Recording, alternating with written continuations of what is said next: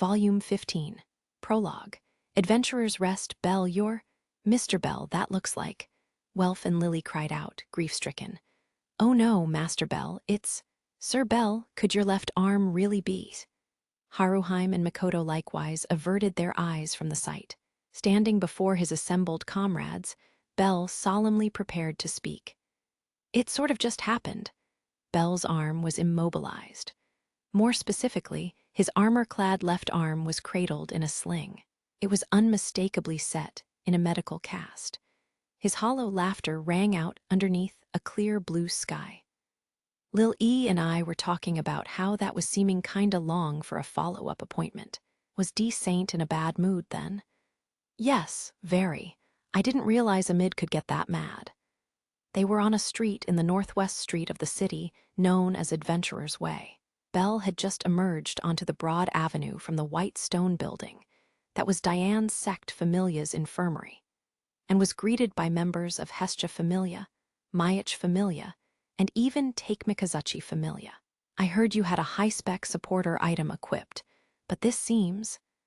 I did, but it turns out I really wasn't supposed to move around too much, so... Bell rubbed the back of his head sheepishly with his empty right hand in response to the exasperated look he received from Auka. It had been 2 weeks since the conclusion of the joint expedition, which included the encounter with the moss-huge, Jura Harma's atrocities, and the desperate march through the deep levels. Bell had badly injured his left arm in his fight against the Juggernaut, and although he'd equipped a supporter as a protective measure, he'd ended up overtaxing his arm anyway. That inevitably earned him a thorough scolding from Amid during his follow-up appointment earlier that day. The terrifying tongue-lashing he'd received from D. Saint, a girl often likened to an exquisite porcelain doll, and famous for her calm, collected demeanor as much as she was for her skill, had been harsh enough to singe Bell's white hair. So now you're in a cast to stop you from wrenching it around any more, Lily sighed. The cast was made not of bandages and plaster, but dire adamantite. Despite the light weight of the refined metal, it hammered home the healer's intent, which was, "Thou shalt not move." When Bell arrived for his checkup, Amid's fury had been evident. She said that if I didn't listen to her, the next time she sees me, she'll tie me to the infirmary bed, said Bell, shivering at the memory of what he'd endured a few minutes earlier. Amid lived up to her reputation as a kind, professional healer who never, ever turned her back on a patient. But for Bell, that guarantee was now as terrifying as any dragon's flaming breath. He'd learned his lesson that there was nothing so fearsome as the rage of a beautiful woman, especially one who was normally gentle. Diane's sect Familia's a bunch of quacks, Bell.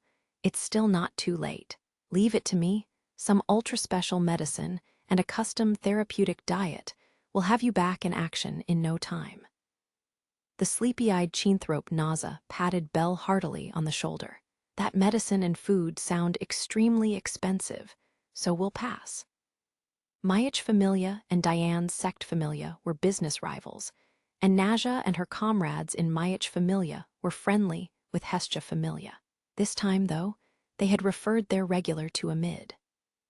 Or perhaps it was more accurate to say they had entrusted him to her, believing that her renowned skills could heal him, just like when Diane's sect Familia provided Naza with a prosthetic arm after she had lost her own limb in the past. While her patron god Mayach was relatively forthcoming, Naza seemed determined to deny that Bell was in good hands, even though her grumbling was ultimately in jest. That's a shame if you came by our place. I thought maybe Cassandra could get that talk she's been wanting to have with you and finally get rid of some, shall we say, frustrations. Naza added a mischievous laugh and a sly grin at the end. Wah, Cassandra cried out hysterically, her face turning red as a berry. Cassandra's been frustrated recently. Does she need someone to hear her out or something? Asked Bell, confused, at which point Cassandra immediately lost all semblance of composure. And no, I was just anxious about whether I should go see you. But since you were injured, I was worried that maybe I'd just be imposing on you. So, That's why, Anyway, it's nothing to worry about. Right. Isn't that right, Daphne? Don't drag me into this. Cassandra's words had only become increasingly incoherent as she received a withering look from Daphne next to her. Oh, but I did promise that we'd have a nice long chat once the expedition ended, didn't I? Let's do that next time I visit the shop, said Belle. Ah, you remembered. Why, Daphne, why are you clinging to me? Daphne finally raised her voice at her friend, who had fallen to pieces the moment she saw Belle's friendly smile and was currently attempting to hide behind her. As Belle watched the scene unfold with somewhat perplexed bemusement, Welf spoke up. That reminds me, Belle, what about that elf girl from the tavern? Are you expecting her to swing by? Layu. Mia's place is so busy that I don't think she'd have time to come, said Belle. Also, it kind of feels like she's reluctant to meet up lately, almost like she's avoiding me, he added vaguely.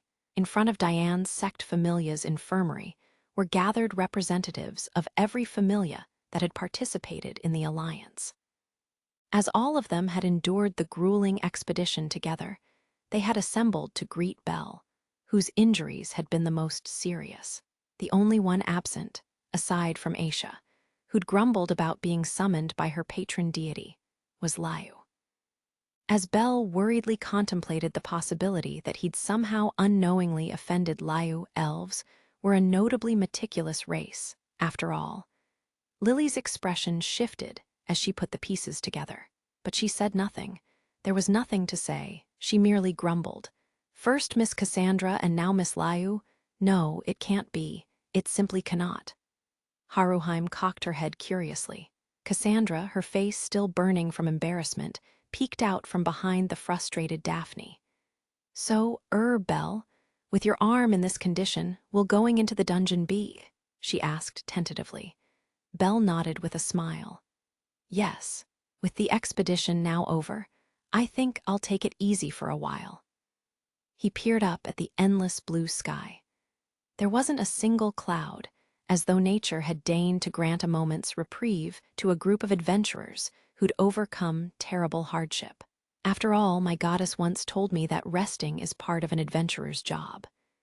Interlude growth, the present, and rye bred Belle Cranal level 4 strength. Isro, C600 and 76 defense. Isro B700 and 1 dexterity. Isro B700 and 24 agility. Isro B718 magic. Isro C55 luck. G F immunity. H G escape. I magic firebolt swift strike magic skills Lyris freeze, rapid growth. Continued desire results in continued growth. Stronger desire results in stronger growth Argonaut. Charges automatically with active action Ox Slayer when fighting minotaurs. All abilities are exponentially enhanced. Belle, what did you do? Were the first words out of Hestia's mouth as she updated Belle's status. She wore a severe expression as she regarded the boy's back, but her question came out in a baffled monotone. Because he was still wearing the cast, Belle was forced to sit in an uncomfortable posture and winced awkwardly as he underwent the status update. They were in an unoccupied room on the first floor of Hearthstone Manor, the home of Hestia Familia. There had been much to do since their safe return from the expedition, and Hestia was only now administering an overdue status update. Or more accurately, she had been. Since the status update required the follower to be shirtless, the two of them were alone together in the room. Hestia paused her work and laid her hands on her knees. Hestia was tempted to throw on her usual cheerful smile and make a show of wiping her forehead like she usually did after a status update. However, that would have been nothing more than refusing to come to grips with reality. Belle's ability score total was over 34-0. That was unmistakably a personal best for the boy. It might even have broken a public record, if some god's follower had wanted to, say, by saving up a bunch of excelia over time by foregoing regular status updates, and then cashing in on a really big one. In that kind of scenario, it wasn't impossible to hit similar numbers. so it had probably been done at some point. But there wasn't any point in making that comparison, because, with such a dramatic number, saying, "Check out how much my follower grew in a single adventure," didn't even count as a brag. Why? Because the amount was proof that the adventurer in question had survived a series of utterly brutal encounters. And if any of them had gone badly, they wouldn't even be around anymore. "Oh," said Belle, accepting the status update paper with a tremendously awkward expression. "I almost died like 8 times. I figured as much. Hestia had heard all about the expedition. The Moss Huge alone would have been bad enough, but they'd faced other exceptional opponents like the Lambton and the Juggernaut. Not to mention how they ended up being chased into the deep levels and nearly dying in the process of wandering around down there. Just hearing about it made her nearly pass out. Actually, she had passed out. And now, as she looked at the numbers on Belle's status that corroborated that harrowing story, she couldn't help but cradle her head. "Belle, would you tell everyone else that I'll update their statuses another day? I'm sorry, but I'm seriously tired today." Hearing Hestia speak in such a lifeless tone, Belle immediately looked very apologetic. "Oh, sure, I'm sorry." When Belle's guild advisor eventually heard about this, she'd probably slam her head into the table, Hestia thought. "I sure sympathize with that," she thought. "Next time she checks on Belle, the two of us oughta go drinking." Hestia stared into space, distracted by the daydream. The truth was that Belle seemed on the verge of leveling up, but Hestia kept that to herself. It was just a hunch of hers, after all.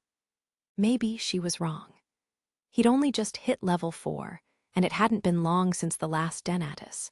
And if she were to conveniently omit the fact that Belle was ready to level up again after such a short period of time, it certainly wasn't because she was worried the other gods would go into utter robe-wetting convulsions at such an unheard of revelation.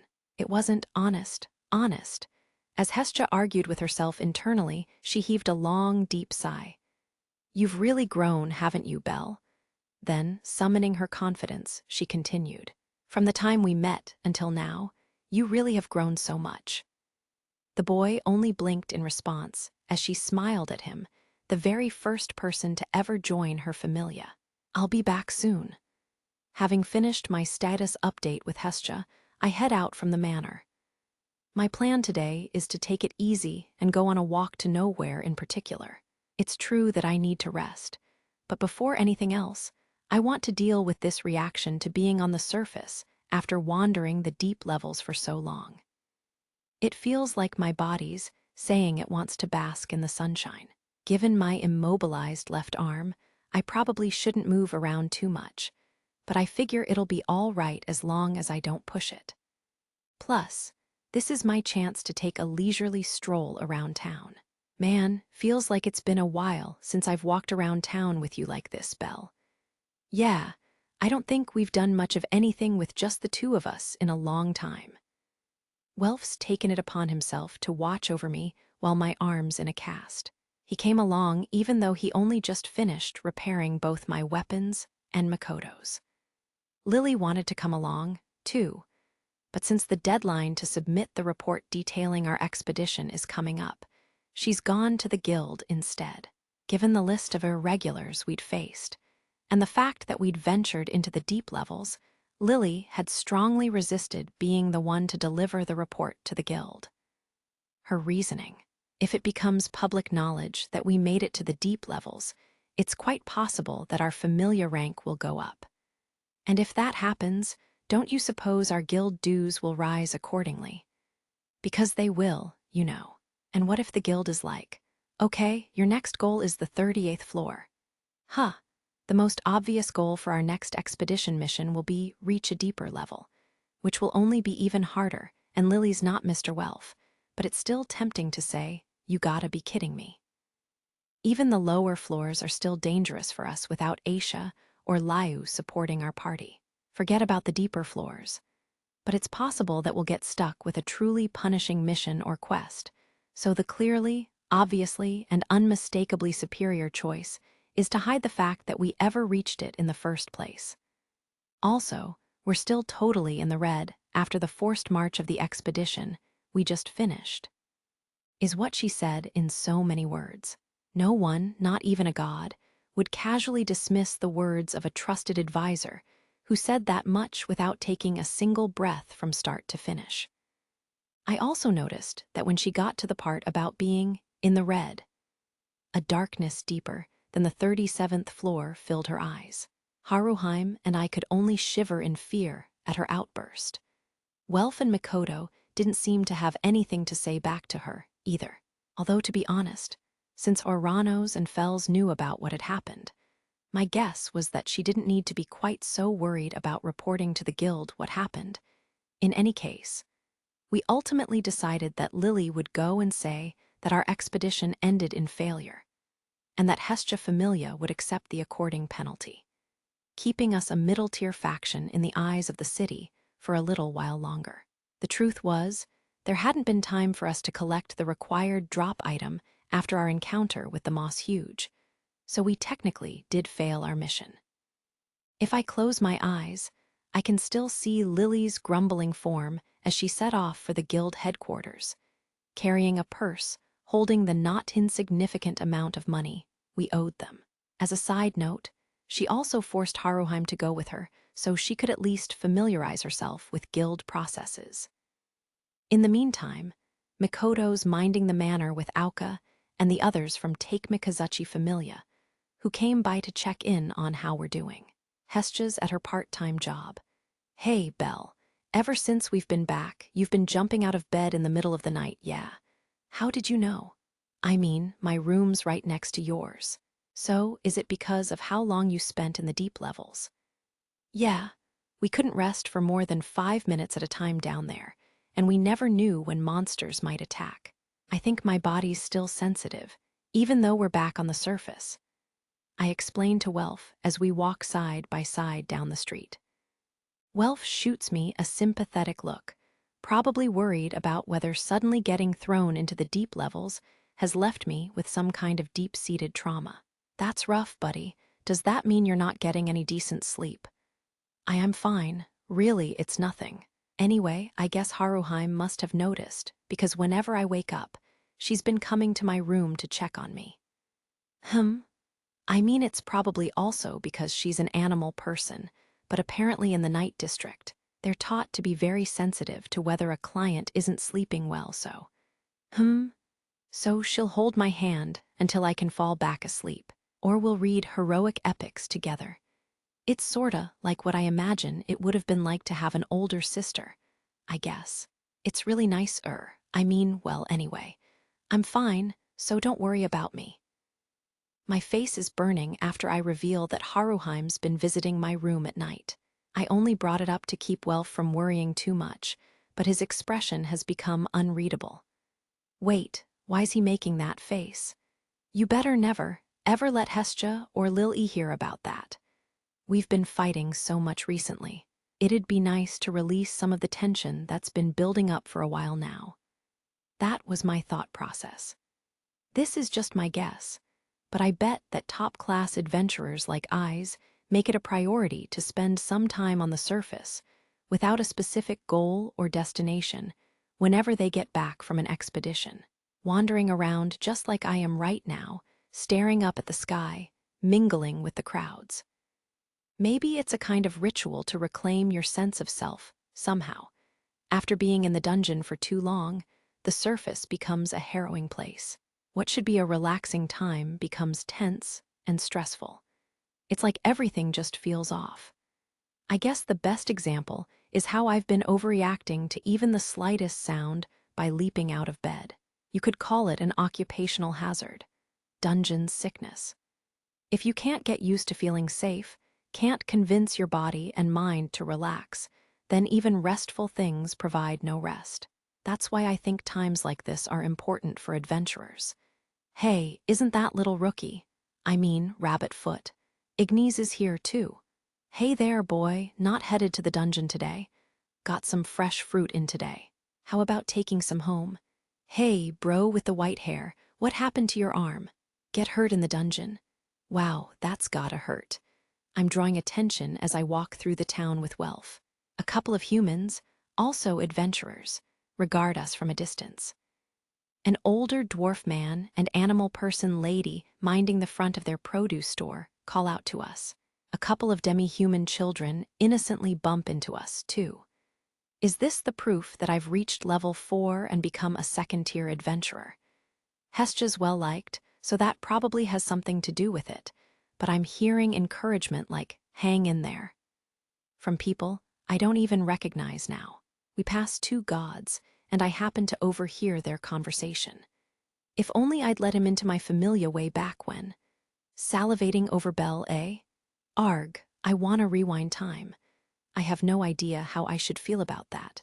You're a bit of a celebrity, no, a full-fledged man about town. How's it feel? Welf teases.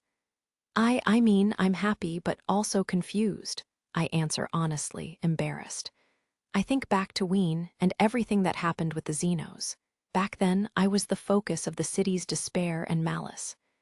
To go from that to where I am now, with the townspeople looking at me with smiles on their faces, makes me realize how much I've been through. That's right.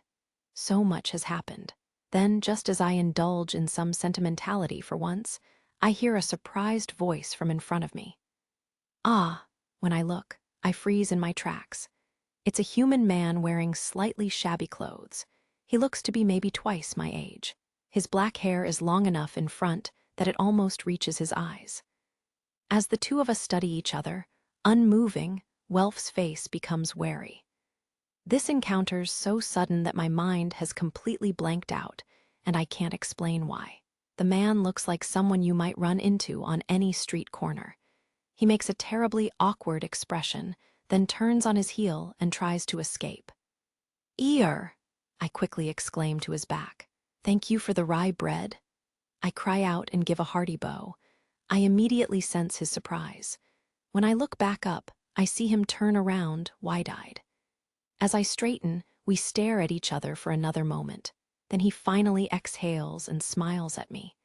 "Look at you. You've really gone and turned into an upper-class adventurer. And you're just the same as ever. Far as I can tell anyway." The man scratches his nose, then narrows his eyes as though something's occurred to him. "Ah, listen, you might not want to hear this from me, but..." He casts his gaze downward and scratches his head, seemingly having trouble finding his words. Eventually, he decides on, "You hang in there, lad." "I will," I immediately reply with a huge smile. I'm so happy. I have no idea how many people have seen me and given me words of encouragement today, but the support of this one person makes me unreasonably happy. The man seems a bit flustered at my smile, and this time he succeeds in escaping. "You know that guy, Belle?"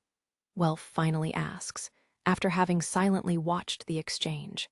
I search for an answer to give to my friend, now wearing a curious expression as he wondered about the unfamiliar individual. "Yeah, he did me a favor a long time ago." It's true, before I met Lily or Welf or even Hestja, back when I just arrived in Arario and didn't know up from down. Back when I was trapped between my own hopes and fears. Back then, could I have even imagined the person I am now? Someone who's met so many people, gone on so many adventures, and surrounded himself with such a familia, such a family. There's no way. Like most people, I'm sure my past self could never have predicted this future. It's because I can't see the future that I push forward with everything I have as the present steadily becomes past. I look up. Overhead stretches a beautiful blue sky. Arario's sky, too, seems changeless even as it changes. Back then, when I still had so much to learn, the spring sky was warmer than it is now. In the present, the weather makes it clear autumn is just around the corner. A pleasant breeze ruffles my hair as my thoughts are drawn toward the boundless sky. I let myself fall into the memory of that first day. Chapter 1, A Day of Departure, a day of beginning. The city of Arario has everything. That's what he told me when I was young. Fetching young ladies, of course, those elves you're so fond of, goddesses with voluptuous figures, and of course, even your soul mate. If you've an urge to go, then go. Back then, all I could do was hold on to my dreams in one hand, with a book of fairy tales in the other. If you play your cards right, riches and fame could be yours too. But once you set foot there, like it or not, you'll be drawn into the ebb and flow of history. That's just the kind of place it is, he said, neither smiling nor angry, only simply stating a fact. But that's exactly what gives you the chance to be a hero. So, if you're ready, go. That's what my grandfather told me. I'll say only this: don't compromise yourself for anyone, not for a spirit nor for a god. I remember his words well. Don't blindly obey, decide for yourself. I remember his eyes. This is your story. I'll never forget the way he smiled. He's gone now, but I hold dear all the many things he told me. Somehow, I can tell those memories are going to keep popping up as they please for a long, long time. Hey, kid, you can see it now. Ka-tunk, ka-tunk. I slip out of a dream to the noisy jostling of the cart and open my eyes. I've been sleeping curled up around some hay bales, but when I hear the voice belonging to the old man driving the cart, I hastily poke my head out to see. A single sight greets me as the cart crests a small hill on the well-maintained road. My jaw drops as I stare dumbfounded at the stunning view. This is amazing. Ha ha ha. That's what everyone says when they see Aurario for the first time, boy. The old man driving the cart, a human merchant, laughs in amusement at how I'm trembling in astonishment. Up to this point on the road, the main highlight has been the distant, but still clearly visible towers that greet me every time I look up. The scale of the sight that now greets me, though, it's on another level. My village upbringing leaves me at a complete loss for words. The labyrinth city of Aurario, the center of the world, where one can find riches, fame, and fated encounters. It gives me goosebumps to be able to lay my eyes on the place that served as the stage for so many of the adventures from my beloved stories and epics about legendary heroes. Thank you so much, mister. I'll be all right from here. I give my thanks to the kindly merchant who's brought me this far and leap out of the cart, shouldering my few belongings as I rush down the road that leads to the awesome metropolis. Hey, you've quite a ways until you actually reach the city, boy. It's all right, I'll run, I say over my shoulder with a wave and a smile. Then I turn back to the city and charge up the hill toward it, as though propelled by my uncontainable excitement. The old man was right. It takes quite a while before I reach the high stone walls. I'm exhausted, gasping and sweaty, but now that I'm face to face with these walls that looked gigantic even from a distance, I feel yet another wave of wonder. They're high enough that craning my neck to see the top is actually pretty painful, which only adds to their overwhelming grandeur. As the barrier surrounding the only labyrinth in the entire world, the stately, imposing walls have endured since ancient times. I finally come to my senses and make up my mind to enter the city, joining the end of a long line of merchants, carts, and travelers that snakes out from the entrance. Next, my turn finally comes while I'm distracted, scanning the line for anyone wearing a sword and armor. Awkward with nervous energy, I approach the two gatekeepers.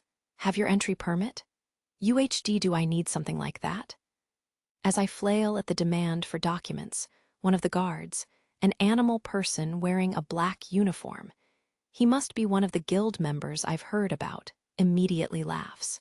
Well, you're obviously not a merchant, you've come to be an adventurer, right? Why, yes, sir. Then you're fine. Hundreds, maybe thousands of aspiring adventurers come to this city. There's not enough time in the world to question them all, explains the guild member as he directs me to turn around and bare my back. When I do as I'm told, he holds a lamp-like object up to my back. WH, what are you doing? Checking whether you've got a falna. It's a test to keep out foreign spies. He explains that it responds to something called ichor, but to a country bumpkin like me, it's just all mumbo-jumbo. Right as I'm starting to worry, the other gatekeeper, a man with a sword at his waist, speaks up. Looks like we've got more new blood. I can tell with a glance. He's an adventurer. On the shoulder of his rumpled clothing, there's a crest. Looking closer, I can tell it's a design patterned after an elephant's head, the emblem of his patron deity's faction, his familia. The dark-skinned, scruffy-bearded adventurer has a presence that even I can sense. Before this adventurer, a person who has the life I so badly want, someone who lives the life I admire so much, I feel an emotion that's something like nervousness. So, why'd you come to Arario? Don't tell me you're here for something boring like just earning your keep. Is it money? Fame? Women? Being casually spoken to by one of the adventurers I've dreamed of becoming catches me so off guard that I just blurt out the truth. I came to meet people in the dungeon. The human man's eyes go wide, and he laughs so heartily that it draws attention to us. BWA ha ha ha ha ha ha. This is the first time I've ever met anyone who actually came out and said straight up that they're looking for a hot date in the dungeon. You're funny, kid. My face is burning up after saying something so embarrassing. Hashana, we're on duty, his guild mate reminds him. Come on, don't be like that. You guild guys are all too serious about work, says the adventurer with a shrug and a grin. Apparently, guild members and adventurers both get assigned to guard duty. I finally realize the fact when, out of the corner of my eye, I notice there are two distinct types of people putting on black uniforms at a station by the gates. My test seemingly over, the guild member puts away his magic item. First thing you need to do is go to guild headquarters to register as an adventurer. That's where you'll get your orientation. Oh, thank you very much. However, registration requires you to have a falna. In other words, you must join a deity's familia to properly register as an adventurer. The guild member delivers a well-practiced explanation of the process for becoming an adventurer. Familia, the organizations established by the Justia, gods and goddesses who hailed from the heavens.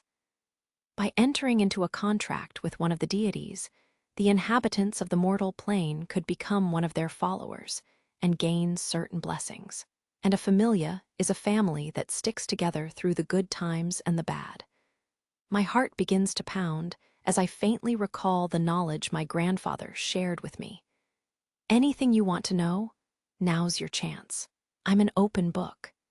The adventurer who thought my answer was hilarious is offering advice after raising a good-natured laugh. A moment of hesitation later, I look upward to meet his gaze. What's the most important thing for an adventurer? The compactly built, medium-height adventurer answers without any hesitation. Finding a good god to serve, I'd say. He folds his arms, giving me a confident nod and a smile. That's the one place where the guild won't look out for you at all. Picking a good god is when an adventurer, or rather, the god, really shows what they're made of. Other than that, probably luck. Luck. Yup. It's the most important thing an adventurer can have. Then he adds, "Good luck, Greenhorn," and pats my back. His smile makes me so happy that I immediately return it and say, "Yes, sir," and make for the opening gates. My chest swells with excitement, nervousness, and anticipation as I pass over the threshold, and a whole new world opens up before me. Whoa!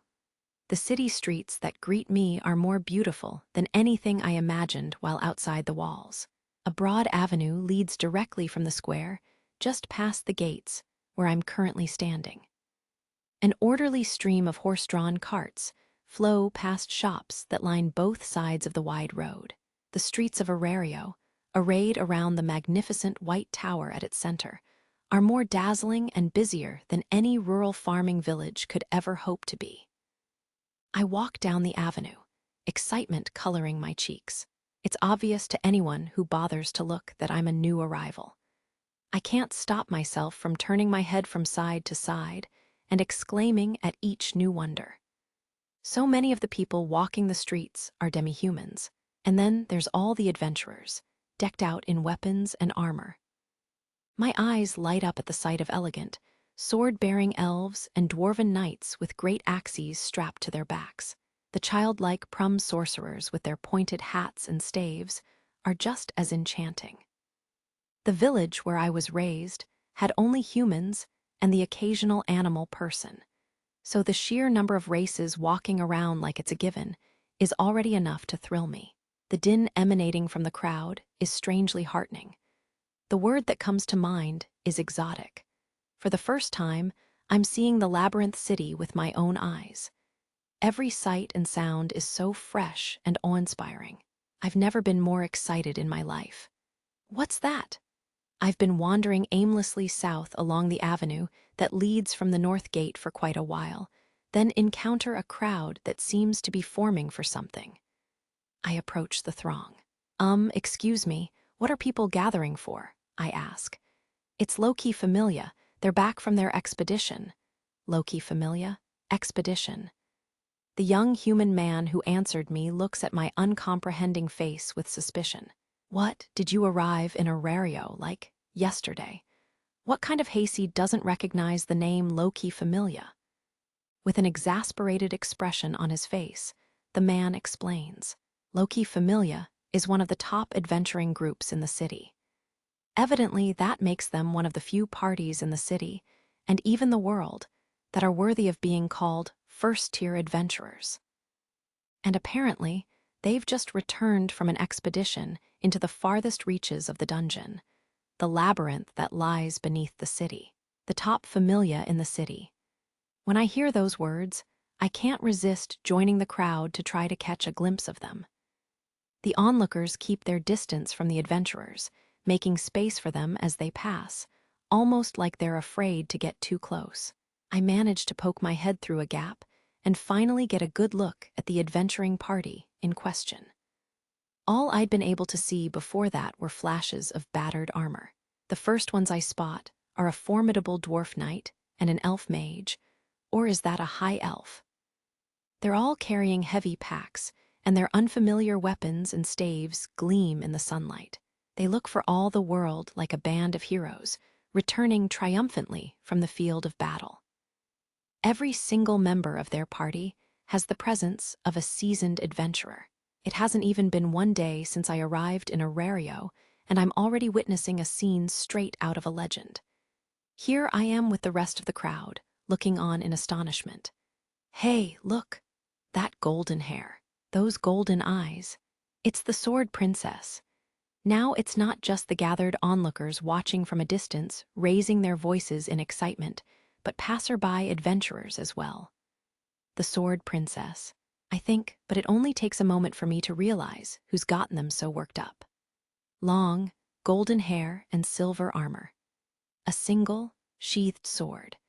The adventurer passes by before I can make out her face through the small gap in the crowd I'm peering through, so all I can see clearly is the back of a girl about my height, her long hair shimmering like so much gold dust as she walks away. Could such a delicate girl really be part of the top group of adventurers? My eyes continue to follow the vividly sparkling golden hair walking among the seasoned fighters, as the heavily laden group disappears down a side street, leading away from the main avenue. Sword Princess? Is she a literal princess? I repeat the name under my breath as I move on after the crowd dispersed. I can't afford to be dazzled by the sights of the city forever, though. Now that I've arrived, the first priority is finding a place to stay. It's a basic fact of travel, or at least that's what the people in my village told me. I start looking for a cheap inn, keeping my head on a swivel and occasionally summoning my courage to ask passing strangers for recommendations. The money I'm carrying is everything that was left in my grandfather's house after he died, and it's all I have, so I can't spend it carelessly. Reaching the center of the city, I enter a grand, spacious plaza centered around an alabaster white tower, the entrance to the dungeon. I stop in front of it briefly before heading over to the eastern part of the city, where I've heard the inns are concentrated. The wider avenues there are dense with fancy red brick hotels, but the establishment I enter is one of the wooden buildings on a shabbier street. It's a snug little two-story affair with the word inn scrawled on its signboard. I don't mean to be rude, but it definitely looks like a cheap place to stay. "Excuse me," I say as I open the creaky door. A middle-aged human man behind the counter looks up from the pamphlet he's reading. Looking for a room? Yes. I'd like to stay for a short while. 800 volleys a night. No meals. 800 volleys. How expensive is this place? That's not even close to what I had in mind. From what the people in my village said about their trips to local markets, I'd been expecting to pay maybe 200 or 300 volleys at most. But I guess this is what you can expect from Arario. They don't call it the center of the world for nothing, after all. What am I gonna do? Just getting a room is going to run through a good chunk of my money, but I don't think other inns will be much cheaper. If you stay 3 nights, it's 2,000 volleys. If you don't like it, the door's right there. I pounce on the innkeeper's offer of a better rate if I pay for 3 nights up front. I'll take it, please. Huh. He lifts his eyes from the news pamphlet he's unsociably reading and stares at me. I add, "Thank you very much," as he regards me curiously. At this, the innkeeper shifts uncomfortably in his seat. Sure thing," he says, returning to his reading. I take the key he slides across the counter and dash upstairs to my room. A room with a lock and a key. This is city life. There was nothing like this in my grandfather's house. The room is furnished with a bed and not much else, but it's more than enough for me. Having gotten a bargain on top of ensuring I'll have a place to stay for 3 days has definitely improved my mood. I decide to go right back out into the city, so I leave all my belongings except my money in my room and head back down the stairs. "Thanks, I'll be back." I shout toward the front counter on my way out of the inn. There's no reply from the grumpy innkeeper, but I pay that no mind as I pick up speed after reaching the cobblestone street. I know that in order to become the adventurer I long to be in both name and reality. First, I have to join a familia and then register at guild headquarters. But before that, there's something else I want to do. There's a place I promised myself I would visit when I finally made it to Arario. After asking for directions, I learn that my destination is nearby in the southeastern section of the city. Some people warn me about the Daedalus Street slums that are apparently close by, but I don't run into any trouble before I reach my destination. It's a cemetery packed with countless graves. This is a public burial ground in Arario called the First Graveyard, also known as the Adventurer's Graveyard, the final resting place for those who fall in the dungeon. There's no one else present in the spacious area, where I emerge after taking a long set of stairs that lead away from a side street. Murmuring in surprise at the sheer number of white gravestones, I make for the center. Eventually, a giant jet-black monument comes into view. It's noticeably different from the other markers, because this is a memorial dedicated to heroes from ancient times. My eyes go wide as I take in the 5-meter-tall monument. The dungeon oratoria was like scripture to me when I was a child. It's a miraculous tale of heroism, a historical account spun from the very soil of Arario. The great heroes who appear in its pages risked their lives to turn back the tide of monsters that flowed endlessly from the underworld.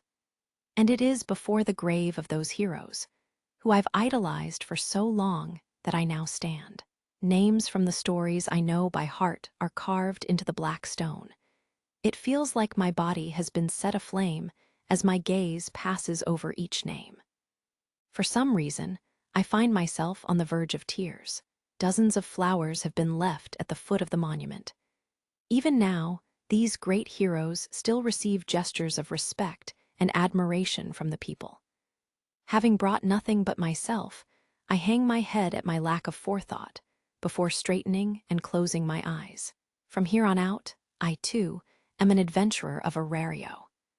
I may never manage to become a true hero, but maybe I can get just a little bit closer to the world those legends inhabited. I make my silent wish as the clear blue sky watches over me. The next day, I begin my search for a familia to join. Status is another word for the blessing of receiving a falna from the patron god of a faction. Without one, you can't call yourself an adventurer in the labyrinth city. I muster all the energy and determination I can before presenting myself at the home base of one of the city's many familias, marked out by their unique emblems. Or that was my original plan anyway. Rejected again? It's already afternoon. I pause to rest in a plaza shaped like a half-moon that's facing a busy avenue. 10 failures in a row calls for a break. I sit on a stone curb, my head drooping gloomily. Clearly, it's not as simple as just wanting to join a familia. In contrast to my burning determination, the reception I've gotten from all the familias I've visited has been incredibly cold. Most of them turned me away on sight. On top of obviously coming fresh from the countryside, the only occupation I can really claim to have any real experience in is farming, and I'm showing up totally empty-handed to boot, without a single weapon to my name. Everything about me screams peasant.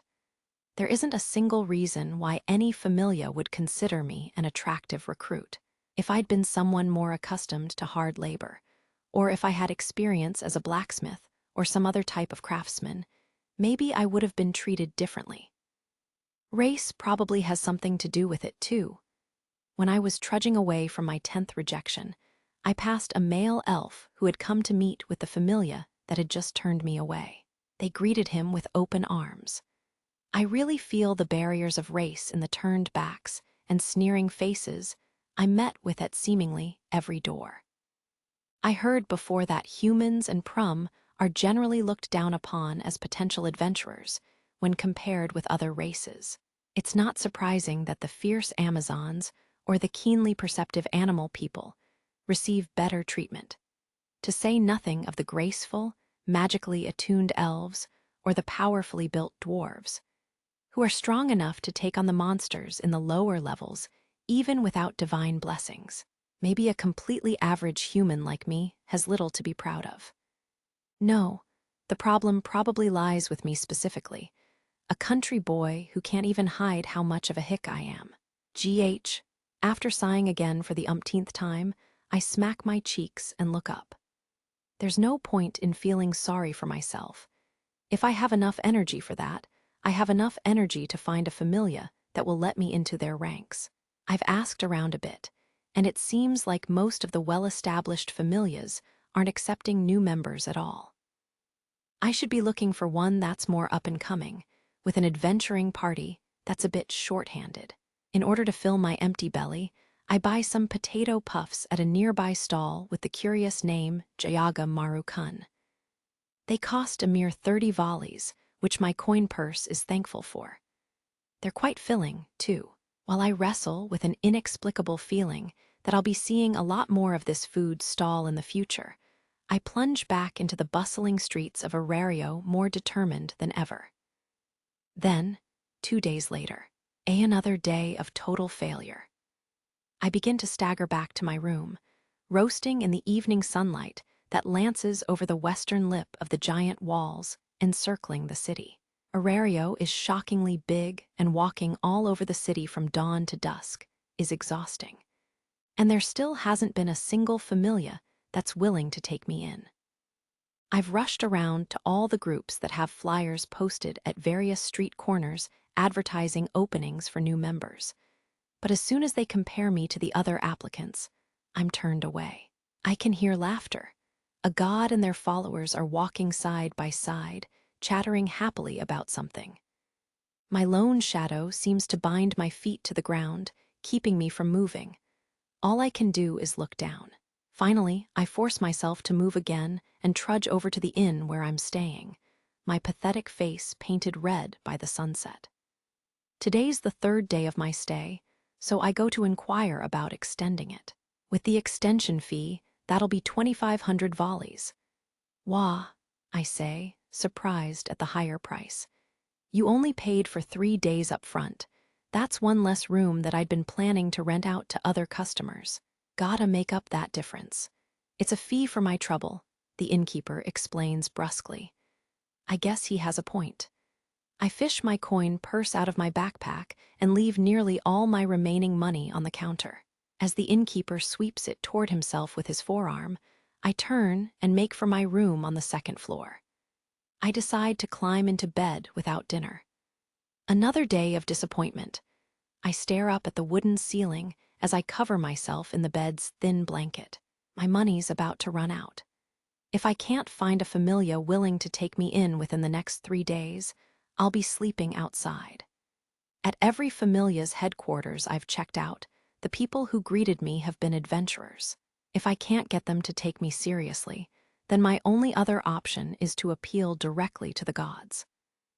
These last few days, as I've walked around the city, I've seen quite a few deities, but I've been far too intimidated to call out to any of them and just clam up instead.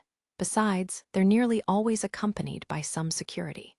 If I carelessly approach one, the only greeting I'll get is a nasty glare. I've gotten so many already. The only time I met a god who seemed like he was willing to let me into his familia, he said something rather strange. On the condition that you become my personal toy, cutie. So I ran. That was a pretty scary encounter, though I'm still not sure why, and it's probably the reason I still find it nerve-wracking to approach gods directly. Is it even possible to meet a decent god? It's gotten quite dark outside while I've been lost in my thoughts. I recall the words of the adventurer I spoke to at the city gates. He said that picking a good god is where an adventurer really shows their ability. He also said it would come down to luck. Am I ever going to meet a god who wants me? A familia that'll welcome me home? When I first came to Arario, I was brimming with so many feelings that I thought I'd burst. So much hope, anticipation, and excitement. But now all I feel is the chill in my hands and feet. A lump of ice has settled in my chest. Anxiety, loneliness, despair. This sense of isolation is beyond anything I'd experienced back in my village. It's something I'd never felt even once when I lived with my grandfather. The only thing that comes close is the grief I felt when I lost him. For the first time, this vast-walled birdcage of a city feels unbearably cold. Night has fallen, and the light of the city's magic stone lanterns flickers uncertainly. The ceiling I'm peering up at is dim and indistinct in the gloom. It'll be all right. I'm sure tomorrow will be all right. However, don't come back. We've got no room for dead weight here. It was like the world was sneering at my futile attempts to comfort myself the night before. You, an adventurer, try coming back once you found a supporter to carry stuff. All I found waiting for me was cold gazes and refusals. Try bringing some coin with you and maybe we'll consider it. Ha ha ha ha ha. Before I knew it, 3 more days had passed without finding a single familia that would accept me. Thank you for putting me up these past few days. I told the innkeeper behind the counter the morning I was supposed to check out of my room. I don't have any more money to pay, so the end result is obvious. Miserable as can be, I don't even bother looking up. I say nothing more as I leave through the front entrance. Then, just as I'm about to close the door on my way out, awa, hell. The innkeeper, who's just been reading news pamphlets behind the counter, musses his hair in sudden consternation. At first, I assume he's getting up because he's mad about something. But instead he reaches somewhere beneath the counter, then comes around and suddenly thrusts it in front of me. Here, take this. Huh. He's holding out a bagged loaf of rye bread. I hesitate to accept it only for the gruff innkeeper to force it on me. Listen, boy, you be a little more skeptical from now on, all right. You won't make it otherwise. His black hair is still swaying as he gives me a stern warning. Then he turns his back to me as though to ward off any emotional moment and shuts the door behind him. As I peer down at the bag in my hands, I feel a sudden heat in the corners of my eyes for some reason that I can't quite place. I bow deeply toward the closed door of the inn, holding tightly to the sack of bread. Time to go. Putting the inn where I've spent the last 6 days behind me, I set off. The sky above Arario is clear and blue again. The springtime air is warm and pleasant. I find myself unconsciously staying in the shadows of the buildings lining the streets. After I stop and sit in a quiet corner and eat the whole loaf of rye bread, I begin my search for familias I haven't been rejected by yet. On many occasions, I pass adventurers sporting formidable equipment or beautiful clothing. They're heading to the center of the city, where, beneath that white tower, they'll be able to enter the vast labyrinth. There, in that monster-infested lair of evil, they'll live out new tales of heroic adventure. The gods watch over the adventurers embarking on new legends of their own, while the people of the city breathlessly await the stories of their travels. Today, like any other day, begins with the happy anticipation and smiles of countless people. Surrounded by those cheerful voices, I walk the city alone.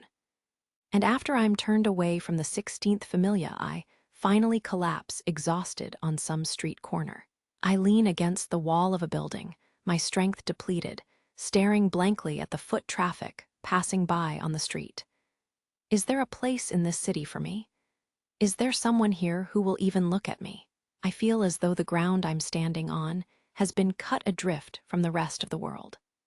The footsteps and clamor of the city feel distant, and no one seems to notice or care that I exist. It's like I'm a lost child, wandering all alone through the city without a destination or a home. The anxiety and solitude are overwhelming. I came here to Arario in search of connections and bonds. I couldn't resist the yearning for heroism beyond my station, and so I came here to the Labyrinth City. Unwilling to abandon the memories my grandfather left me, I came. But the truth is, what I really wanted was, I rise unsteadily to my feet, my face downcast, my eyes hidden by my disheveled hair. Without any idea of where I ought to go, I make for a dark alley in order to get away from the busy avenue. Nobody pays any attention to me. I'm all alone. You there. The back alleys are pretty dangerous, so I'd steer clear if I were you. Which is why when someone calls out to me, I don't understand what's going on at first. I am absolutely, completely, utterly certain of this. I will never forget this moment. Thanks, but who are you? All alone in a place like this, are you lost by any chance? I think you're the one who looks lost here. Her appearance. Her voice. So, the thing is, I'm recruiting for my familia. Just so happens I'm looking for adventurers to join up, so, the hand she reaches out to me. I'll join, please let me join. Really, you will. Even if it's my familia, she asks with a beaming smile when I grasp her hand. My name's Hestia. What's yours? The warmth of the voice that asks my name. It's Bell Cranel. The joy filling this moment makes me want to weep. I'll remember every last detail for the rest of my life. I met a goddess. Here in these streets, full of meetings and partings, in the labyrinth city where tales of adventure begin every day, in this place where heroes are born, I met a single goddess. This is your story. My story, I'm certain, began on this day. The day our familia started. Interlude MY home, MY familia. The sun seemed to hurry down past the edge of the city walls, perhaps because summer was ready to give way to autumn. Stars twinkled in the deep blue of the night sky. The streets of Arario thrummed with life, as they always did. Magic stone craftsmen were finishing their day's work. Merchants were networking to secure access to valuable commodities, and the deities of powerful familias were enjoying themselves at the feasts and parties held by those hopeful merchants. Smiths, herbalists, bards, and prostitutes were hard at work as well. What arose from the heady mix of people and occupations drawn together by the dungeon was a hedonistic energy. It was an atmosphere found nowhere else but the Labyrinth City, the so-called center of the world. The adventurers returning from the dungeon fit right in, as seemingly every last one of them headed straight for a tavern. All 8 of the city's main streets were packed. But amid all that, there were those who did not venture out into the city out of austerity or frugality, or honorable poverty, or abject destitution. Their reasons were many, but there were familias that shied away from the clamor, choosing to pass the time at home instead. So you ran into Ween? Yes, despite the time and place, I was overjoyed to see her. Wearing a maid's pinafore, Haruheim chatted happily with Hestia in the spacious living room of Hearthstone Manor. Dinner concluded, the members of the familia were all relaxing. Hestia was seated on the living room couch and having a pleasant conversation with Haruheim, who had finished her chores. I think this is a little strange to say when we're discussing dear, sweet Lady Ween, but she has become so very strong. She really has. Really now? Huh, so she's not a little crybaby anymore. Lucky you. I wish I could have seen her too, but gods can't go in the dungeon. I am sure there will be other chances. Perhaps you could sneak into the dungeon with Master Bell. And, Hef, I actually did that once before with Hermes, and got a real earful from the guild for my troubles. If we got hit with that kind of penalty fee again, there's no telling how our supporter might take it out on us. Haruheim. The conversation in Hearthstone Manor was by turns envious and hopeful, as they happily discussed another dear member of their family, who had spent time with them in this very home. Haruheim, who was training to be a maid, and who often found herself minding the manor, had many opportunities for pleasant conversation with Hestia. The young goddess's personality being what it was, it had not taken long at all for them to become quite accustomed to each other after Haruheim joined the familia. She was a modest and polite girl. Though initially timid as a fox cub, once she was comfortable around someone, her smile was kinder and gentler than anyone else's. These were all components of Haruheim's charm. Her surprisingly strong will was another part of it, too. Little wonder that Ween had taken to Haruheim before Hestia. Listen, Haruheim, you're a hard worker, and I'll always support you in whatever you do, but all I ask is that you don't pull anything weird with Belle. Got it? I know I'm saying that all the time, but still. Especially at night. H-way? Setting aside the time Haruheim had tried something inconceivable on the boy based on certain preconceptions she held, Hestia had a soft spot for Haruheim, and for Lily and Welf and Mikoto too, of course. She wondered if this was love. Love in an affectionate, parental sense. Love for her irreplaceable children. While they'd been away on their expedition, Hestia had taken care of the manor with help from members of Take Mikazuchi Familia and Maiich Familia, but even with them around, the house had been somehow empty. Maybe that was why she felt that way. Though she was answering her own question, Hestia decided that maybe it was love after all. Hey, sorry, anyone know where the black tea leaves are? Welf poked his head out from behind a cupboard. Excuse me. Lady Hestia, started Haruheim, rising to her feet. It's fine, off you go. After watching the bobbing golden hair and foxtail patter off, Hestia turned her gaze to the rest of the room. There in the middle of the space, Belle, Mikoto, and Lily were clustered around a circular table with carved wooden legs. They focused all their attention on some weathered game pieces. So now that Lily's pawn has entered Mikoto's territory, that means it's promoted, right? Precisely, Sir Bell. As is, this position threatens my formation. Hee, Lily's got the hang of it now. Miss Mikoto, I shall be claiming victory today. Apparently, the three of them were engrossed with a board game from the Far East called shogi. While they were out buying dinner in the market, Lily, yes, the notorious spendthrift Lily, had taken an interest in the novelty and bought it with her own pocket money.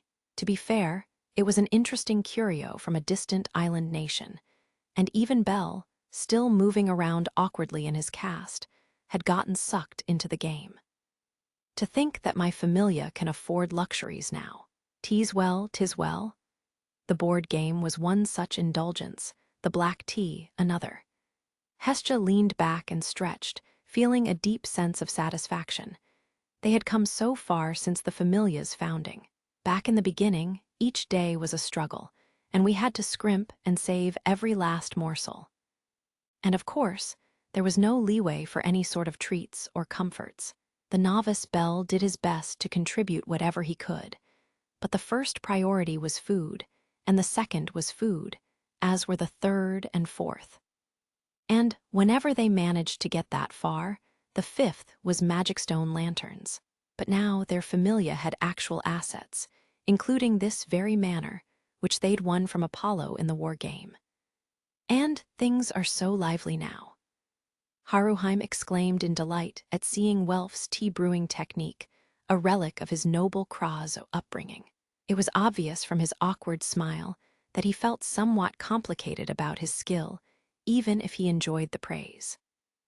Lily was fiercely determined to finally score a win against Mikoto, who had been indulging her all day long, while Belle raptly watched them play.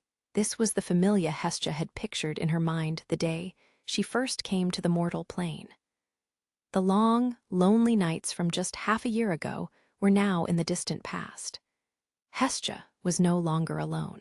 Hestia stood wordlessly from the sofa and walked over to the hearth, set into the living room wall. It was still only autumn, so a crackling fireplace wouldn't be needed for quite some time, but Hestia decided it couldn't hurt. She bent down and began rummaging for materials, arranging firewood like she was building a small house in the hearth. "Goddess, what's the matter?" She turned and met Belle's curious gaze. "Oh, Belle, what happened to the shogi game?" Mikoto squeezed out a win. "Lily wants a rematch."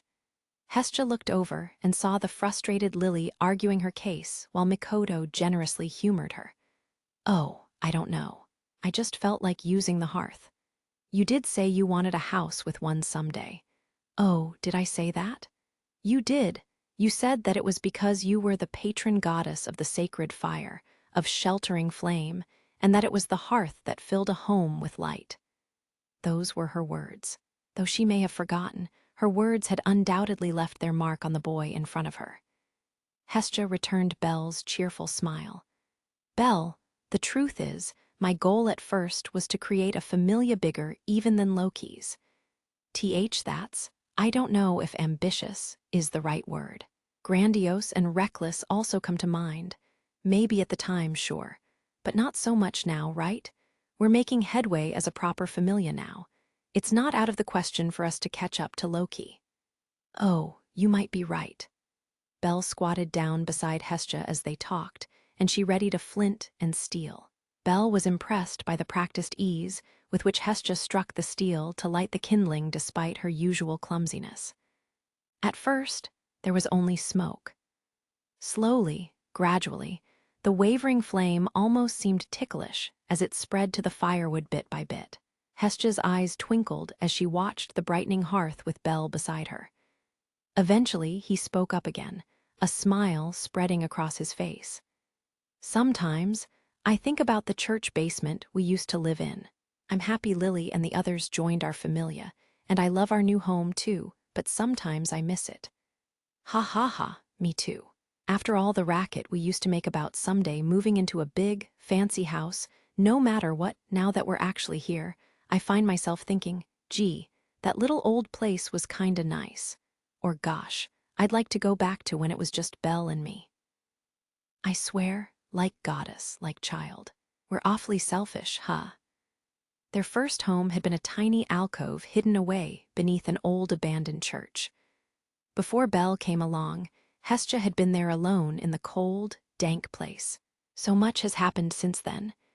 As those words tumbled from her lips, Hestia was suddenly overcome with emotion. Perhaps the boy next to her was feeling something similar. He turned to look at Hestia, lit by the hearth's firelight before he spoke. "Goddess, would you like me to rub your shoulders?" "Biwa?" Hestia's eyes shot open at the unexpected question. "Belle, even given our relationship, that could very easily be interpreted as sexual harassment." "I'm not quite sure what you mean by that, but I'm sorry. I just wanted." Belle shrank away apologetically, scratching his cheek in embarrassment before continuing with an awkward smile. "You work so hard for all of us, so I wanted to do something for you. That's all." Perhaps it was something like the affection a child felt for their parent, or the warmth that comes when a loved one suddenly comes to mind. Or perhaps they were simply the words that occurred to him as the first member of her familia, the one who had experienced all the joys and sorrows alongside her from the very beginning. Hestia felt as though a flame had been kindled in her chest. In that case, will you do me this one favor? Ah, yes, what is it? Hestia said nothing and stood. She then sat back down directly in front of Belle and leaned back into his chest, as though she were on a rocking chair. Stay with me always. She looked back up over her shoulder and smiled at him. She expected him to flinch away at the sudden intimacy, but he didn't. Although his expression betrayed surprise, Belle merely smiled down at her.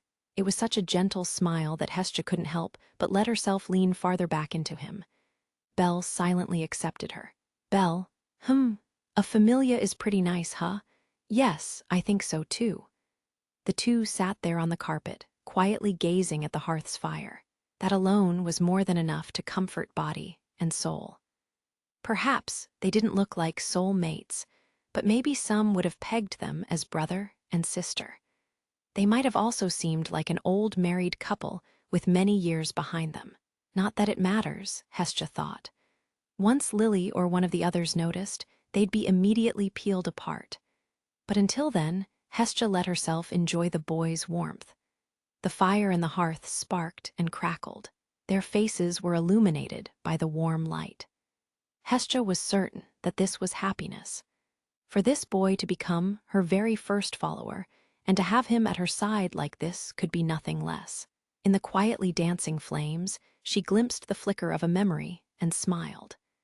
Chapter 2, Hey, whirled the stars dotting the night sky glimmered as if to guide the travelers below. There in the darkness, one boy stood alone. He had stopped atop a small crag a short walk from a nearby peaceful mountain village. The night wind ruffled his white hair as he remained still in front of a grave. The wood and stone marker was a grave in name only. There were no remains laid beneath it. Its only purpose was to substantiate the loss of someone precious. The boy made no move to leave the place. Any doubts or pleas for help and counsel directed at the gravestone were simply returned as self-questioning.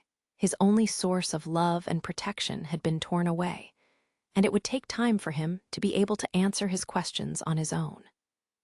As he continued to stand there, blinking his rubelite eyes, the open night sky suspended above the mountains watched over him. Then a falling star. A bright flash appeared overhead. The boy looked up with a start and saw a blue glint of light. Trailing countless flickering motes in its wake, the dazzling pinprick streaked across the night sky, leaving a beautiful arc of light behind it. The moment was over in seconds. The blue star disappeared somewhere to the far west of the boy's village. Could that have been a god? The boy's intuition said that he might have just seen a god descending from heaven to earth. But it would be half a year before he would set out for the labyrinth city of Arario and receive the answer to his question. It was gentle moment. As the beasts and monsters scattered, the blue falling star that streaked across the sky slowed as it neared the ground.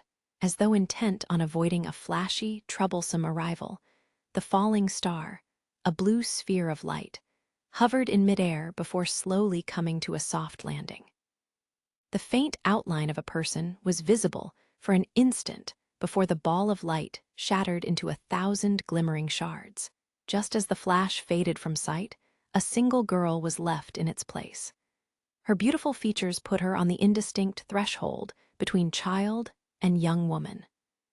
Raven hair spilled across her back, and her frame was petite, save for a surprisingly generous bust. The girl who'd slipped from the night sky stood barefoot on the grassy plain, on the earth. "Huh, so this is the mortal plane." She spoke in a clear voice while looking out across the open country with preternaturally blue eyes. The edge of a forest was faintly visible in the distance. The scent of grass was in the air. An owl hooted in the distance. Her soft, round cheeks flushed at the flood of sensation that hit her all at once. The girl, the goddess Hestia, composed herself and studied her surroundings for a short while longer before flinging her arms wide and shouting, "It really is different from the heavens. It's finally my turn to come down here. This is where my life in the mortal realm begins." Hestia's eyes sparkled as she peered up into the sky with a triumphant expression on her face. Eventually, she thought to examine herself. She had restrained her arcanum, so as not to infringe on the rules that all the deities had agreed to follow during their time among the mortals. Consequently, the body she currently inhabited boasted none of her heavenly form's omnipotence. Her slender arms and legs were every bit as weak as they looked, but Hestia regarded them with satisfaction. At a glance, she was quite happy with how they had turned out. Now then, I shouldn't have landed too far. Hestia scanned the area as a quiet night breeze gently played with her sable hair. She turned left and right to check the plains lit by the moon and the stars, and the moment she looked back over her shoulder, she let out an awe at the sight of her destination. There it is. Almost too far away to see, a lone pure white tower reached for the night sky. Still barefoot, Hestia set off across the plain, occasionally hitching a ride in the carts of passing merchants as she headed straight for the labyrinth city Arario and its white tower. Even among mortals, her destination was known as the center of the world, and it occupied a special place in the hearts of the gods as well. The young goddess received directions from a friendly, devout merchant woman, and by the break of dawn, Hestia reached the walls that separated the city from the world beyond. Despite some confusion and bewilderment at the stern warnings of the guild's gatekeepers that any gods or familias planning to reside in Arario would not be able to leave the city as they pleased, Hestia completed the complicated entry procedures and finally passed through the northern gates. That inspection sure took long enough. Don't know why there are so many rules just to enter the city and find a place to live, but I guess that's all part of the charm of this world. Hestia smiled despite feeling beleaguered after the lengthy holdup at the gates. In contrast to the heavens, where everything was free and unrestricted, the mortal plane was refreshingly inconvenient and limiting. "So this is Arario. I like the look of it," exclaimed Hestia once she'd gone far enough to take in the sight of all the buildings lining the streets. Calling this city the center of the world wasn't just for show. The stores and streets were enough to impress even a goddess. Every direction was filled with structures large and small, shops and cobbled streets, inns and bell towers, squares and spires, creating a unique atmosphere that couldn't be found in the heavens, even among the fabled pristine gardens and sparkling waterfalls that spilled from clouds. The sun had already climbed high into the sky. Hestia had reached the city walls early in the day, but the delay at the gates had consumed most of the morning. Never feeling compelled to wear shoes even back in the heavens, she let the bottoms of her soles patter against the cobblestones as she explored. Walking along one of Arario's main avenues, Hestia beamed as she watched the vibrant throngs of demi-humans and laughing children all around her. Okay, I can't just sightsee forever. First things first, it's time to find Hephaestos. I wonder where she is. Hestia was counting on her friend, who'd come to Arario before her to provide some assistance with establishing a foothold in the city. She couldn't say exactly how many centuries it had been since her dear old friend had said, "I think I'll try my luck in Arario," and embarked on her own journey. Having no proper knowledge of the city, or rather, no first-hand knowledge, the effectively ignorant Hestia was just about to ask some passing children if they knew where to find Hephaestos, when, come on, don't tell me that's really," came a voice from behind her. Hestia turned to look over her shoulder only for her expression to instantly sour at the sight of her old enemy. Loki, the red-haired, red-eyed goddess rolled her eyes at the sound of her name. It really is itty-bitty. Just my luck. That's my line, Hestia thought. Loki was a trickster with an unmatched reputation for mischief in the heavens. More importantly, she had been a thorn in Hestia's side countless times. "Lookin' at that bumpkin outfit you got on, I figure you must have just arrived down here, eh? Don't tell me you want to set up here in Arario, shorty." "What if I am?" He. You've got no clue what you're getting yourself into. Arario's not a place where a lazy, homebody goddess like you can make it, you know." "What you just call me?" You got some nerve. After enduring the patronizing suggestion that she wouldn't cut it outside the heavens, it was all Hestia could do to hold back from flying at Loki in a rage. But then she stopped short. A demi-human standing demurely next to Loki spoke up in a hesitant voice. Loki, that goddess, is she? Don't sweat it, Lefia. This sad excuse for a goddess doesn't need an introduction. You can just call her short stuff or something. Loki's insult was infuriating, but there was something else Hestia couldn't ignore. In addition to the beautiful elf standing beside Loki, there were other lovely girls, animal people and humans too. It can't be. Hestia didn't do a very good job of hiding her shock. Loki, those children, are they? Finally noticed, eh, Shrimpy? That's right, they're all precious members of my dear Familia. Familia.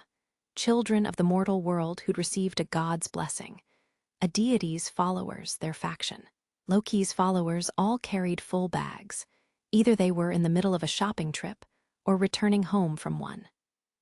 The girls Loki had proudly introduced shrank away, their expressions awkward and worried, but the sheer size of Loki Familia on display shook Hestia to her core. This is Loki we're talking about, the walking incarnation of mischief and trouble herself. How did she get the children of the mortal realm to apparently worship and follow her? HHMPH. Well, this is Loki we're talking about, so it's not like any Familia of yours would be any good. Began Hestia in an attempt to retain what little remained of her composure. Ignorance, really, is its own punishment. Just so you know, out of all the dungeon familias, we're counted among the top adventuring groups in the whole city. WH what? Hestia's eyes shot open as the smug Loki looked down at her. Liar. There's no way a trashy goddess like you would have the strongest familia. Hey, who you callin' trashy?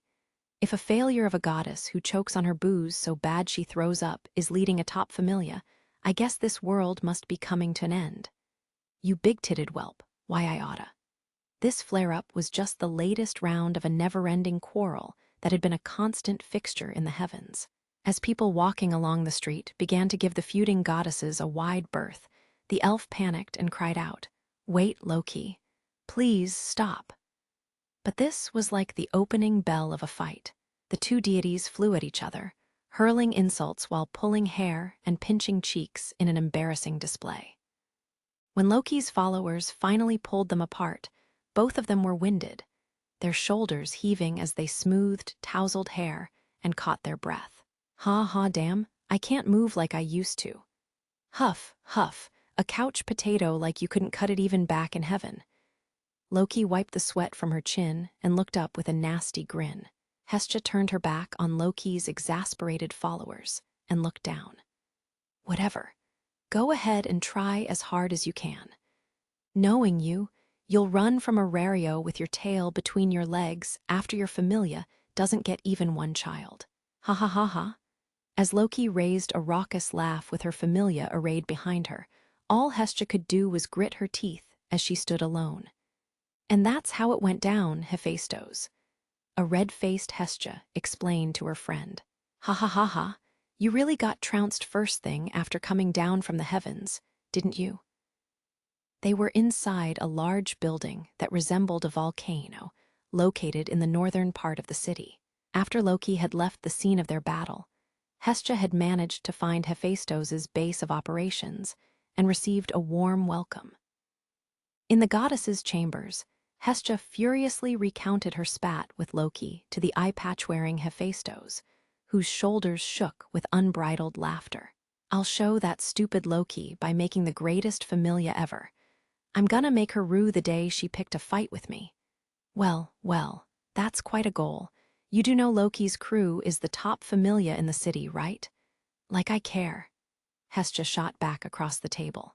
Despite saying her aspirations were unrealistic, the amused-looking Hephaestos seemed to be regarding Hestia's enthusiasm and energy with a certain amount of affection.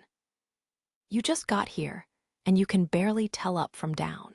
We were friends back in the heavens, so I'll help you out until you get on your feet. If there's anything you need, just let me know. I appreciate it, Hephaestos. Hestia thanked her friend even as she pictured Loki's loathsome face. Just you wait, she thought. Familias were directly tied to a god's status in the mortal realm, and Hestia burned with determination to assemble a massive familia so she could get some serious payback. Just then she heard the sound of the room's door opening. "Hey, boss, we bought too much at the stall. Want some?" "Ah, whoops, are you still talking?" "No, it's fine, Tsubaki." One of Hephaestus's familia members, a half-dwarf woman, entered the room carrying a large paper bag. Hestia's nose twitched at the tantalizing aroma of oil and salt that emanated from it, and she stared intently at the bag. Hephaestus, what's that?" "Street food you can find anywhere in Arario. They're called Jiagamaru-kun, young goddess. Want one?" offered the half-dwarf with a smile, completing her mistress's sentence. She, like Hephaestus, wore an eye patch. Hephaestus smiled wryly at the scene. Her follower trying to feed a deity before even bothering to introduce herself first. And her old friend regarding the potato snack with deep interest. Eventually, Hestia embraced the unknown and helped herself to some. Immediately after popping one into her mouth, Hestia exclaimed, "It's so good." "BWA ha ha ha. Damn right." Beside the cackling half-dwarf, Hestia stared wide-eyed at the potato puffs, trembling in shock. This was the moment she first experienced one of the many pleasures of the material world, the joy of good food. And this was the beginning of her downfall. Hee hee, ha ha ha ha ha ha. 3 months later. Hestia giggled, sprawled out on the sofa in Hephaestus' familia's guest room, where she'd been allowed to stay until she established a familia of her own. In front of her was a book, and on a plate next to her was a mountain of potato puffs.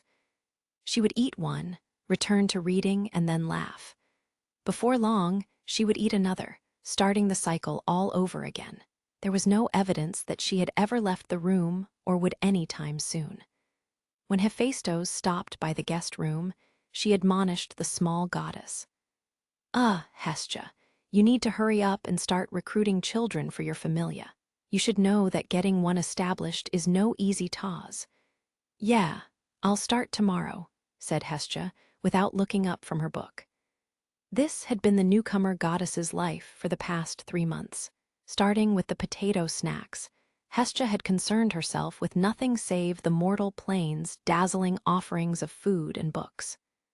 Hestia, like many deities, had fallen prey to these earthly pleasures, and in doing so, had shown her true nature, namely that she was deeply lazy.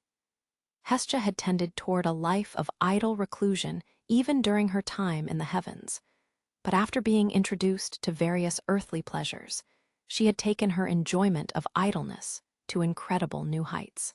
She spent entire days cooped up in the guest room, requesting potato puffs and new reading material from the goddess of the forge's followers. Day after day, Hephaestus would come to warn her, only to have Hestia reply with assurances that she would start tomorrow. Once tomorrow came, Hestia would forget all about forming her own familia until, finally, Hephaestus's reserve of patience for the idle, self-indulgent Hestia ran dry. "Get what? Biwa." Hephaestus dragged Hestia out of her home and kicked her to the curb, where Hestia collapsed awkwardly. What are you doing, Hephaestus?" Hestia began to protest, looking up only to be greeted by the sight of a crimson-haired, crimson-eyed goddess of fury, arms crossed and legs set in a wide, intimidating stance.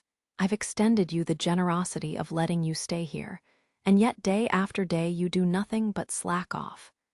Hephaestus, it was my mistake to indulge you like this. You should get a taste of how harsh this world can be, and don't darken my doorstep again." After the enraged Hephaestus had thoroughly terrified Hestia, she slammed shut the gate to her home. Cast out of her host's splendid abode in such a sorry state, the young goddess wobbled unsteadily to her feet. "What's her problem? I was just taking some time to enjoy myself a little. It was barely 3 months," Hestia grumbled. As a deity who still viewed everything through the lens of someone who would live forever, she did not understand. Or to be more accurate, reality had not sunk in yet for her, that she no longer lived in the heavens but in the world below. Well, whatever. I'll throw together a familia and find a place to live in a snap. After all, this is to get back at Loki. As she finally remembered her original goal, Hestia began to walk away from the home of Hephaestos' familia. Her destination was a large avenue where humans and demi-humans thronged. When it comes to who I want in my familia, I definitely want children aiming to become adventurers. This is the labyrinth city, after all, said Hestia as she stood at the edge of the wide street. Even the lazy Hestia grasped that finances were the chief priority in the world of humans. She scanned the passing traffic for children who seemed like they hadn't been recruited by other gods yet. I don't think I'd get along with this child. There's a nasty one. And that one's two young Hestia's divine blue eyes studied the children passing by Amazons, animal people, prums, and more. Despite her flaws, Hestia was still a divine being who could sense the inner nature of mortals. If she exchanged a few words with them, she could gain a solid grasp of their personality. A mortal can never deceive a god was a well-known saying by residents of both worlds. As she continued to watch for a likely candidate, Hestia's eyes lingered on a certain elf girl. "Found one," said Hestia as she approached her. The girl wore lightweight gear and was conspicuously outfitted with a bow and quiver. She looked every bit like someone who wanted to make their living as an adventurer. Hestia called out in a chummy voice, "Greetings, elf lass. From the look about you, I'd wager you haven't entered a contract with a god yet. Care to join my familia?" Standing up straight and proud so as not to tarnish her heavenly gravitas, she hailed the elf with energy and good cheer. The elf looked up and down at the shorter Hestia, carefully appraising her. "Pardon me, goddess, but may I ask your name?" "It's Hestia. Hestia Famila. I don't believe I've heard of it. If it's a new faction, where are you based out of? How many members do you currently have? What is the pay range?" "Huh, wah." Hestia flinched at the elf's flood of questions. Perhaps discerning something from Hestia's complete inability to answer, the elf warily narrowed her eyes, the expression on her frigidly beautiful features shifting. "What is your familia's operating model?" Well, I was thinking it'd be nice to make some money in the dungeon." Spearing the goddess with a freezing gaze, the elf halted Hestia's weak attempt to obscure the fact that she had no plan whatsoever. Without so much as a word of parting, the elf turned her back on the crestfallen deity. The child's form quickly receded, as though declaring her time had been wasted. She looked at me like I was garbage." Hestia was stunned. No goddess deserved such treatment. And yet, as a recent arrival in this world, Hestia had no way of knowing that dungeon-oriented familias generally made their preparations outside the city before entering Aurario proper. It was difficult to make a living on expeditions into the dungeon without preparing a certain amount of personnel and funding in advance. If nothing else, it was apparent to everyone else that Hestia Familia faced a difficult path. Aspiring adventurers regularly put their lives on the line. It was obvious that they would favor richer familias that could provide at least some measure of support and comfort. "WL, who cares?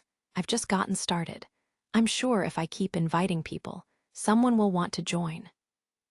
On the contrary, the notion that a lone goddess would be able to secure recruits and everything else she might need within the city was absurd. For the children, it was obvious that there was nothing to be gained from serving under Hestia other than suffering. The truth was that here in Aurario, and generally anywhere in the mortal realm, it was universally known that worthless, feckless gods could be found all over, and it was common sense to avoid getting involved with them.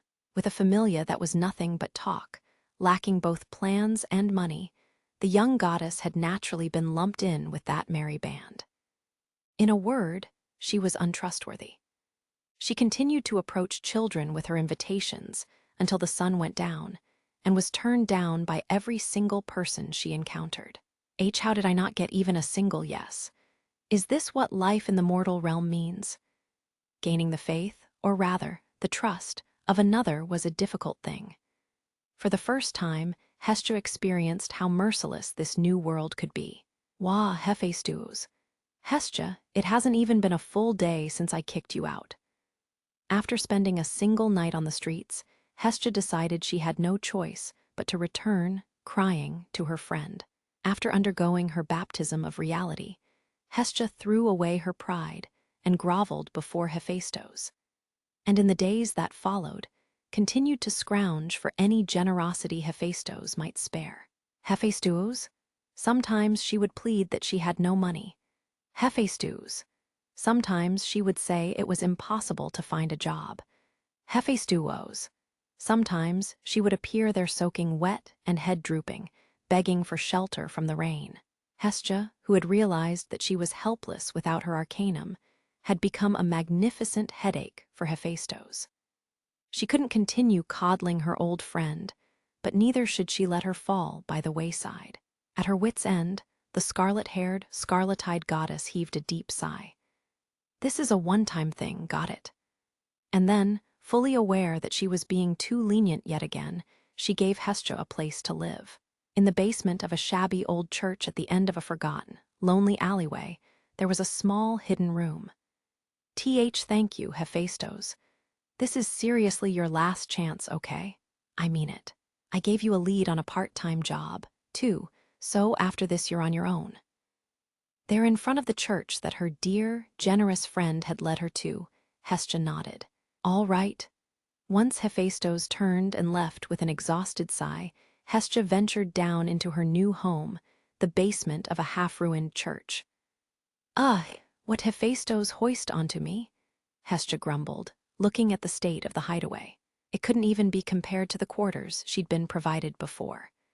Paint was peeling off the walls, and cracks were beginning to show underneath. A lone magic stone lantern hung from the ceiling. A few basic furnishings like a bed and sofa had been brought down, perhaps because Hephaestus was sympathetic even then, but they were clearly well used. No, I need all the help I can get, just need to make myself at home, Hestia shouted, mostly to convince herself, as she started cleaning the room. She checked for magic stone items, beginning with the faucet, and arranged everything to best accommodate her small frame. By the time she finished, night was beginning to fall outside. Hestia stood in the center of the room and regarded her handiwork as she caught her breath. It's kinda empty. The words fell unbidden from her delicate lips. The room was cramped and should have felt almost claustrophobic, but Hestia couldn't help thinking there was too much space for just one person. I was used to being alone in the heavens, but Loki's and Hephaestus's places seemed so lively and fun. She remembered the faces of the children, the members of those familias. Though Loki's children treated her like a great nuisance, their happy expressions revealed their affection for one another. Meanwhile, Hephaestus's familia obviously adored her, and she always had a smile ready for them. And many of the other gods and goddesses Hestia had encountered so far seemed happy, too, somehow fulfilled. She'd never seen any deities look like that in the heavens. Damn it, I'm not lonely. Even Hestia could tell how empty those words were as they echoed off the walls in the cold basement. She went still for a while. Then she extinguished the magic light and climbed into bed. I wonder what the children of my familia will be like.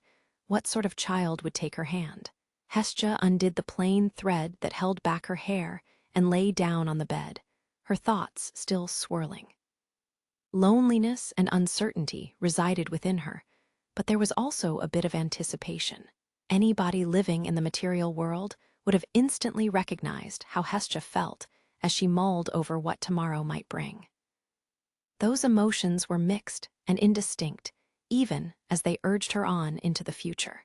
Her mind still full of such thoughts, the goddess Hestia closed her eyes. After that, Hestia's struggle began. This was the true beginning of her life in the mortal realm. Self-sufficiency was a basic requirement of life here. She had to be able to feed herself through her own efforts.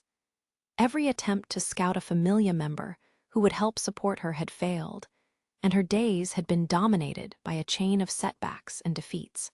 With her omnipotent arcanum sealed away, Hestia's life was full of hardship, and her mind was completely occupied by what Hephaestus had referred to as the harshness of the material world. This world also had amusements. It had novelties. It had delights. But above all, Hestia was learning firsthand that it could also be painfully uncaring. When she'd made a mistake with the cooking equipment at the Jayaga Maru Kun stall where she worked, it ended with the whole place burning to the ground. After becoming saddled with a heavy debt for her disastrous error, she actually broke down into tears. But even amid such tribulations, there were moments of good fortune. Hestia, working hard as ever, aren't you? Know what? Have this potion. Ooh, thank you, as always, Mayach. There you go again, Lord Mayach, giving away our potions. As if there's any point in giving them to a familia with no adventurers. Mayach was well known as a soft touch among the gods who led business-oriented familias. Accompanying him was Naza, a chinthrope. Hestia had never met Mayach before descending from the heavens, but as a fellow member of the impoverished class, he and his familia had helped her many times. You're Hestia. Wait, if you're here, that must mean. Is that you, Take? Those clothes, don't tell me. Jyagamaru-kun.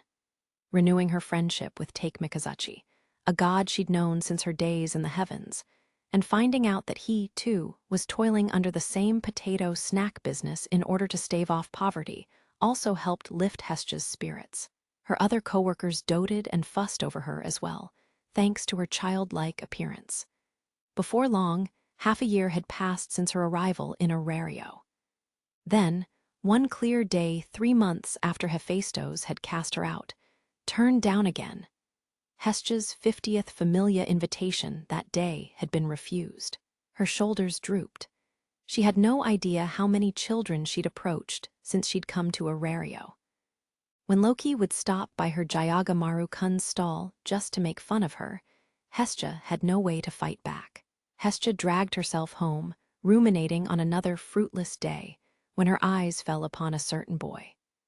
A human child, huh? He looks even worse off than I am, and that's saying something. His shoulders were slack like hers, and he also trudged listlessly down the street. His hair was pure white, like a rabbit's, or perhaps like freshly fallen snow. His eyes were a vivid rubellite, and he had a slender build. Watching him from behind, Hestia found herself strangely drawn to the boy and decided to follow him. It was true that Hestia felt a certain kinship with anyone who struggled as much as she did, but it was the sadness she sensed in his expression that she couldn't leave alone. She pattered after him, staying out of sight. Her clumsy attempt at stealth earned her judgmental gazes from other pedestrians on the street, but she managed to gather that the boy was looking for a familia to join. She watched as he went from one familia's home to another, knocking on their gates, only to be immediately turned away.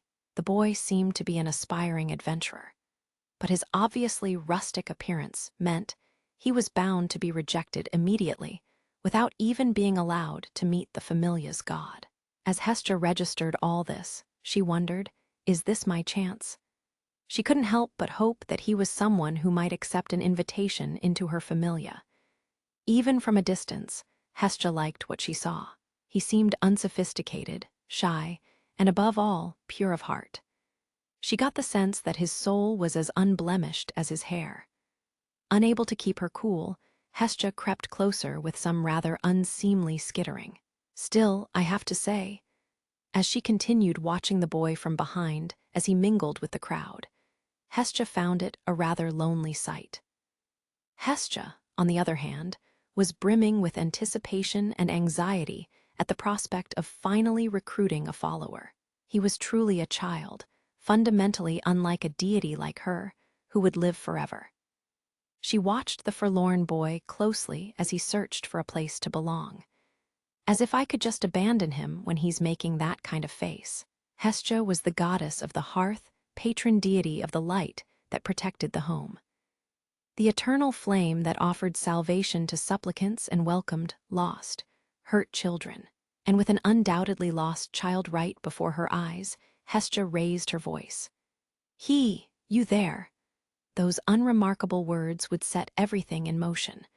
But the goddess was still unaware.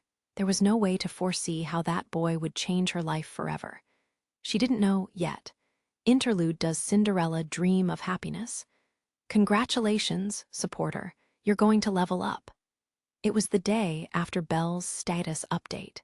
Hestia had held off on telling Lily the results of her update so she could present them in front of the entire familia. Huh, said Lily, not fully comprehending what she'd just heard. It seemed like time froze for a moment. Then she continued, her expression unchanging. Who is? You are. I'm what? Leveling up. Where? Right here. When? Just now. There was a moment of silence in the living room where Belle and the rest had assembled. And then, why we... yes. Lily thrust both her fists into the air, letting loose an uncharacteristic shout of triumph. It was a full-bodied expression of victory that startled Makoto and Haruheim, while Belle and Welf both jumped back in surprise. Here's the result of your last status update before you leveled up, said Hestia lightly, stifling a laugh as she offered Lily a sheet of paper. Lily practically leaped to see the contents, still breathing heavily from her cry of joy. Lilaluka Erd level 1 strength. E81 Hone 106 defense. Hone 144 189 dexterity. G12 165 298 agility. Effer 117 468 magic. Effer 199 D500 magic cinder. Ella shape-shifting magic target will assume the form envisioned at the time of casting. Without a clear image, spell will fail. Mimicking an existing form is recommended. Activation chant. Your scars are mine, my scars are mine. Deactivation chant. Stroke of Midnight's Bell. Skills Ardor Assist activates automatically when weight carried exceeds a certain threshold. Amount of assistance is proportional to weight carried. Command call expansion of telepathic communication range. While shouting above a certain level during melee combat. Area increase is determined by scope of battle. Directions will be transmitted only to receivers with the same fauna. Maximum distance depends on the sender's level. This was her final status at level 1. Leveling up involved acquiring a large amount of excelia by accomplishing various deeds and required raising at least one ability to the 6th rank. In this case, it had been Lily's magic that had gone from I rank to D rank, as it had risen quite dramatically over the past month. She'd used her shape-shifting magic to sow confusion in the battle on Daedalus Street during the operation to help the Xenos return to the dungeon. And just a few days earlier, she had finally crossed into D rank. There was also the matter of great deeds. Although she'd had relatively few opportunities for direct combat, the many brushes with Death Lily had survived had apparently been worthy of a level up. The decisive factor must have been the encounter with the Moss Huge and the Amphispina in the most recent expedition. But even without that, Lily had overcome many challenges that were extremely impressive for a level 1 supporter. Her kills in the middle levels, the battle against the Black Goliath, the war game, and all the events surrounding the Xenos. More than anything else, it was her triumph over a black mark on her history, Soma. Her progress was a natural result of everything she had been through. Furthermore, this level up was the affirmation of the value of Lilaluka Erd's entire life. From the moment she'd been given a Falna and inducted into a familia upon birth. On top of everything else, she'd developed a new skill, too. As Lily gazed down at the paper, she trembled with emotion. So, what do you want to do for your development ability? Resistance is an option, but it looks like you could go for compounding, too. As Hestia reviewed the possibilities, Lily pounced. That's the ability that Miss Naza has, isn't it? Back when I was a thief, anytime I wanted to fool an adventurer, I'd pretend to be busy using compounding to whip up an item. Evidently, the reason Hestia had deferred Lily's status and not immediately leveled her up was to give her the opportunity to discuss the choice with Belle and the others before settling on a development ability. Lily was excited all over again, but now she agonized over the choice, although it was an enjoyable sort of dilemma. Compounding was a development ability often acquired by herbalists, and it was chiefly used to create medicines. It could raise the efficacy of items like recovery potions to the point where they almost seemed like magic, closing wounds instantly and more. Essentially, if she chose compounding, she would be able to make potions and potentially all sorts of other things, which would significantly cut down on certain item expenses. Lily had never thought of herself as an herbalist, but in truth, she found the possibility quite charming. The ability to make potions as needed on her own would be a serious financial coup. The idea lingered tantalizingly in her mind, particularly as the one in charge of the familia's money. If she became decent at it, there was even potential to sell some of the items she made and make a little money. Still, resistance could be useful, too, even if it's less exciting. Simply by passively preventing harmful status ailments, resistance was powerful.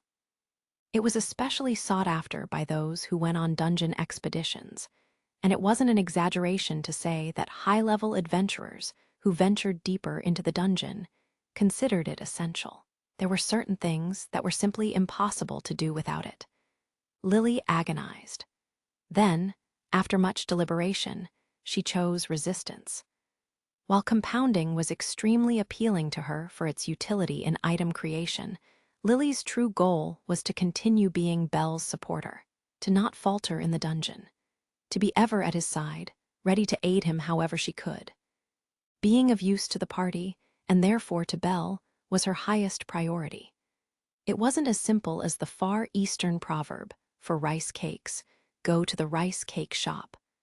But the reality was that they considered Naza as a close ally and could count on her to provide whatever items they needed. It stood to reason that an experienced, talented herbalist would be able to produce better items than someone who'd only just started out. Lily could continue to haggle with Naza while relying on her for whatever they needed, as she always had. Everyone had their strengths. Lily decided to prioritize her role as supporter. Congratulations, Lady Lily. This is amazing. If I'm not careful, Lil E's gonna surpass me. Surrounded by Mikoto, Haruheim, and Welf, Lily found herself showered in praise. I'm so happy, I really am. I almost thought this day would never come. Lily felt as though she had finally been accepted. Accepted by a reality she'd once loathed so bitterly. Accepted by a world that now, thanks to so many people in her life, seemed to shine brightly. I'm so glad for you, Lily. But more than anyone else, this boy had changed her. Thanks to him, she'd found the strength to stop living as the sad girl covered in cinders and start being true to herself. He had saved her. And now that boy looked at Lily with a beaming smile. No matter how much he grew and matured, his easy smile never seemed to change. There was a time when I really wanted to make his life hell. Deep down, Lily felt an indescribable emotion as she thought back to their first meeting. The relish she'd once had at imagining how thoroughly she would swindle that lost little lamb or rabbit was still a good memory somehow, despite being a dark moment in her past. What's wrong, Lily? Nothing. Not a thing, Mr. Bell. She shook her head and returned Belle's smile with one that was every bit as bright. Then she repeated her oath, a promise she would keep no matter what happened. Lily's gonna keep supporting you from now till forever. Lily hummed a cheerful tune to herself as she walked through the city. With her newly promoted status, she was now officially level 2. She found it impossible to hide her delight. The expedition ended in failure, and our familia was almost on the brink of bankruptcy. But turns out there are rewards that you can't put a price tag on. She jumped and twirled like a kid who just received their allowance, without anyone around who could identify her as one of Hestia familia. She was showered in the smiling, fond gazes of the adults, occupying the storefronts she walked past. Normally, she would have resented being identified as a child, but for the moment, it didn't bother Lily one bit. If she consciously flipped the switch on her new abilities, the speed that she could run and the distances she could jump would change dramatically. She could probably leap from the street right up to the second-story roof of one of the nearby houses if she really wanted to. Even as she considered how it would take both time and training to become accustomed to her new abilities, Lily was brimming with excitement at her newfound potential. Oh, come to think of it, the Familia might also get promoted because of Lily. Would the tax they had to pay go up? Would it be better to keep her level up a secret? She mulled over the various possibilities, but finally burst out in a delighted and entirely out-of-character laugh. Who cares? Yippee! She was unbelievably delighted. Heh, now it's time to deliver this along with the good news. Cradling a bag in both arms, Lily ran through the streets as they began to fill up. Hey, are you Lilaluka Erd? Huh, who Mr. Ryuen? Ryuen Espel, the fellow prum she'd suddenly run into, had the dress and air of a knight's page.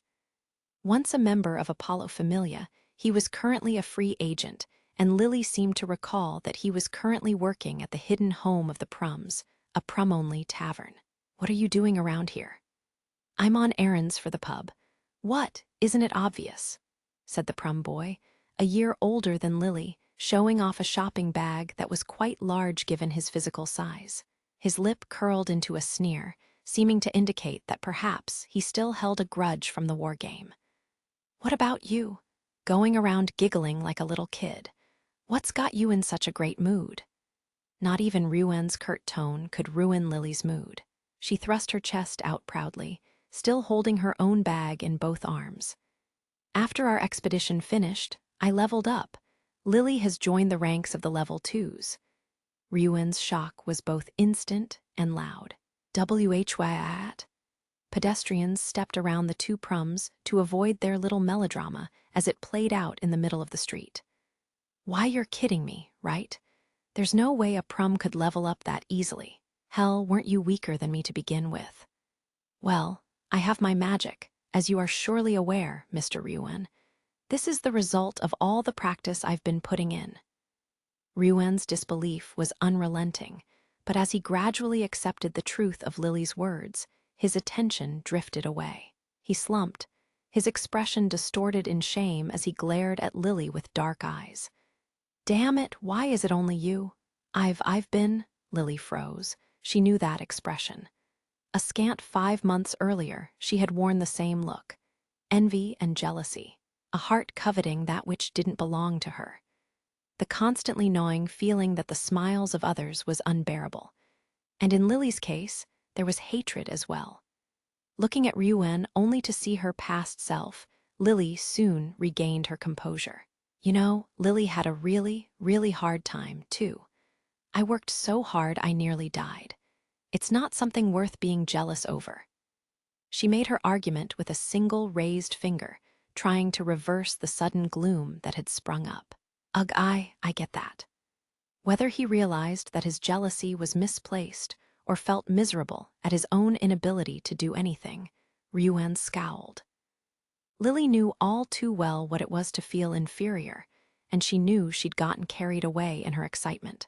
But she did not try to comfort Ryuen, because she understood that sympathy was the most painful thing of all for someone in his position. Ryuen pursued the subject no further, and was obviously trying to change the subject. So what gives? You came out by yourself for something. I assume you're not reporting your level up to the guild. That bag you've got, is it money? He looked at the sack Lily was holding, perhaps having heard the coins jingling from within it. Oh, this is for... That was as far into the sentence as Lily got before her ears caught the sound of a certain familiar voice. Lily, sweetheart. Lily held her breath. In an instant, through a gap in the crowds, her keen prum eyes spied an elderly couple who seemed to be coming in her direction. They were still a ways off. The moment she was hidden from sight by the press of the crowd, she recited the short, familiar chant. Your scars are mine. My scars are mine. It was a blazing fast spell. No one had time to notice. The high-speed transformation happened amid the swish of a traveler's cloak, the turn of a wagon's wheel, the hefting of a dwarf's heavy load. The only one to see Lily, briefly cloaked in a gray light, before she became someone else was Ryuan, whose eyes went wide at the near-instant effects of her spell. The astounding casting speed was a benefit of her new level, the proof of her newfound strength. But more than that, her tactician's eye, that ability to maneuver into a brief blind spot, was a prize earned through constantly escaping death during the expedition. The girl, whose transformation none but Ryuan had witnessed now, slipped into the crowd as she walked toward the elderly couple. Lily, dear Wa, I'm sorry, is something the matter? The elf girl tilted her head in confusion as though she'd only just noticed the couple. She had long, pointed ears and wide, almond-shaped eyes. Her clothes only looked similar to a red outfit worn by a certain Lilaluka Erd. The old human couple gave her awkward smiles, either convinced that they had the wrong person or perhaps simply disappointed. Oh, our apologies, dear. We mistook you for someone else. You look so very much like a girl we used to know. We just, said the old woman apologetically. She held a flower bouquet in her arms, and it seemed like they were on their way to deliver it somewhere. The young elf girl looked up at their kindly smiles, but it was the silent Ryuan beside her who spoke up. I heard you say Lily. Do you happen to mean Lilaluka Erd of Hestia Familia? Yes, that's right, came the regretful reply from the old woman. The old man, her husband, continued in her stead.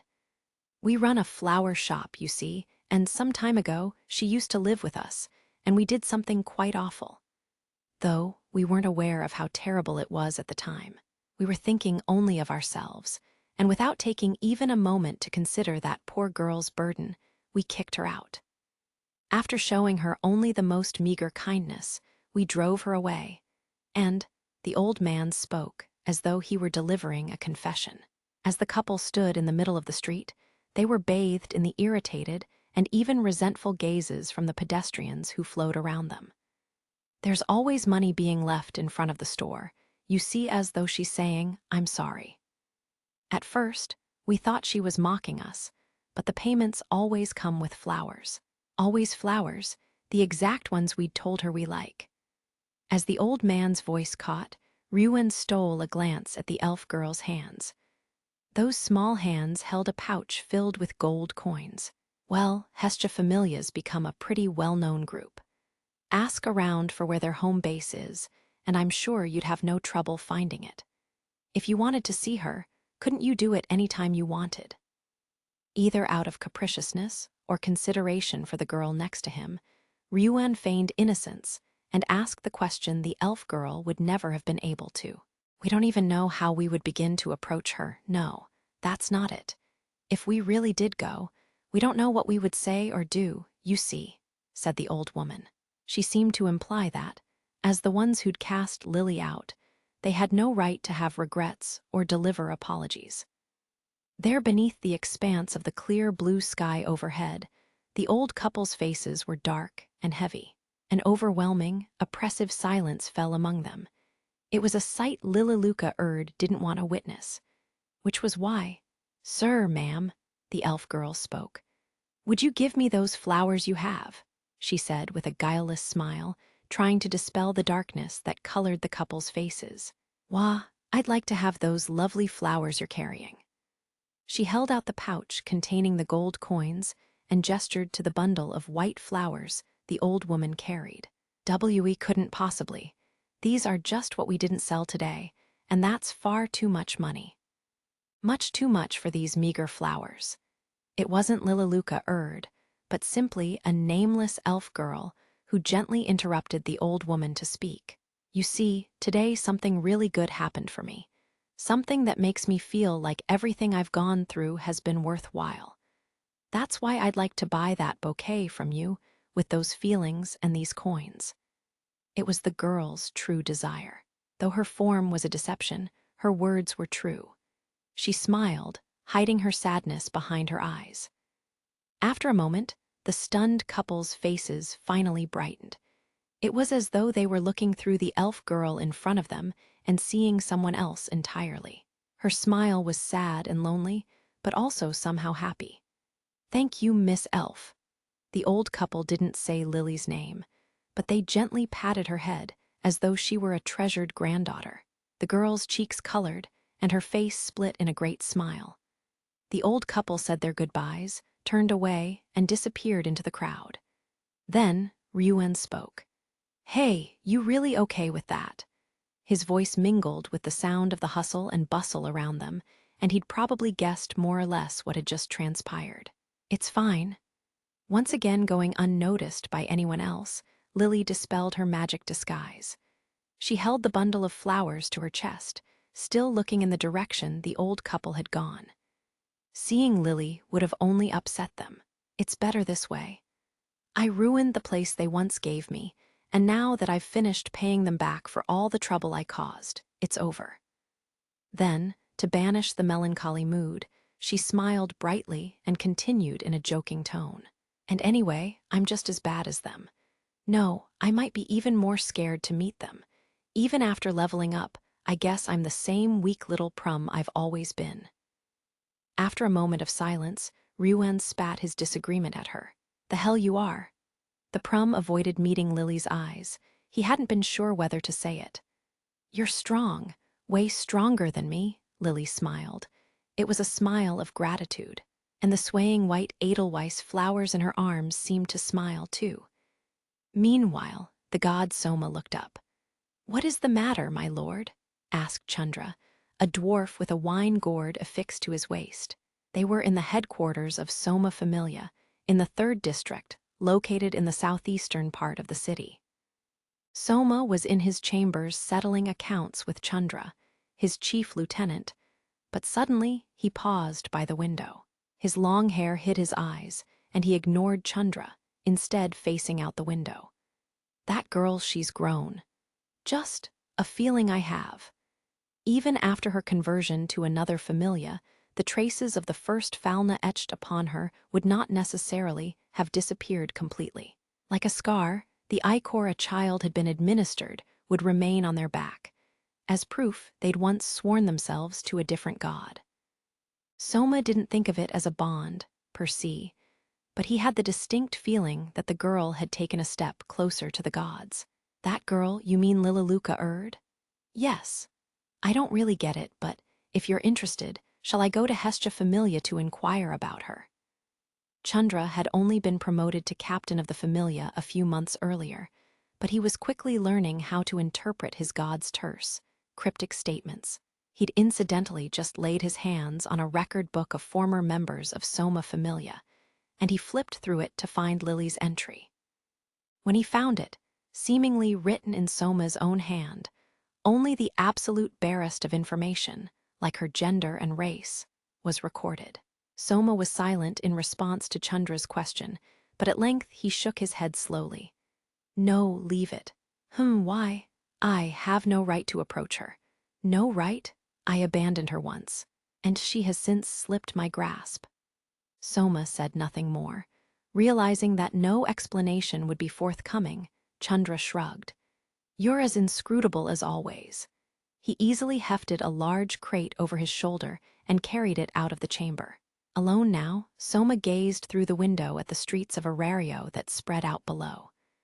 "Congratulations, little Lilaluka Erd," he said to the girl, who was surely somewhere in that city, his voice tinged with regret and admiration.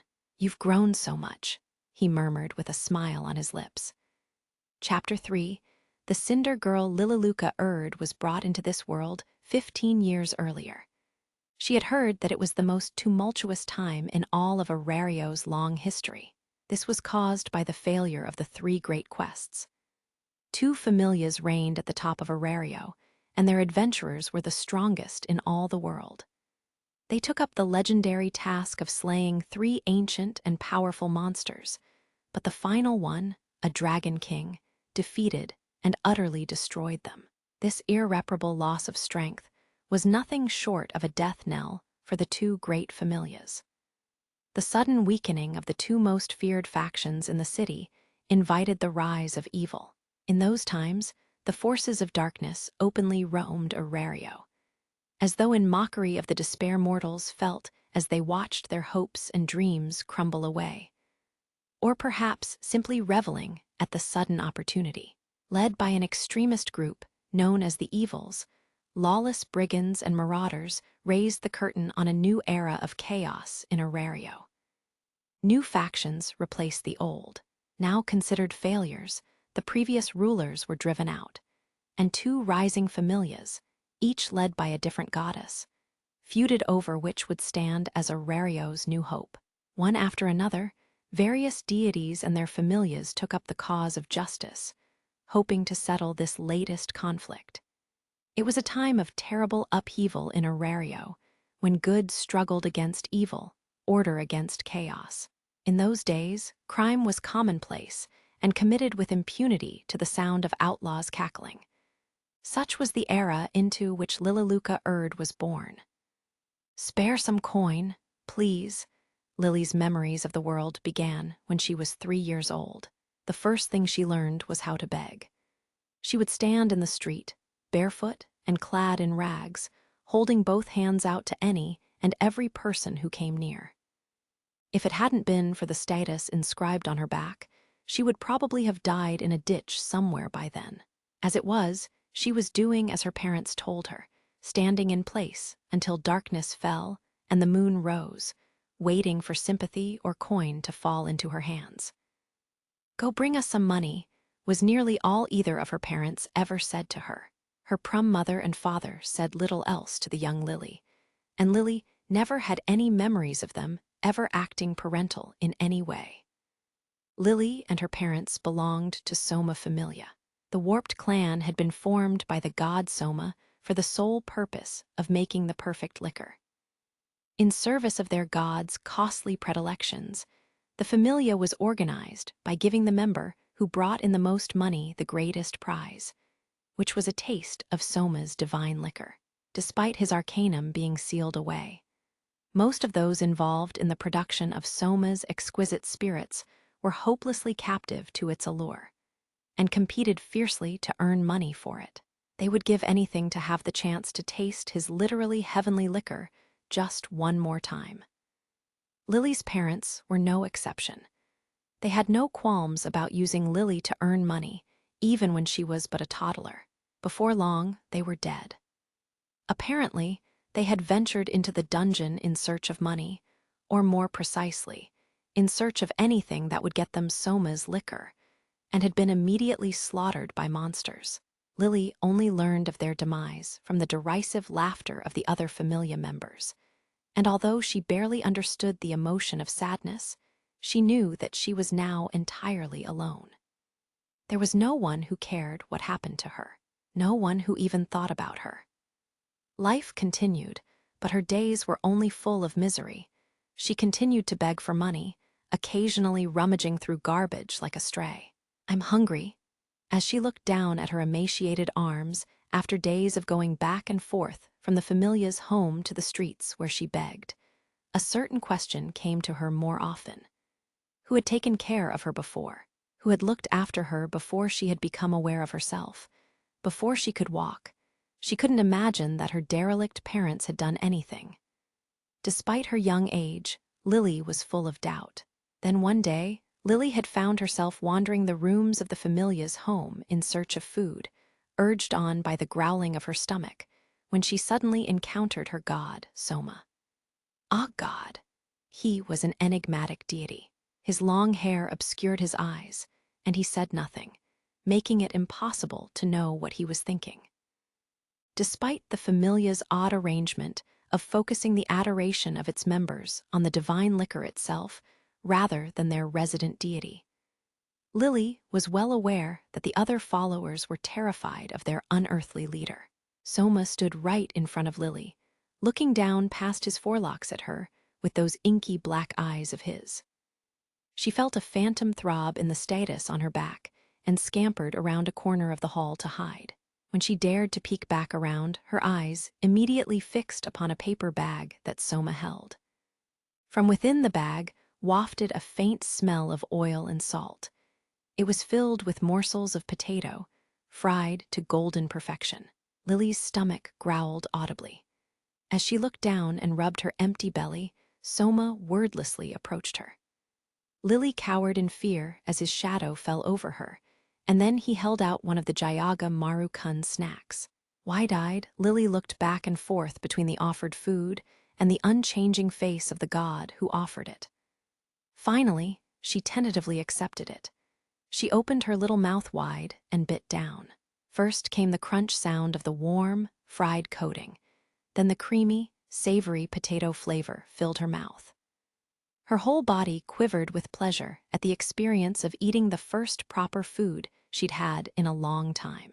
After finishing and licking her fingers clean, she tried thanking the god with her still awkward words. Thank you very much." As expected, Soma did not reply. Some moments later, Soma resumed his walk, heading away from Lily, who followed behind him uncertainly. Her little feet pattering against the floor, she trailed Soma into the familia's inner sanctum. She hesitated at the room's threshold, but while Soma did not say anything, he also didn't send her away. He placed several more helpings of the potato treats on a plate, which he set on a chair. It took Lily some time to realize that they were meant for her.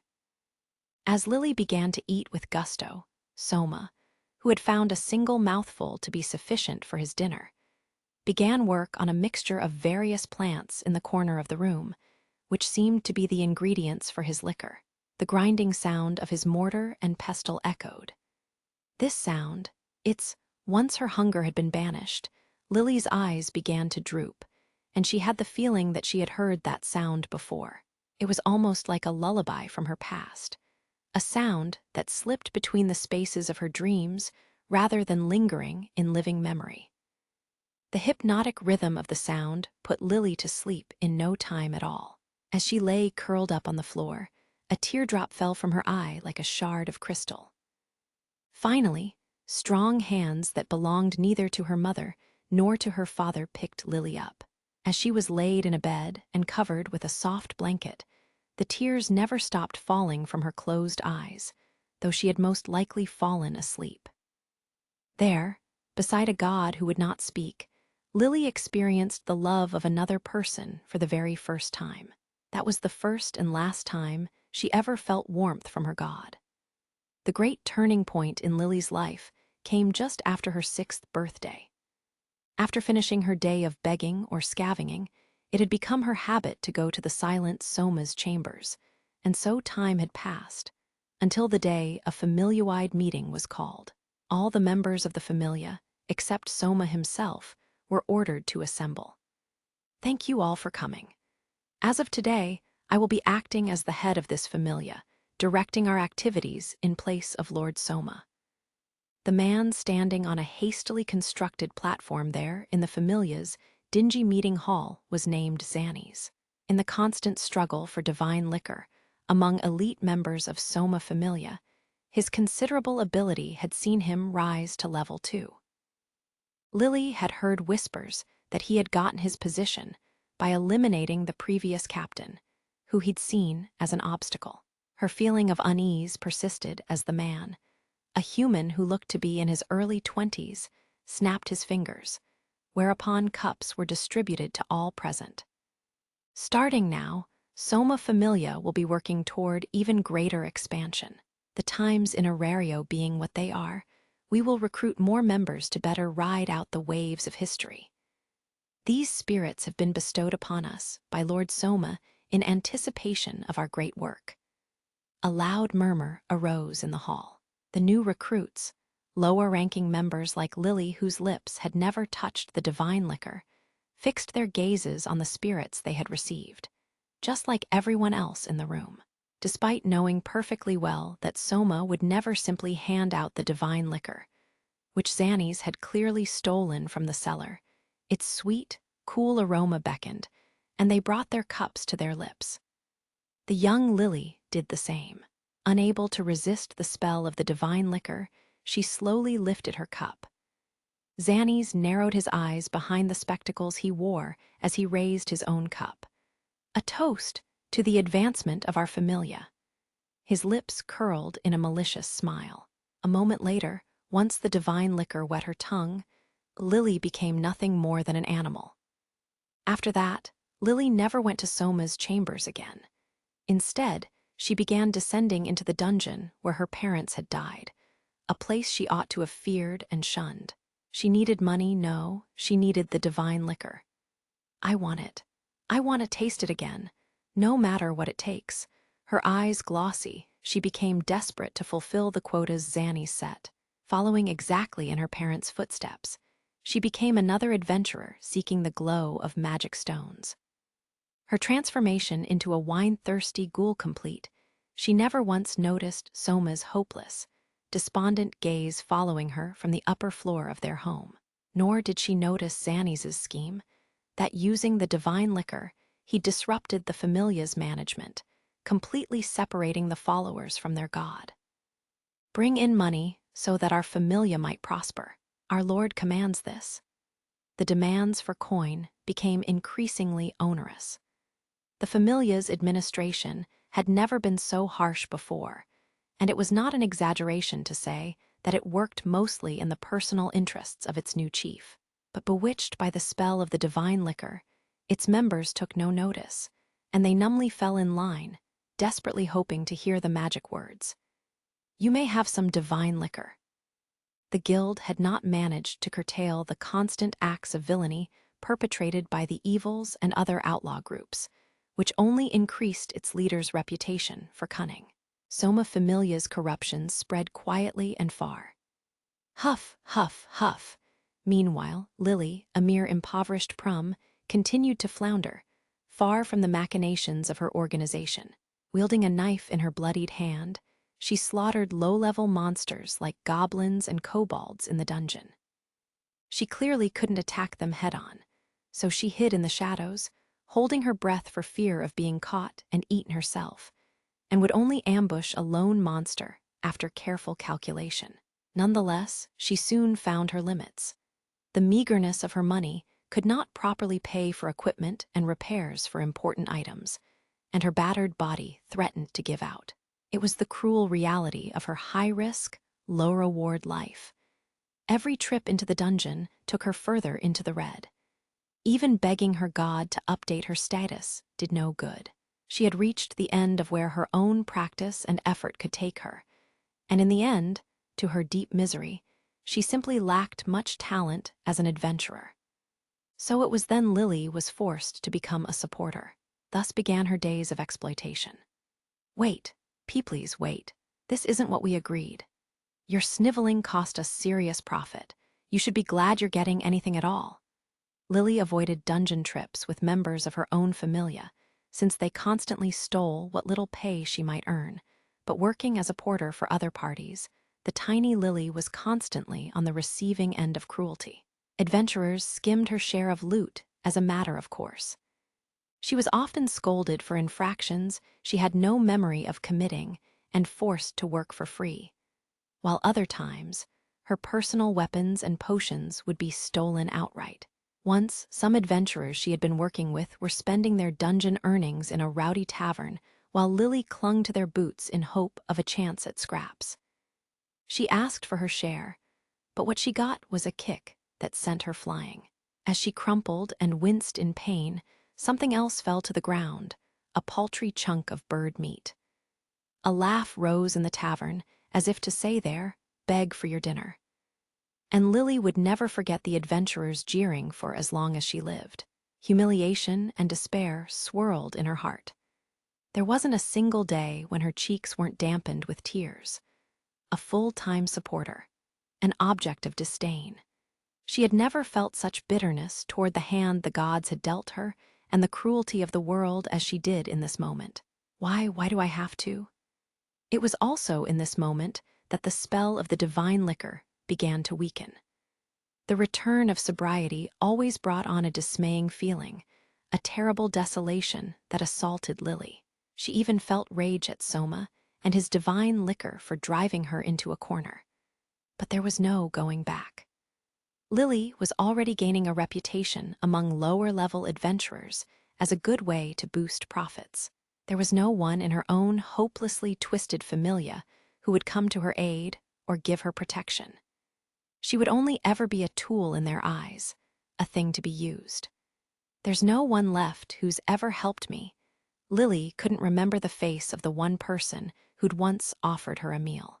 What should have been a warm memory had been scattered like so much sand in the wind, either washed away by the unnatural craving, the divine liquor, inspired or crushed under the endless days of suffering.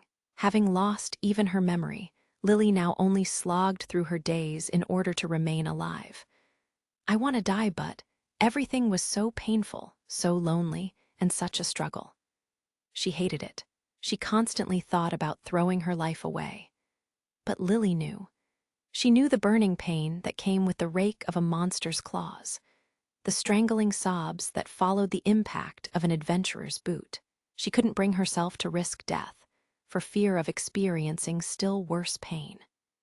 Then one day, unable to bear another day of exploitation, Lily ran away from the adventurers and from her familia, with great tears falling from her eyes. She wanted to renounce her connection to her God, to disguise herself as a commoner, and find some small measure of happiness. But the adventurers would not allow even that, the moment she understood that she could never run from Soma Familia. The moment she realized that she would continue to suffer at the hands of other adventurers was the moment she saw the wreckage of a flower shop owned by an elderly couple she'd been living with. Nana, Nano? The incident occurred at the hands of adventurers who were a part of Soma Familia. Under the magical thrall of the divine liquor, they stole anything worth selling and utterly destroyed the home Lily had found for herself, as though to send the message that this had happened because she was there. Thanks to the constant strife in the city at the time, neither the guild nor any other faction had any capacity to deter such crime, so no investigation of any kind would ever be made. Like their flower shop, the old human couple who ran it had also been punished. Lily had been a sort of live-in errand girl, and she was out when the attack came. When she returned and saw the damage, she began to run toward the old man and woman with her arms outstretched. And the couple, who'd given her a place to stay and treated her like a granddaughter, brushed her hands away and rejected her. Their usually kind eyes were filled with accusation and hatred. The old man had been badly beaten and sat weakly on the ground, blood trickling from his lip. Behind him, his sobbing wife tried to support him. They had only just welcomed Lily into their home, and this had been their thanks. They looked at her as if she were filth. Lily's heart broke under their accusing gazes. "Wait," the old man's lips moved. "Wait, please, don't say it," Lily cried out with all her strength, but not a single word left her mouth. "Call after me. Call my name. Call me Lily with the same kindness you always used and pat my head the same way. Tell me it's okay if I don't do a perfect job sometimes, like you did once. Tell me you need me. Help me. Don't throw me away. If even you two abandon me, then I wish we'd never met you." Something broke inside Lily. The old man's words carved themselves into her soul, and from the wound, something precious began to flow. After being cast out by the old couple, Lily wandered the city like a walking corpse, and at some point, she realized night had fallen, and it was raining. Ha ha. Lily stood in the middle of an empty alleyway and laughed as the downpour slid off her. Raindrops met her small cheeks and formed streams as they rolled down. The lovely clothing the old couple had given her as a gift was soaked in the increasingly severe weather, turning it into a heavy burden. "No one will ever call for me. No one will ever rely on me. No one will ever need me. No one will ever help me." She was alone. There was no helping hand to be found. Anytime this unkind world allowed her some sweet dream, she would always come crashing back down to cruel reality as soon as she woke. Lily understood that now. She understood all too well that so long as her cursed familia's brand remained on her back, freedom and safety would always be out of reach. She continued to laugh. Buried beneath her laughter were sobs trying to get out. After that day, her eyes became wild and desperate. Lily continued working as a supporter. Whether she was directly supporting Soma Familia or other adventurers, she was always careful to pretend to be a faithful, groveling servant. No matter how she was abused, no matter how hard she was worked, she kept a doll's smile on her lips and ice in her eyes, biding her time until the moment she could be freed from her familia's bonds. She would no longer run nor try to rely on another. She could not bear the thought of causing anyone else harm, nor the thought of being betrayed by kindness yet again. Her every waking hour was focused on acquiring enough money to pay her familia's severance fee. It was around this time that Lily started to dabble in pickpocketing. Having endured so much hardship, she no longer had the luxury of being idealistic. Day by day, her skill at thievery improved. Of course, her reputation as a good moneymaker ensured that Lily was still constantly exploited, as she always had been. "This is all you got." An animal person named Kanu clicked his tongue in irritation at Lily, who had fallen to the ground after the thrashing he'd given her, as he examined the coin pouch he'd taken. He was one of the members of Soma Familia who continued to take advantage of the defenseless girl. As Kanu and his gang looked down on the exhausted Lily, a slender-faced human watched from a step away, his hands clasped behind his back. "You're working rather diligently for someone who doesn't drink Lord Soma's divine liquor. Is there something you're after, perhaps?" Lily didn't answer Xannies' question and simply continued to stare at the floor. She hadn't had a single drop of the liquor since that first taste. Unlike the other Familia members who regularly exploited her at Xannies' discretion, she abhorred the liquor and feared its effects. Kanu, ever the faithful underling, gave Lily's head a kick at her failure to answer their leader's question. "Boss, we ought to just sell this trash to a brothel. Even a runty prum like her could bring in some coin there." "What are you doing?" Just as Kanu turned to Xannies with a raucous, vulgar laugh, someone walked by the Familia's courtyard where they were gathered. Her head still muddled, Lily heard a low, rough voice and managed to turn her eyes in its direction. "Ah, Chandra. Well, the thing is..." Lily's blurry vision noticed the outline of a stocky, thickly muscled dwarf. As the dwarf listened to Kanu, his brow furrowed. "No brothels. Stop this." "And why not? Are you actually gonna cover for this kid? If an outside Familia tried working one of their own in the pleasure quarter, they'd be taken for a spy. You really want to attract Ishtar Familia's attention." Kanu and his lackeys openly winced at the dwarf's point. Lily remembered him. The dwarf named Chandra had recently joined the Familia, and being level 2, he was making quite a name for himself. She summoned the last of her strength to look up, picturing the face of this dwarf who was somehow not trying to harm or oppress her. As usual, Xannies alone looked down at the beaten Lily. "HMPH. Well," he began, narrowing his eyes as though considering Kanu's objection.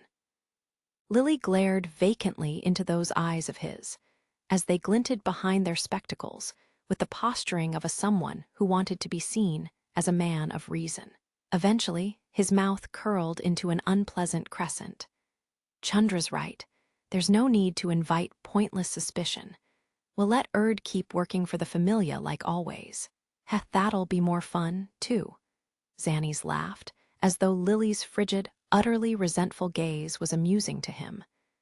Lily had been silent during the entire exchange. She balled her hands into fists, the pain and rage she felt banking a dark fire deep within her. This was not the only incident. Everything she'd been through fueled her vengeful heart. As she stared at the hateful adventurer looking down on her with that smirk, Lily distinctly felt the whispers of her grudge begin to overflow. As more days and months passed, Lily approached the age of 13. She began to make good on her wish for vengeance. In the pouring rain, A wild, angry shout rang out through the back alley. The confused footfalls and yells of dismay of several adventurers were clearly audible to the beautiful young elf girl over her own ragged breaths.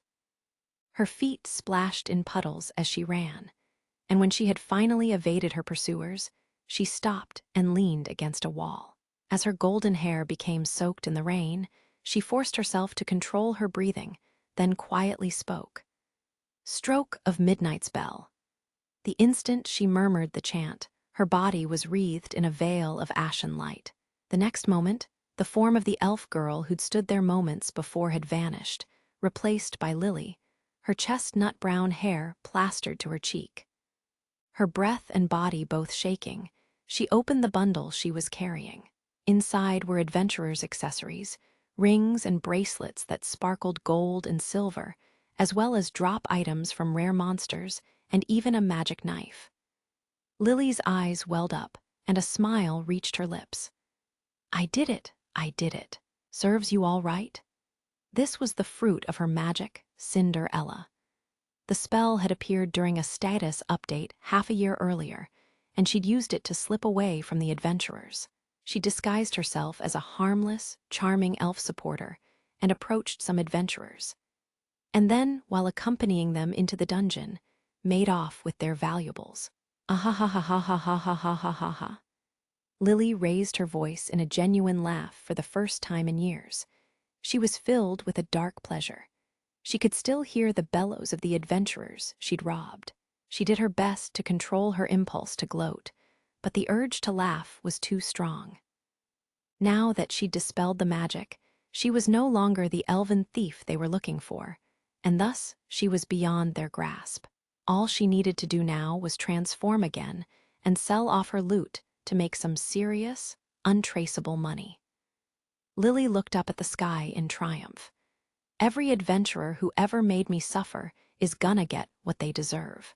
There were undoubtedly other ways that Cinderella could help her earn money. She could have certainly found a different way to make her living.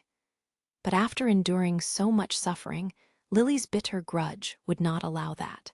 Those stores of rage and grief compelled the little girl to swear revenge against adventurers. In her old life, she'd stayed alive by drinking muddy water, but today would be a clean break from that. She would take back everything that adventurers had stolen from her and win her freedom by her own hand. Guilt threatened to well up within her, but she brushed it away, sealing it deep in her heart. Lily forced herself to keep smiling. After a few more moments of amusement, it was time to go. The rain was little different from the rain on the day she'd been cast out by the only people who ever openly showed her any kindness. As it soaked her, Lily dragged her bleeding, battered body out into the hazy city and disappeared. After that day, Lily played at thievery constantly. She would lay traps for adventurers in the dungeon, snatch anything valuable they had, then beat a quick retreat out of the labyrinth. Occasionally, the adventurers, enraged at being betrayed by a mere supporter, would escape the trap and pursue her. But her transformation magic was perfect, and no one could catch her. The few times she lifted valuables from members of her own familia helped sate her grudge ever so slightly. She did her very best to ignore the emptiness she felt underneath her dark pleasure.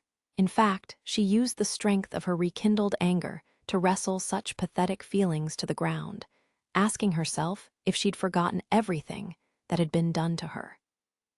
As she continued to avenge herself upon adventurers, 2 years quickly passed.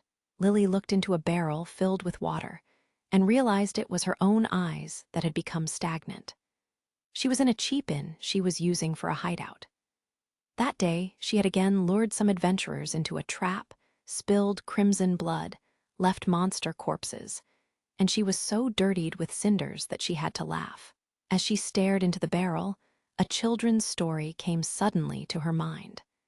Perhaps it was the old flower shop couple who'd read it to her. She couldn't precisely remember where she'd seen it, but it was a very common story. The story was about a shabby girl always covered in ash and cinders. Thanks to a spell cast by a mischievous fairy, she was transformed into a girl of extraordinary beauty. Seizing her chance to enjoy this brief dream, the girl went to the palace, where the prince fell in love with her at first sight. As the spell began to break, she fled the palace, but the prince searched for her the next day. He came for her, and although the spell had been broken, they still lived happily ever after. Lily looked at her bloodied, cinder-caked face in the water barrel and found herself harried by doubt. When the deception of the transformation magic faded, did anyone who would reach their hand out to her true self exist? This is ridiculous. Lily sneered at both her thoughts and at her reflection in the mirror. Alone in the room, she curled up in the bed's dusty sheets as she blotted out her desolate feelings with her hatred of adventurers. Her cold hands had forgotten what the warmth of another person felt like. Outside the window, the moonlit sky above looked on. It didn't exist. There was no such thing as a prince who would come save her. Those were only for children's fairy tales. In fact, there was no such thing as a hero at all. Nobody was coming for her. Which was why today, too, she would put her mask on, pretend to be an innocent little girl, and swindle another foolish adventurer. Her next prey was an easy choice, an obviously greenhorn human who'd actually tried to defend her from another enraged adventurer. Just as she was wondering what this boy could possibly have been thinking when he came to the aid of a grimy-looking prum he'd never even met before, he'd said something ridiculous like, "I couldn't ignore a girl in trouble," or something. It was so stupid, so absurd, so utterly unheard of, that all Lily could do was laugh. He had hair as white as his words were innocent, and his rubelite eyes were just like a rabbit's. The unmistakable traces of the countryside were still all over him. He had to be a recent arrival to the city. She could smell it on him, that bottomless, good-natured naivete. The environment he'd lived in had blessed him, unlike a certain miserable prum. He had obviously never experienced any real suffering. So Lily would educate him. She would teach him of this city's dirtiness, its harshness, its cruel indifference. She would teach him that without divine favor, reality would mercilessly grind him to dust. The price for this lesson would be the jet-black knife he carried that so ill-suited him. She would dirty his pristine heart, as her own had been, and cloud his eyes until they looked like hers. She would stain him as she had been stained. Betrayed, he would cry out, and not a single soul would believe him. And he'd never say anything as utterly inane as "I couldn't ignore a girl in trouble" to anyone ever again. He was such an obvious rube, it wouldn't even take long. Besides, if she could lay her hands on that masterwork knife of his, she might finally have enough money. She might finally be able to free herself from her familia. Now, to dirty herself with cinders and begin the con. So yet again, Lily called out to an adventurer, believing that her only hope was to keep deceiving both herself and those around her. "Hey, you there, you with the white hair." "Interlude I, his advisor the deep levels," said Ina unsteadily. She slumped forward onto the table, dizzied. Sitting awkwardly across the table from her was Belle Cranel, an adventurer under her jurisdiction. Through an open window, the balmy afternoon's sunlight streamed into the headquarters of the guild. There in the consultation box, Ina was midway through hearing about the expedition that had concluded a few days earlier. When the party had returned to the surface, Ina hadn't immediately gotten the chance to hear what had happened, largely due to Belle's condition. Afterward, with one thing or another, like reporting and processing the heavy toll the recent events had exacted upon the high-level adventurers, it kept being pushed back. Which was why she was only hearing about everything now. When she'd heard the words deep levels, she just about fainted. "So you're telling me that after you got pulled down by the wormwell, you spent 4 days wandering the deep levels?" "Yes. Then, Liu Gale Wind came to our rescue, so we managed to survive." "Can you be more specific?" "We were about to die trying to escape the Colosseum, so I used an explosive, which made the floor collapse, and then we stumbled onto an unexplored area." Ina had been slowly lifting her head up off the table in the soundproofed room, But as Belle's explanation continued, she clasped it in both hands and groaned loudly. Rivera's leader, Balls, had dropped by the guild, so she'd heard that there had been some kerfuffle involving Gale Wind, but based on what he'd said, she'd thought that was the extent of it.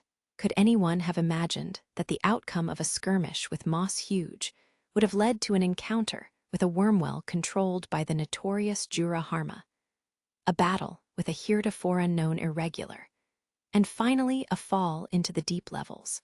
No one, not even a god. Bell spoke haltingly as he carefully chose his words, but apparently Oranos knew about the juggernaut creature.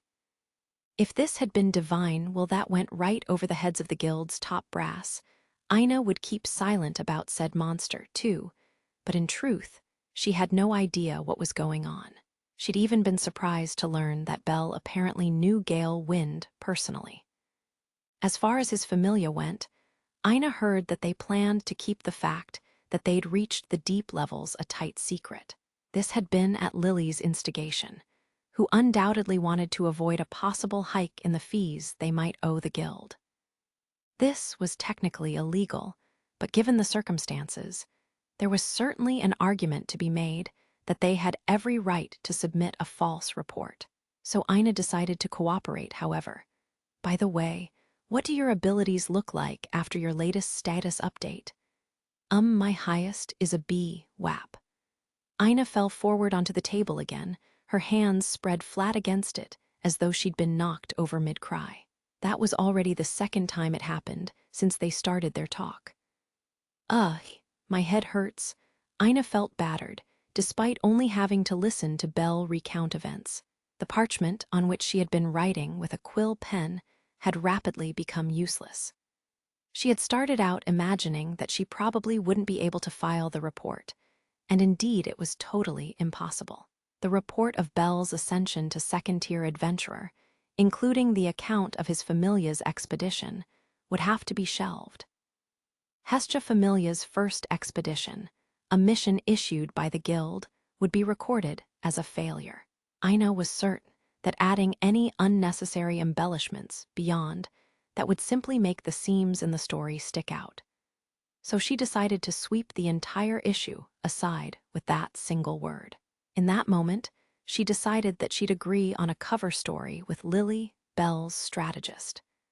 Anyway, it'll give Bell some time to do some studying. She had no idea what was going to happen with the boy next.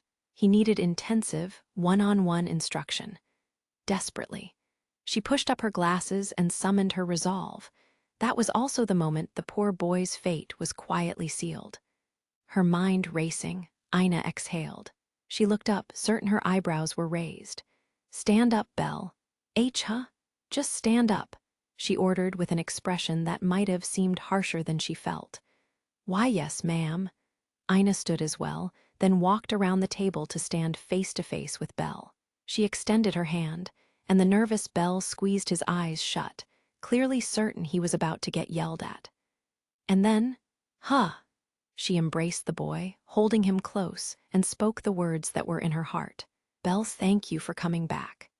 There wasn't much difference in their height, but after closing the distance between them, Ina could tell that Belle had become much sturdier than he looked.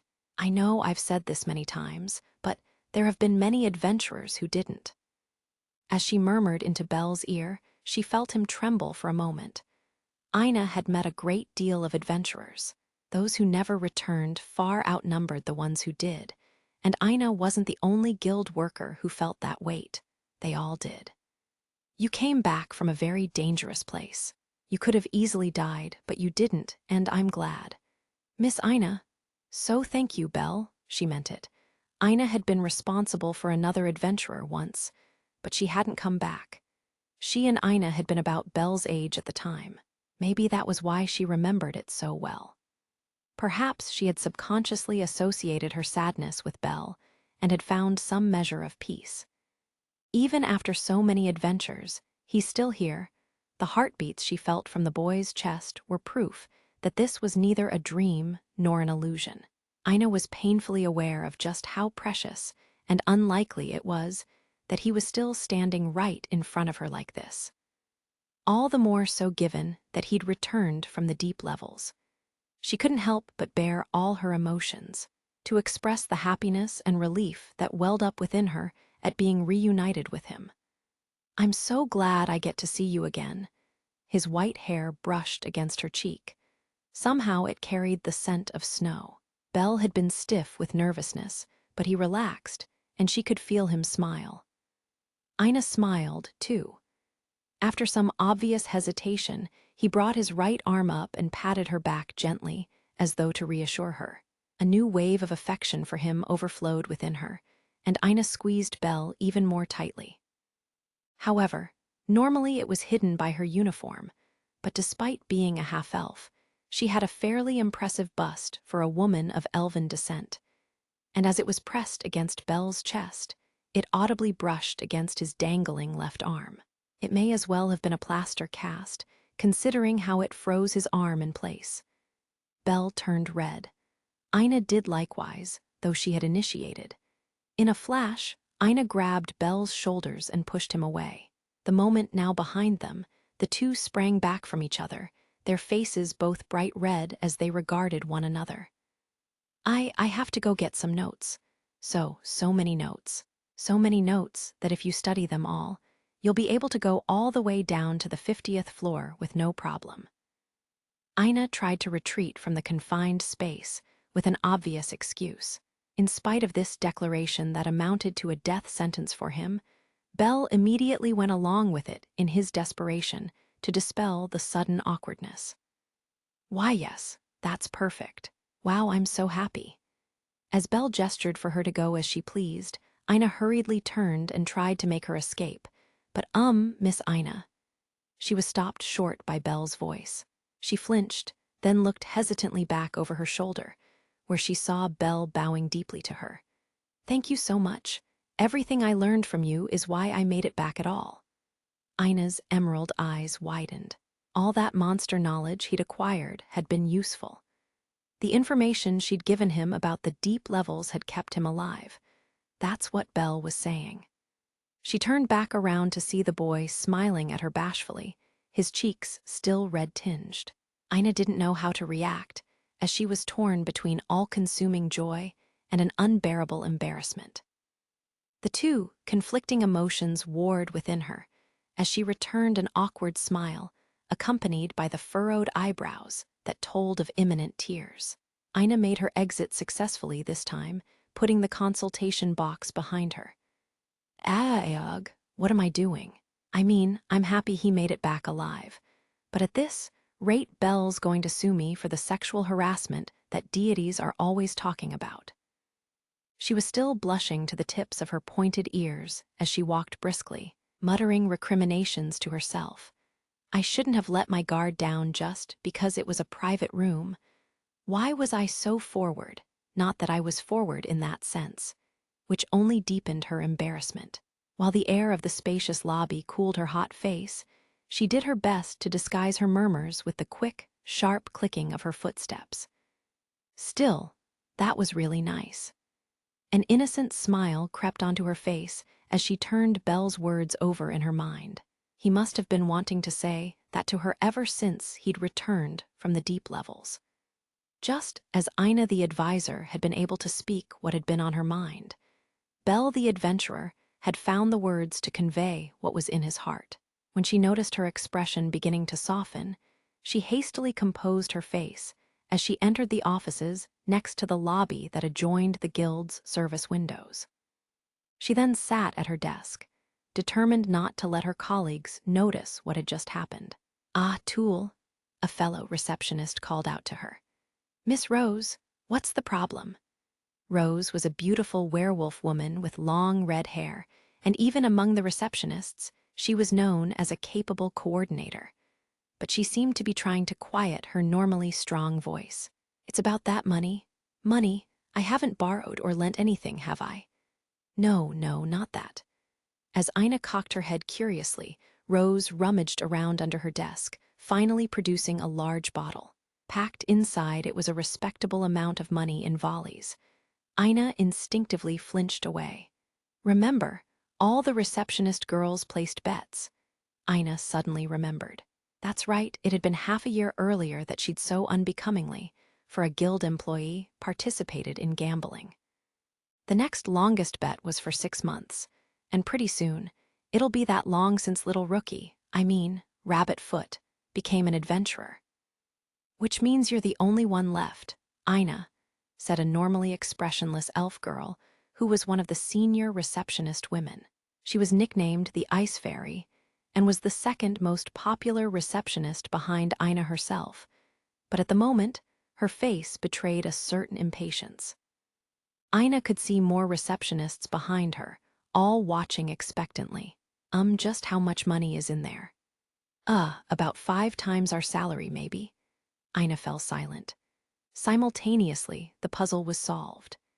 Essentially, this little game that everybody had entered thinking it was a sure bet, or a joke, or a meaningless little match, had somehow ended up with Ina as the sole winner, which had caused quite the stir. If their boss discovered that the pride of the guild, its receptionists, had been gambling like this, they'd be severely scolded. So many of them probably wanted to just pretend this had never happened. Even Misha, who hadn't participated, made a little murmur of surprise when she heard the grand total. Evidently mistaking Ina's continued silence for ambivalence, Rose the werewolf receptionist smiled in relief. Well, I suppose a goody two-shoes like you isn't going to want to actually keep the money, so? No, I'll take it. Ina lightly snatched up the bottle containing the pot. Immediately, the receptionists all went wide-eyed. Ina smiled a smile that did not reach her eyes. Then, she spoke with such decisive force that no one would be able to claim they hadn't heard her. Please don't worry. With this money, I vow to take 1 bell cranal to dinner. What? The room exploded after Ina's bold declaration. Many of the receptionists cried out in dismay or slid off their chairs. The response was particularly pronounced in the males present. Hwaya, Misha was among the upset. Why, you mustn't, Ina. It would be an abuse of your authority. You cannot do anything that would dishonor the elven blood that flows through your... That's right. For you to have the young nestling adventurer for yourself, simply because he's become famous. It's having engaged in conduct unbecoming of an elf. My punishment shall be treating Sir Cranal to dinner. My redemption as an elf requires nothing less. He should be the one to benefit from this enormous sum. In the face of Ina's sound argument, a silence fell. As she turned to leave with the bottle in her arms, she heard more restrained cries from the receptionists, but she ignored them. When she thought back to the moment this wager started, it had made her a little angry. It was better this way. Anything that functioned as an apology would suffice, and dinner was simply an expedient way to do it. She certainly could also use the money to get some equipment or items for him, which he would just as certainly refuse to accept, or at least try to, so she'd use dinner as a pretext. That settled it. This certainly wasn't about her personal desires. She'd just ask him out. Explaining it all would be a pain, but she was going to have the dinner with him that she always wanted. It was decided. So long as her adventurer came back, Ina would do anything to help them and anything to stand by them. That instinct of hers hadn't weakened one bit. Just as she was about to walk out the door of the office, Ina turned around and addressed the clamoring workers one last time. I'm his advisor, after all. Chapter 4 Guild alone a suit jacket and trousers in black, a ribbon tied in a bow at the neck.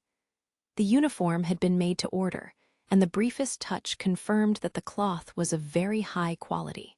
Her first impression upon putting it on was that it was surprisingly easy to move in. And why not? The battle gear adventurers wore was of similarly excellent construction, after all. That said, the uniform's feel wasn't so very fine that she forgot it had been issued to her at no charge. Ina looked at her faint reflection in the window and felt rather timid, in spite of herself. I'll take you to meet the rest of the staff now.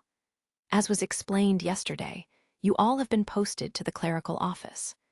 You'll likely be handling routine work and receptionist duties, so bear that in mind, Tool. Are you listening? ERMY apologies. Ina tore her gaze away from the window when the middle-aged cheenthrope leading the new recruits called her out. In the long hall, there were several demi-humans also wearing the uniform. As they passed by Ina, each one of their expressions tightened unpleasantly. Next to Ina was Misha Frott, her friend from school, whose cherry blossom-colored hair swayed as she moved. She was even more nervous than Ina was. Some of the bystanders smiled at them, perhaps charmed by how green they seemed. Ina felt a flush creeping up her cheeks and pointlessly adjusted her glasses, then lent her attention to the explanation coming from the person who would be serving as her boss. She followed behind him like a meek little fawn as the spring sunlight fell across her through the window. Soon, they reached the room that was their destination. At its end, the passage opened up into a large marble hall crowded with adventurers, whose gaze immediately fell upon the new employees.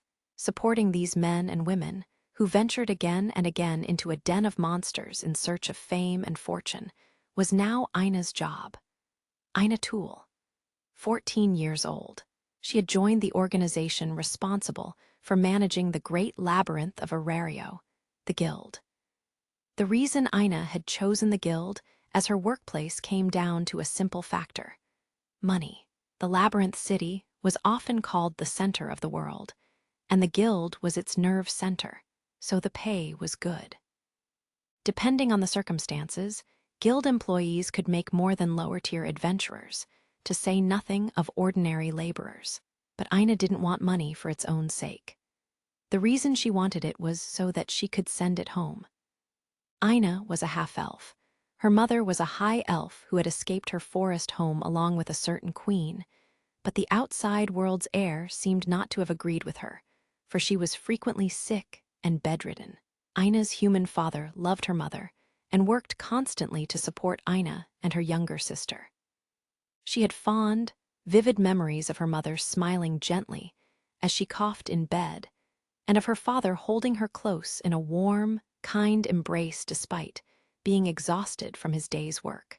And even in such an environment, Ina's parents sent her to the school district, for which she was very grateful.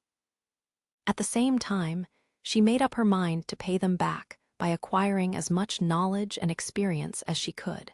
Having little Marshall, which was to say, athletic aptitude, Ina chose the academic path, and especially as someone who had never found studying particularly difficult. Her apparent potential quickly opened the possibility of joining the Guild. Ina's good grades won her one of the school district's limited recommendations, which led to employment at the Guild's headquarters. In the single dormitory room provided to each of the Guild's staff, Ina wrote in Kainei on a sheet of parchment. As I wrote before, I'm now formally employed as a member of the Guild. In her letter to her family, Ina recounted recent events. Then, mixing in some jokes, wrote of her worries about the future.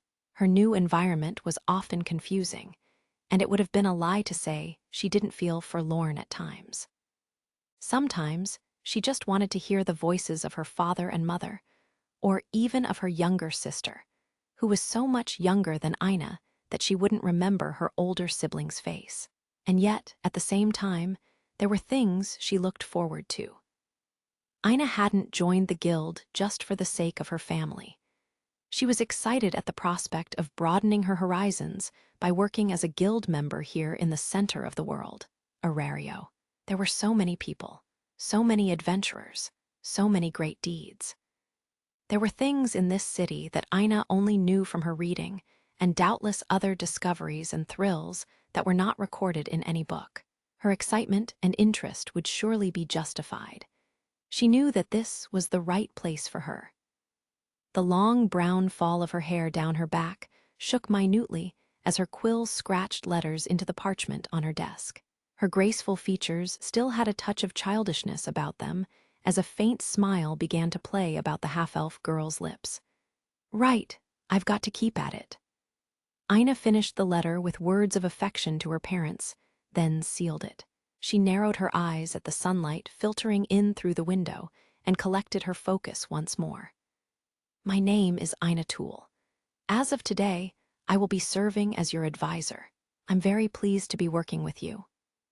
Ina's first job, in addition to the clerical duties she had as a matter of course, was to act as a research advisor to adventurers, which she assumed would only happen after receiving appropriate training. After all, the receptionists were the guild's pride and joy. As one of the people who had daily contact with actual adventurers, knowledge of what they faced day in and day out as they ventured into the dungeon was absolutely essential. In addition to generally supporting their progress in the labyrinth, she was also an important element in greener adventurers' educations. Having been thoroughly instructed by her boss, Ina finally introduced herself to her first adventurer in the confines of a real consultation box. A half-elf, huh? The adventurer across from her was named Maris Hackard. She was a human girl, her blue hair was cropped short, and she wore a somehow imperious expression on her face. She was 15 years old, and at a slender 160 selch, she was slightly taller than Ina. She, like Ina, was new to the guild, a novice adventurer who just completed her registration. Ina forced a smile despite her nervousness as Maris intently studied her before dramatically heaving a great sigh. I gotta say, I recall asking for, like, a real tough-looking old dwarf, not a half-blood, barely out of diapers. Wah. Ina wondered if this is what she should expect from all aspiring adventurers. The nasty way Maris vented her frustration made Ina guess she had a bad upbringing. She regarded the half-elf who hadn't even gotten used to her uniform with open resentment and continued her rant. Man, you're slow. Can't believe I'm getting a total rookie. My luck's not worth a damn, that's for sure.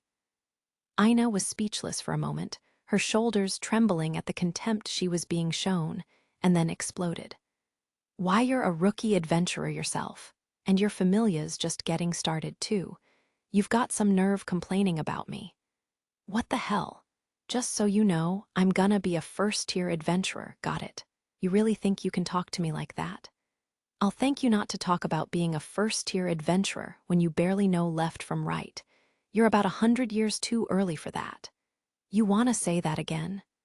All she'd managed to start was a vicious argument, an excellent academic record, a sharp mind, and the highest standard of conduct.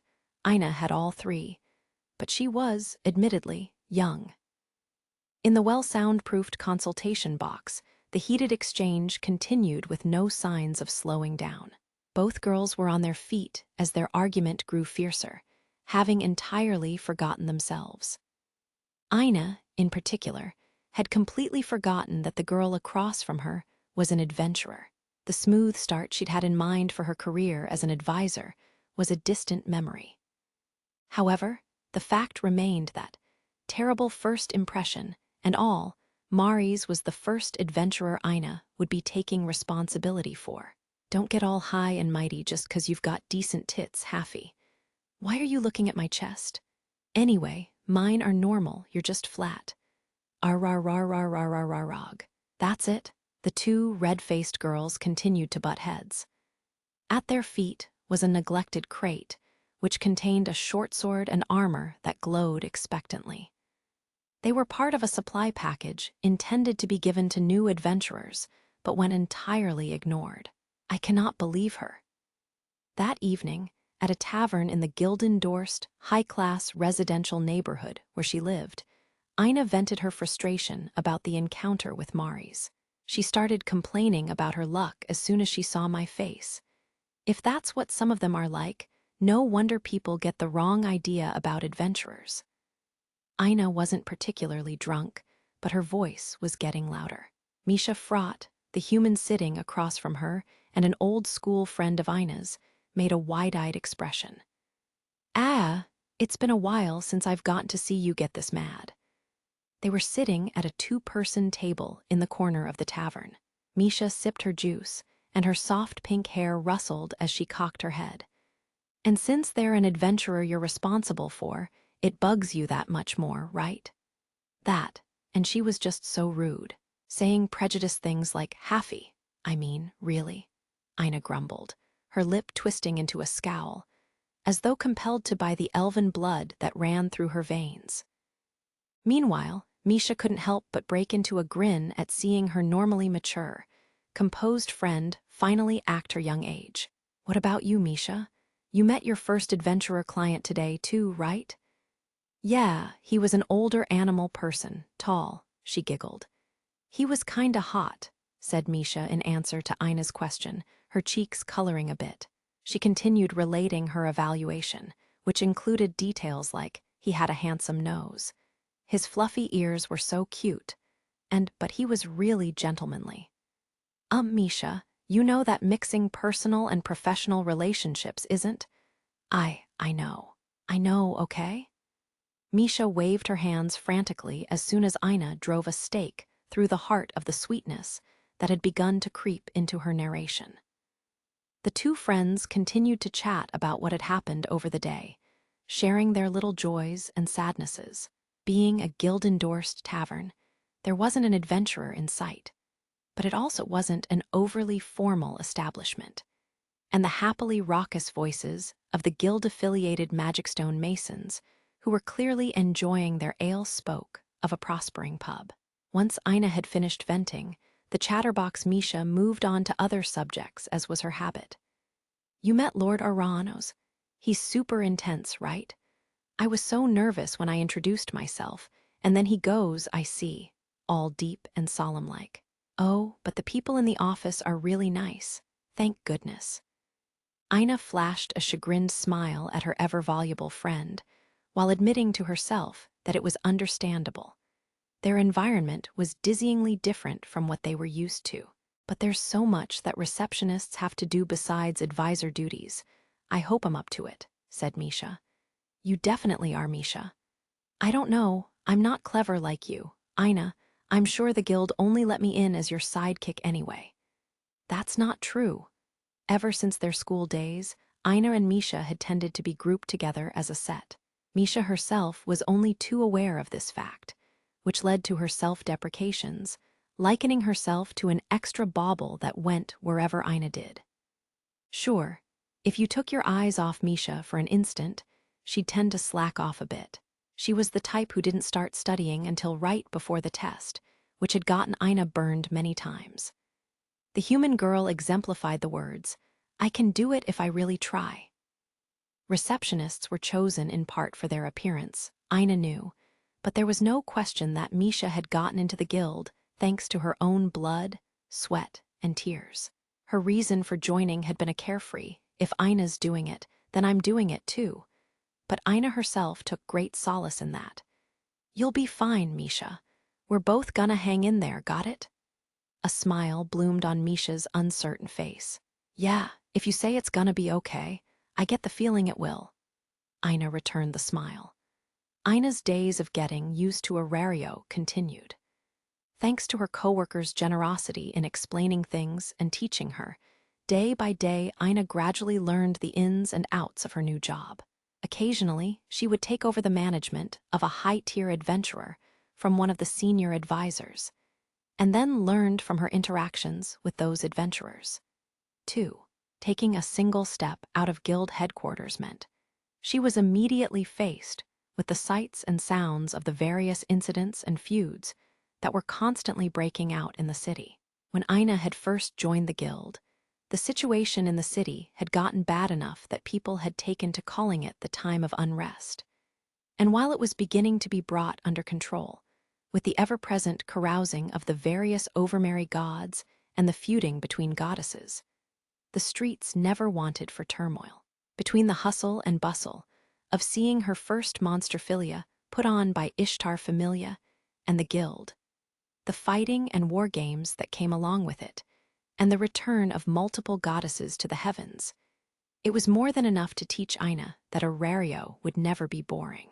Both Freya Familia and Loki Familia steadily racked up achievements during their dungeon expeditions that were truly awe-inspiring.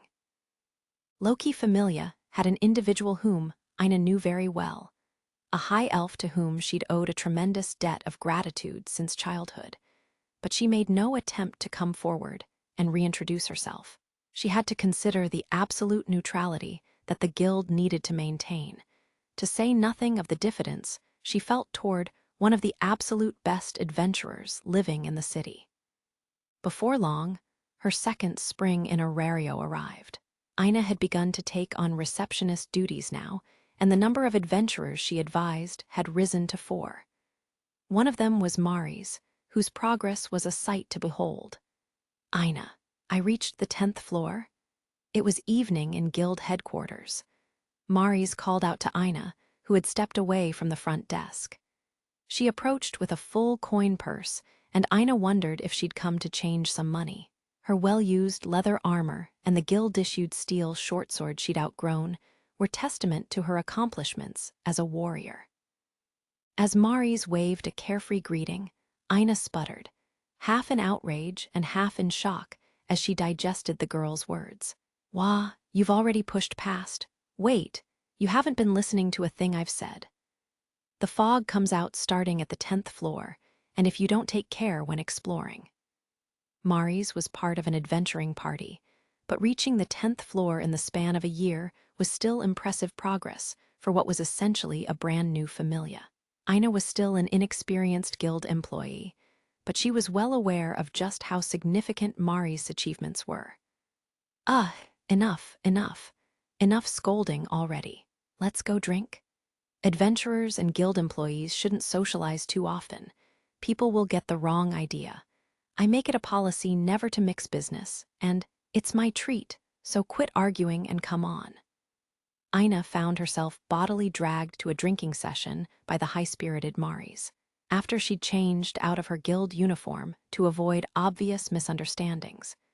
They proceeded to a tavern Mari's, frequented in the busy shopping district, in the city's southern quarter, called the Flaming Wasp. "Ina, you know you've got quite a reputation among adventurers, right? Everyone talks about the adorable school district, educated receptionist at the guild." "I swear, elves sure have it made," teased Mari's over the constant din of carousing adventurers. She took a swig of the tavern's specialty, a ruby-red mead. Mari's. Ina and Mari's had, over the past year, managed to become rather good friends. Owing to the fundamental nature of their relationship as adventurer and advisor, there had been countless times when they'd butted heads, but by now even those arguments were interspersed with enjoyable banter. The only thing that hadn't changed was how Mari's still constantly harangued Ina. Mari's was well into her cups, and her face was as red as her mead. Ina, drinking only water, sighed. "But hell, I mean, you're a good one, Ina." "Where'd that come from?" Mari's had been rowdily cheerful thanks to her progress in the dungeon, but her tone suddenly shifted. The flush didn't leave her face, but a happy smile lingered on her lips. "I mean, you're as lecture-wise as ever, and your big brain gives you a big head, but I was lucky. To get you as my advisor, I mean. I'm an unwashed idiot, but you'll explain things as many times as it takes for me to get it. Even today, the stuff you taught me about orcs and imps came in real handy. I'm sorry, you know, for calling you a rookie and being a real jerk to you the first time we met." Mari's. It was true, Mari's the typical, reckless adventurer, and Ina, the serious, studious advisor, meshed well, each bringing something to the table that the other lacked. There were many situations in the dungeon where brute force alone was not enough. Mari's continued where she left off, borrowing courage from her mead in order to finish her thanks. "I'm real glad I met you." As Ina listened to Mari's murmured words, almost inaudible under the clamor of the tavern, she felt something bloom within her that she hadn't experienced since starting at the guild. Or perhaps it was better to say that the force of Mari's gaze impressed the feeling onto her. As she struggled with the weight of an emotion she couldn't easily define, Ina blurted out a question to hide behind. "So, Mari's, why did you become an adventurer?" There were more than a few people who came to Aurario to take up adventuring because of a personal problem of some kind. It was generally understood that it was poor manners to pry into their circumstances more than was necessary. Ina had never asked a personal question like this before, and Mari's was silent for a moment before replying. "I want to show 'em all. My parents for throwing me away. Everyone who ever made fun of me. I want to become somebody amazing, like a first-tier adventurer. That show 'em. Then, after revealing her past as a street urchin, she broke into a smile. And yeah, maybe I want to do it for my God, too, for picking me up out of the dirt. Behind her glasses, Ina's emerald eyes fondly watched Mari's suddenly bashful, awkward demeanor. The general impression of adventurers was that they were violent, reckless people. That wasn't incorrect, but it wasn't entirely accurate either. Mari's reasons for becoming an adventurer weren't very different from why Ina decided to join the guild to support her family. Knowing this inspired both a deep empathy and simple happiness in Ina. The young half-elf felt her resolve deepen. She would continue to support and encourage her adventurers. It was like she'd suddenly and clearly seen the point of it all. Tool, Chief Remer. It had been a month since that day when Ina had gotten closer to Mari's.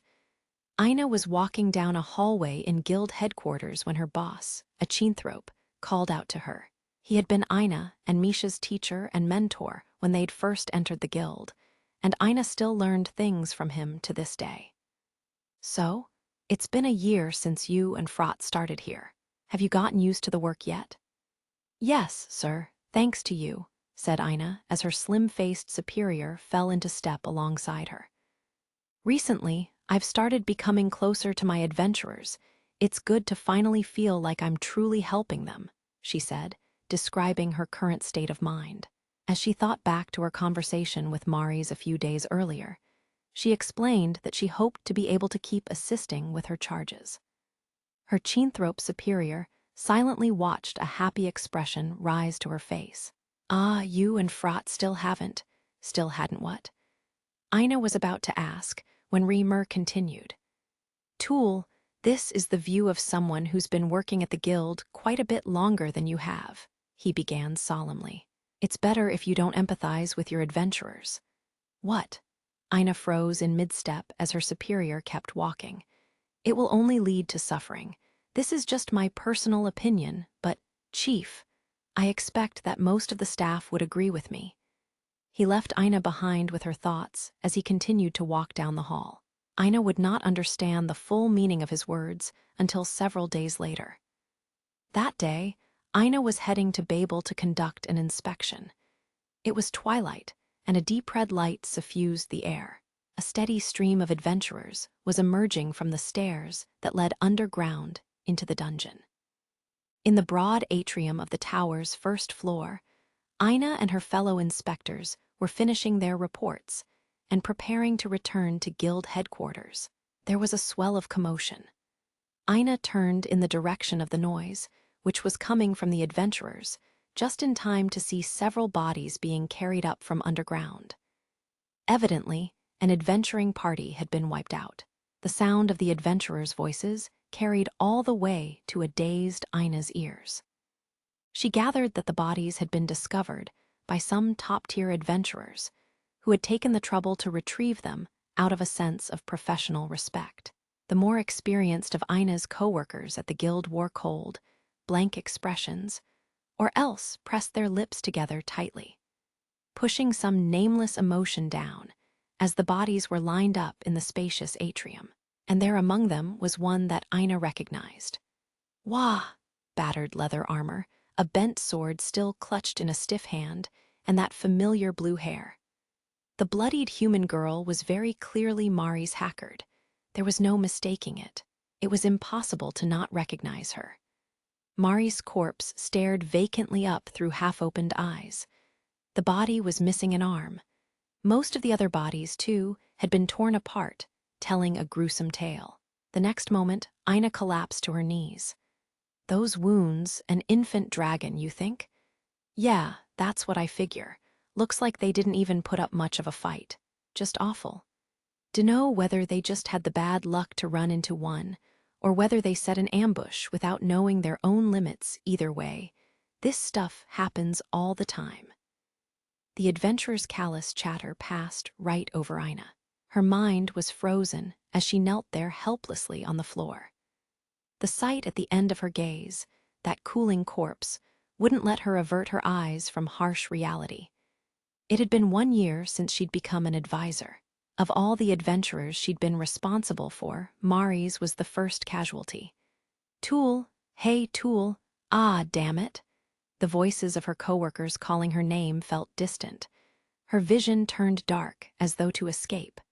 Her consciousness dimmed, but Mari's face, that blood-streaked visage, was burned into her retinas and would not go away. She knew. She knew that this was Aurario, the labyrinth city. She knew that everyday adventurers entered the dungeon, and that many of them would never return. Of course, she was aware of this. It was impossible not to be. But Aina had never imagined that it would apply to her, to Mari's. It had always felt like something that only happened to other people elsewhere. It seemed impossible that this adventurer she'd been laughing and chattering with just the previous day, her irreplaceable friend, was gone. For the first time, Aina experienced the death of someone close to her, as though Mari's loss was some kind of turning point. All the adventurers Aina was responsible for died. Even the top-tier adventurer, whose responsibility she inherited to replace Mari's, ventured to the middle levels and failed to return. It's better if you don't empathize with your adventurers. Aina now understood the true meaning of her superior's advice. The unending sense of loss needed no explanation. In all likelihood, most members of the guild, including her superior, had experienced many moments just like this, if not worse. It was more regret than sadness that consumed Aina. She was a dungeon expedition advisor. Wasn't there something she could have offered to her adventurers? Wasn't there something more she should have done for them, for her? I let her die. The thought burrowed its way into Aina's chest.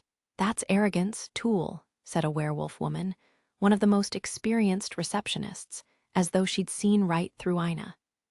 There are safer jobs, but they chose to be adventurers. For money, for fame, or just searching for some idiotic sense of excitement in chasing the unknown or something. There's no way we can save people that stupid. Miss rose. It was their choice to go on an adventure. No matter how much we might try to talk them out of it, there'd be no point, said the werewolf receptionist grumpily, as she played with her red hair.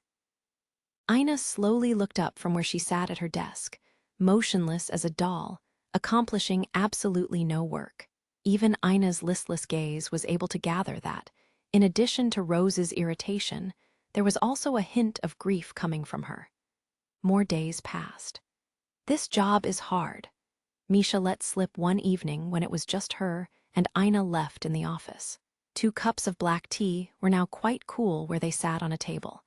One of Misha's adventurers had died, too. Nobody comes back, do they? No matter how strong or how stylish or how kind they just. Misha had been visibly enamored by the adventurer in question, or possibly even developed distinctly romantic feelings. But now she just sat and shook, looking down, as several teardrops fell on her thighs. Aina had never seen her normally cheerful friend look so miserable. "Hey, Aina, can I sit with you?" "Sure, of course." Misha moved over to the couch next to Aina and began to cry. She buried her face in Aina's shoulder and tried to muffle her sobs. That day, as she held her friend close, Aina, too, wept. Thanks to Misha, she let herself cry and finally began to mourn Mari's death. After that, many more died, and as the days of loss and grief passed, Aina began to understand something. It was an adventurer's adventure that led them to death. A moment's carelessness or pride, or even the courage to accomplish great deeds, these all became scythes that mercilessly harvested their lives. Aina began to associate the word adventure with recklessness. More times than she could count, Aina failed to dissuade adventurers from throwing their lives away on these adventures. It's hard. It's so hard, you know. But Aina did try to be like the other receptionists and workers and distance herself from the adventurers. But she stopped short of fully embracing that lifestyle. She saw Mari's in each of the adventurers she advised, and instead of running from that sadness, she faced it, and them, head on. If I abandon them, it would only be worse. The excitement and curiosity she'd felt when she first joined the guild had become something different, a sense of duty. While she wore a smile as a mask among her coworkers and even Misha, who all distanced themselves from the adventurers, Ina chose to be even more deeply involved with their efforts. Now then, Rufus, let's study up through here, shall we? Ooh, Miss Ina, could we please take a break soon? Ina held classes to thoroughly beat knowledge of the dungeon into all the attendees. She showed no mercy. Whether they were novices just starting out or higher-tier adventurers she'd inherited from another advisor. She would not let them have their adventures. Determined to follow through, Ina did absolutely everything she could on behalf of her adventurers. Even if they were on the verge of leveling up, she carefully outlined a wide variety of preparations and countermeasures a party could use, and just as carefully provided for their actual deployment. Occasionally, she would even assign quests to adventurers she particularly trusted and descend into the dungeon with them, with all the risk that entailed. She needed to experience the danger that awaited adventurers in that deadly place. Dormal, you got these all wrong. Do them over. Mercy, please, Ina my sweet. At first, her fellow guild workers scowled, but eventually they found there was nothing to say in the face of Ina's unyielding persistence. And Misha started to change too. Hey, Ina, I've just taken charge of a rookie animal person. What weapon do you think I should recommend for them? Misha, all right. Let's figure this out, shall we? At the very least, Misha seemed to no longer be limited by her job description, and had started thinking in terms of what exactly she could do for her adventurers, which naturally led her to ask Ina for advice. And her bottomless well of good cheer had returned. Ina could not have been happier. Time passed. Before she knew it, Ina had grown taller than Mari's. She had cut her long hair, too. The physique that Mari's had once derided as decent grew more mature as Ina approached adulthood. And then, in the 5th spring of her employment at the guild, I want to be an adventurer. Ina met a boy with hopes of becoming an adventurer. Jay, just to confirm, is your adventurer registration here correct? Yes. He was a human with the white hair and rubelite eyes of a rabbit. As she handled his registration at her window, Ina smiled nervously at his enthusiastic nodding. Once she'd had him fill out the necessary particulars on a sheet of guild parchment, she ran her eyes over the form as he'd completed it. His name was Bell Cranel. He was a human, like Mari's had been, and he was even younger than she had been. Ina's expression darkened for an instant.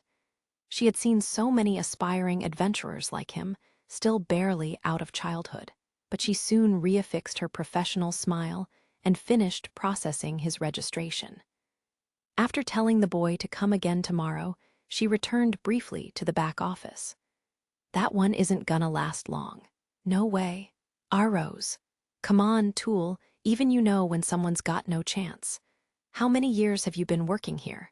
Said the werewolf half-jokingly, having apparently watched the entire exchange.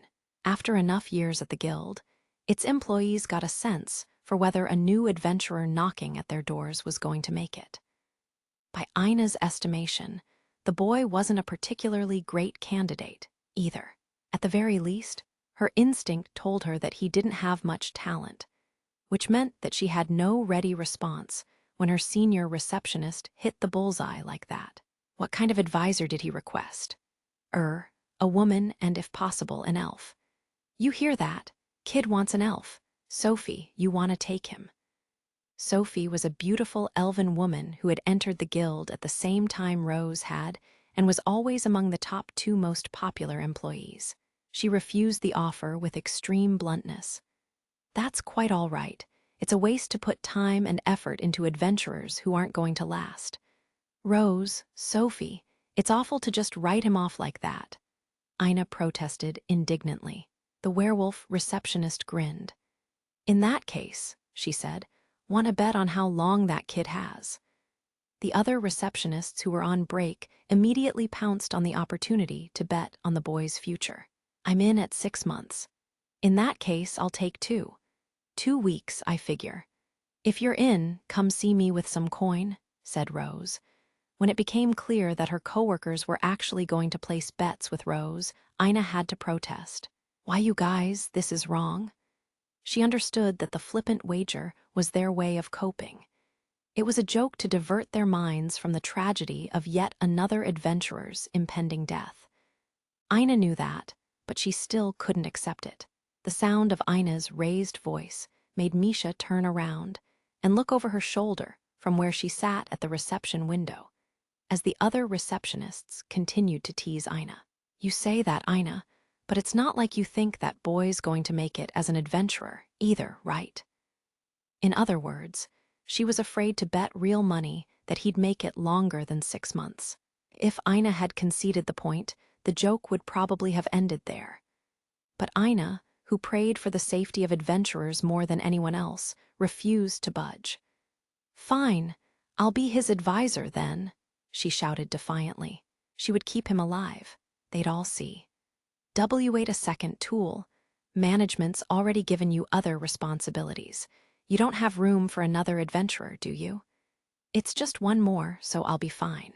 And yeah, maybe I'm only half, but I'm still an elf, she insisted, daring the other receptionists to find fault. Now that it had come to this, nobody could stop Ina.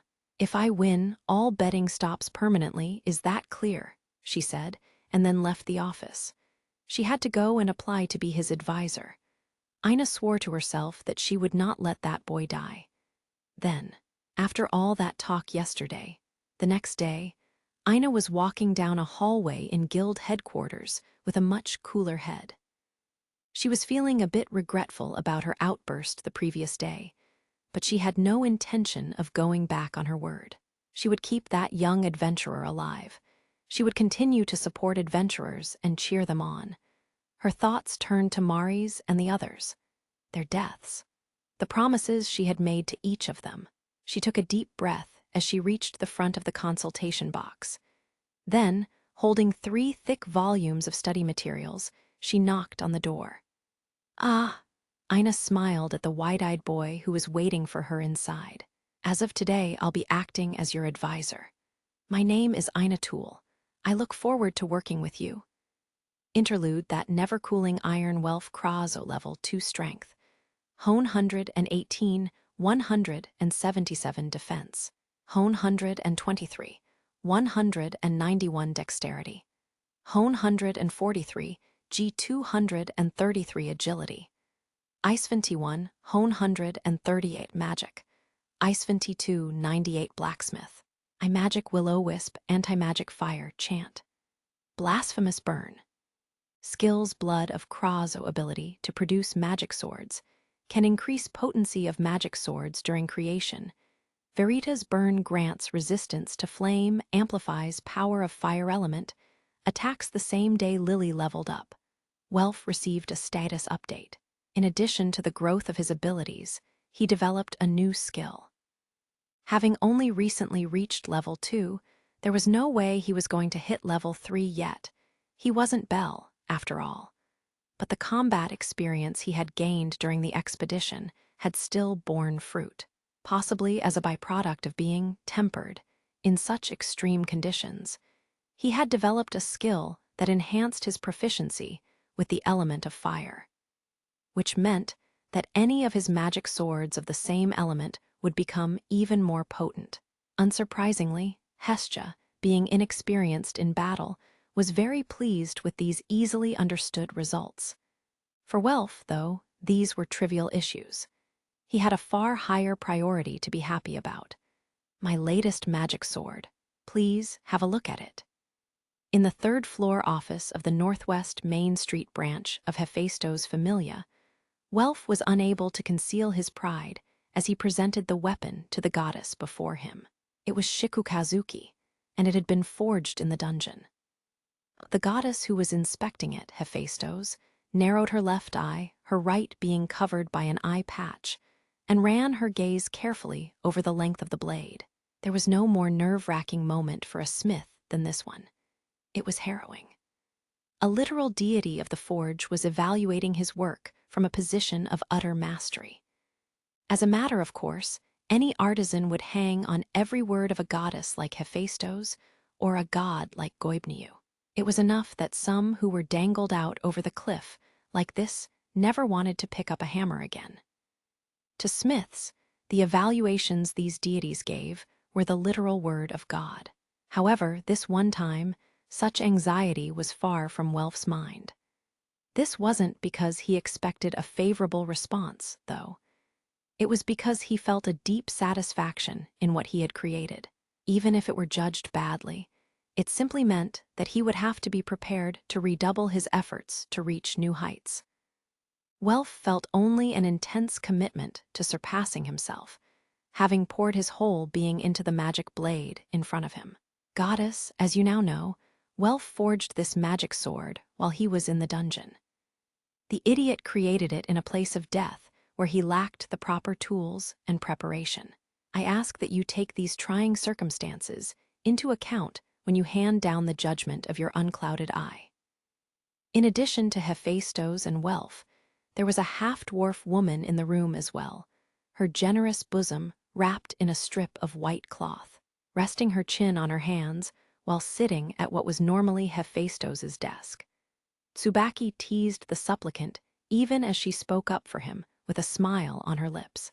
Welf would have been far more comfortable if Tsubaki wasn't here for this, but she had absolutely insisted on being present. As Welf stared daggers at her after she'd mentioned details he would have preferred not to be shared at this very moment, Hephaestos finally spoke, breaking her silence. Indeed, this is no Krazo magic sword. It's yours, a Welf magic sword. She ran her fingertip along the blade, which already bore the marks of considerable wear after seeing use in the dungeon. She had undoubtedly noticed already that it had been forged of adamantite. Hephaestos's eyes were faintly reflected in the vivid red of the blade, as though to illustrate the essence of Welf's skill, and most of all, the fire and spirit he'd put into the piece. The magic weapon was strikingly beautiful. "So, goddess, your verdict?" Tsubaki asked, as though to speed the proceedings along. There was a short pause, then the master of the forge spoke. "It's adequate." Something surged within Welf so strongly that he tightly clenched his fist. That short utterance was all Hephaestos had to say, but it was enough to send Welf's spirit soaring. His body burned like a furnace. That was how highly he valued the goddess of the forge's words. Tsubaki's expression was smug as she watched the two of them, every bit the senior apprentice pleased with the evident progress of her junior. "The pinnacle you both strive for is still distant. You must continue to walk the path." Hephaestos had been nearly expressionless the entire time, but here she finally smiled. She held Shikukazuki out in both hands, and Welf received it with both hands, as though accepting a blessing from his liege lord. In place of a sheath, he rewrapped the blade in white cloth as he imprinted the heft of the weapon into the palms of his hands, carefully, as though savoring it. Hephaestos looked on fondly, like a guardian deity watching from the heavens. Then, "Ahem," Hephaestos coughed in a deliberate manner. As though to wipe away the serenely divine expression she'd worn up until that point, her cheeks reddened and she closed her eyes. From Welf's perspective as he stood opposite her, she looked askance, and her mouth worked as though she were trying to force something out. When she did speak, it was in a rambling manner, her words halting in a most un-Hephaestos-like way. "Well, it's got its rough and unrefined spots, but you did put your soul into its creation, so. And I suppose that even I, a goddess, would not have imagined that you would come so far in such a short time. So, what I'm saying is, and just a bit, mind you, really just a bit, I suppose I wouldn't be remiss to acknowledge your skill." As she spoke, the red tint in her cheeks deepened. Tsubaki looked on, grinning. Welf being Welf, whatever it was Hephaestos was trying to say, he understood the true meaning behind her words. He clenched his fist in triumph again. The scarlet-haired, scarlet-eyed goddess opened her eyes and looked back at Welf, returning his smile. Then, the moment Hephaestos summoned her resolve, he, too, raised his voice to make a statement. As promised, I will go out with Y, she began, but thank you, goddess. I will build on this progress, and I swear to craft a blade you will fully approve of. Welf spoke so emphatically that it completely drowned out what the goddess had been about to say. Hephaestus froze. Tsubaki did the same, and Welf smiled triumphantly. He was absolutely confident that he had understood what it was she wanted to say. She would not allow him to stagnate after showing her a piece like this. He ought not to indulge in complacency, but rather set his eyes on the next peak to scale. To reach the pinnacle, and to keep the grand promise he held in his heart, he had to continue striving forward. "If you'll excuse me," Welf barked, then turned on his heel. With no regrets whatsoever, he opened the door and left. All he wanted to do now was head straight to his smithy and begin crafting new weapons. Behind him, he left Hephaestus and Tsubaki both quite dumbfounded. After Welf left, the shocked Hephaestus finally raised her voice in a girlish cry. Unbelievable. Her cheeks were even redder than they had been, her face a tapestry of anger, wounded pride, and frustration. She stared furiously at the doors through which the boy had left and stamped her foot once, adorably.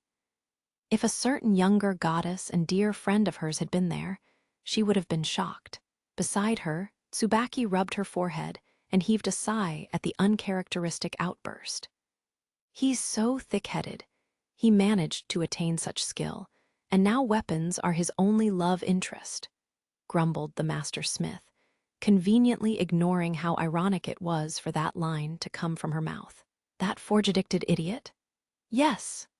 Welf ran through the streets of Arario, his white fabric-wrapped magic sword slung over his back. He wore a huge smile across his face as he sped through the alleys, taking great leaping strides, yelling loudly enough to startle the demi-humans he passed.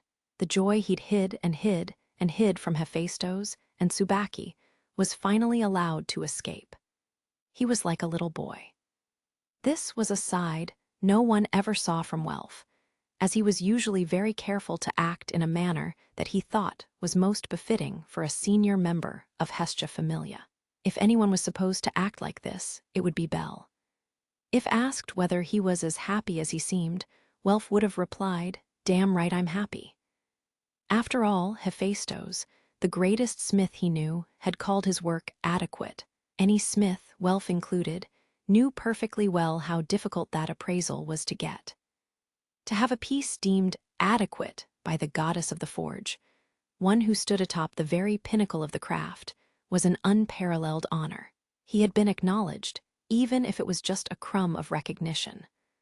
Although their first meeting had been a coincidence, the Master of Fire had instantly drawn him in, and now he'd finally scored a point. "Yes," he cried out again. As he ran, he gave into the impulse and pushed off the ground with his right leg, leaping into the air. Reason would have told him to pull back and restrain himself, but the feeling that wanted to burst from his chest could not be denied. He had loathed magic swords. Probably from the very first day he was able to forge them, he had hated them. But now, finally, if only a tiny bit, he was able to love them. "I feel like I can finally accept you guys a little." He continued to run with no particular destination in mind, and suddenly found himself in Central Park.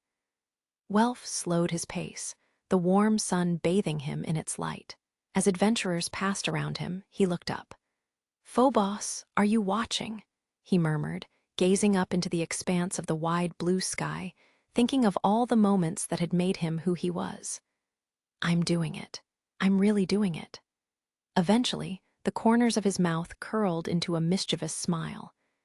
In the spaces between the clouds, he thought he saw a certain goddess's face, smiling the same way. Chapter 5, Blue Flame. "Hey, Krazo, you good-for-nothing runt." Welf turned around reluctantly. This was exactly why he hated fancy balls and dinner parties. The walls and pillars had all been festooned at great expense, with so many sparkling embellishments that they hurt the eyes. A swirl of elaborately dressed nobles flowed gracefully across the dance floor to lilting string music. Overhead hung a vast number of magic stone lights, sourced from the labyrinth city, arrayed in a huge chandelier. It was a lavishly decorated hall, and it was just one part of the huge castle that also boasted sweeping balconies, gardens, and fountains. This was a royal ball. A runt from a disgraced family like yours dares to show his face here. It's pathetic to see your ilk clinging to past glories. Or were you just hoping to snag some scraps from the banquet? A group of young scions from powerful noble families grinned at him unpleasantly. Welf had been forcibly pulled along by two of the duller-looking bullies on the orders of a third boy who looked about 10, which was close to Welf's age as well. His slim frame was clothed in well-tailored clothes, and he looked down with a sneering, superior gaze. Welf hated everything about the atmosphere of this ball. Amid a swirl of sparkling dresses and beautiful music, the nobility and royal vassals in attendance sniffed one another's rumps as they jockeyed for advantage. Behind their flowery language, each and every one of them was licking their chops. Welf was undoubtedly still a child, but this was what his eyes saw. It was a world of performance and superficiality, without a single trace of anything sincere or genuine.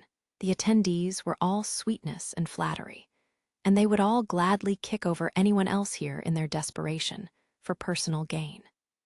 And any who retired from the vicious political infighting was treated with the scorn and cold mockery that Welf was now receiving. He had been dragged here by his family, who were eager to curry favor with more powerful nobility. But if it was going to be like this every time, Welf would much rather have preferred to be shut away in a dirty workshop polishing hammers. The thought occurred to him vividly as he faced the group of boys who'd come to sneer at the only son of the once great, now fallen Krazo family. Just as Welf was making a distinctly unnoble grimace, another boy suddenly approached them. A son of Atron, ganging up with others just to humiliate one person. Not very seemly. Lord Marius? The appearance of Marius, the first son of the nation's king, surprised both Welf and his tormentors alike. His honey-blonde hair and knightly posture told of the fine-featured man he would become. The term lordling suited him perfectly. In addition to the gift of his appearance and his status, his handling of the unreasonable demands placed upon him by the king and his patron deity alike had begun to distinguish him even at the tender age of 12. Welf had heard that there was no end to the stream of nobility attempting to flatter their way into his good graces. It seemed like he had come to stop the bullying, but Welf suspected it was only on a whim. That said, when he looked at the stoic crown prince who regarded everything surrounding him with annoyance, he had a strange sense that the prince hated this ball as much as he did. The noble boys had been so startled that they forgot to pay their proper respects, tripping over themselves until they eventually smiled unpleasantly as they seized upon a gambit. "And no, your highness, this isn't. Yes, in fact, it's his fault." This runt from an irrelevant smithing family forgot his place. He ought to content himself with playing around at his forge instead of. The words were cut off by a fist. Welf had lost his temper and thrown a punch. "I dare you to say another word, bastard," Welf roared, grabbing the boy by his lapels. "Ennog," yelped the boy, cheek red and nose bleeding from the punch. As the ladies around them shrieked in alarm, Marius looked on in surprise, but he made no move to stop Welf. He was too busy clamping his mouth shut in an attempt to stifle a laugh. The other boys immediately jumped into the developing scuffle, but the red-haired boy's fury could not be quelled. He fought tooth and nail until all three of his attackers cried for mercy. This was the kingdom of Rakia, a nation-sized familia ruled by Ares, the god of war. The royal ball held that night in the capital city of Barva shortly turned into an uproar. "Bwa ha ha ha ha ha ha ha." A deity's vulgar laughter rang out under the cloudy skies. Welf, surly and bruised, turned a sour face toward the goddess, who held her sides as she rolled about guffawing. They were in the rear garden of the shabby Krazo manor. It was the day after the row at the ball. Slugging the son of a nobleman, turning a ball into a brawl. That's a first. He he he he he. Ah, come off it. What was I supposed to do? They started it. From within the house came Welf's mother's piecing voice. Welf, Welf, where are you? Welf had fled to the garden in an effort to escape the hysterical lecturing he hated so much, and the goddess in front of him snickered in anticipation, as though she'd read his mind. When she'd asked him what he'd gotten up to this time and he'd reluctantly explained, this had happened. Anyway, Phobos, if we make noise, Mom's gonna find me. Stop, come on. Aw, sorry. Still, you're a real funny guy, Welf. Not like the rest of the Krazos. Her lustrous black hair fell down to her waist. It went without saying that Welf had to look up in order to meet her gaze, but disregarding the fact that he was still a child, the slender goddess was fairly tall for a woman, nearly 170 selch.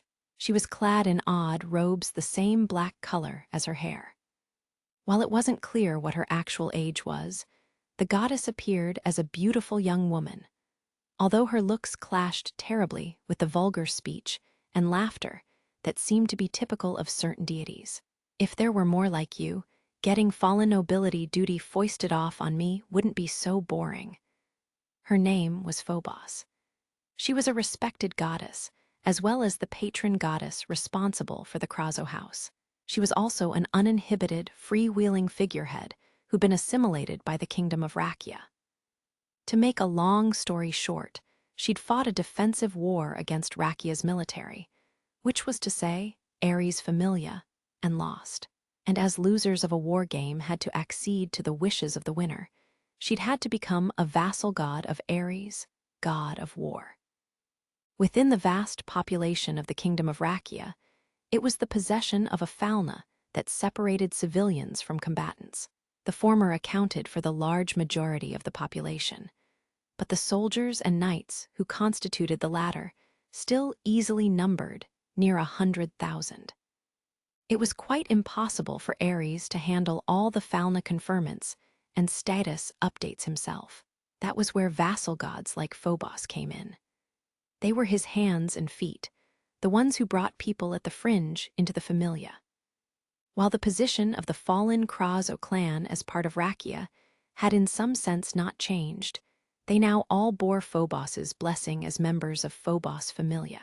It was a system often found in national-level familias. If you're that bored, go stage a coup or something.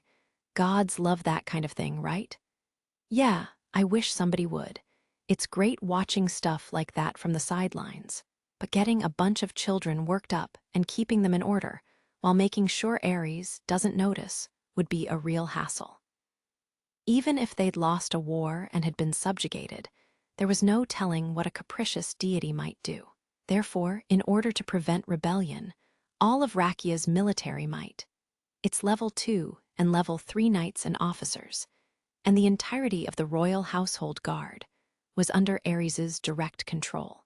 While he might rely on the help of other deities, the notoriously stubborn, and, some would say, muscle-headed Ares was personally attended by well over 10,000 of these troops.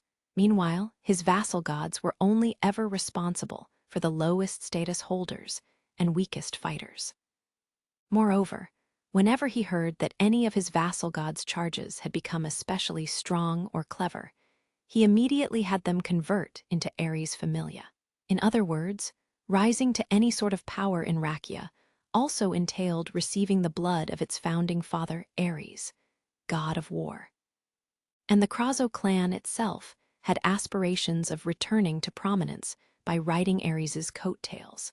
Still, you're a strange one, talking about coups and whatnot so casually. Hee. The Krazo clan had once provided magic swords of vast power to the ruling family, but with the royals now a shadow of their former selves, and with the Krazos cursed besides, they could no longer produce the fabled weapons.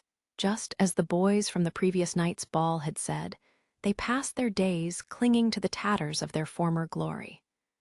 Welf found his family's obsession with status to be unseemly, and he was uninterested. He had his own goal. I'm going to be a smith. It doesn't matter if the gods or kings or whatever above me change. Hey, stop. Stop messing up my hair. Phobos had wrapped her arms around Welf, who hadn't had his growth spurt yet, and was affectionately tousling his hair. Her immature demeanor felt somehow incongruous given her seductively narrow, bewitching eyes. Welf was unlike the rest of the Krazo family, and she couldn't help but fuss over and tease him. To Welf, meanwhile, she was not so much as a goddess to be worshipped, as she was some combination of a mischievous friend, a bad influence, and an irritating older sibling. Oh, by the way, Welf, Garen was talking about doing some tempering today, said Phobos after toying with him for a while, as though she just remembered. She wasn't voluptuous per se, but Welf was still turning red at the sensation of her soft chest pressing against him through the black material of her robes. The moment he heard her absent-minded words, though, his eyes widened. "Wah, why didn't you say so sooner?" he shouted. He squirmed free of her and sprinted from the garden. "Good luck, Welf." "Didn't ask you, stupid goddess," said Welf, but there was a smile on his face. He waved at her with both hands as he ran, acting every bit a boy his age, which was quite removed from the noble he had been raised to be. The goddess grinned as she watched him disappear around the corner of the mansion. Welf made straight for an old, weathered building distinctly detached from the main residence. The Kraza workshop was just as shabby as their dilapidated old mansion, but Welf didn't mind the smithy's cramped spaces. The sharp smell of iron, the soot-smeared walls, all of it was familiar and comforting. The furnace was old, but it still produced a hot flame. Here he could forget the chains of nobility. He took off his fine, well-tailored noble's clothes and changed into his work clothes, then stepped into the workshop's interior. Gramps, Pop. There were only 2 other people in the workshop, both wearing the same work clothes he was. His grandfather, Garen Krazo, and his father, Vil Krazo. Garen had white hair and a beard, while Vil had long brown hair that he tied back. Hearing Welf's greeting, both turned to look. "Welf, how many times have I told you not to address us so? When are you going to start acting like a proper noble? And I heard that while I was away, you were apparently involved in some scuffle at the ball." "That was because they called our work playing around at the forge." "Silence. I will not tolerate such childish displays in the presence of the king. We are fortunate that Lord Marius saw fit to smooth things over for us." Welf's father, Vil, was rigid in his adherence to the rules of the nobility. As the current head of the family, he had sworn to see it restored, and he insisted on maintaining the appearance of a noble smithing family from his wife on down, under duress, if necessary.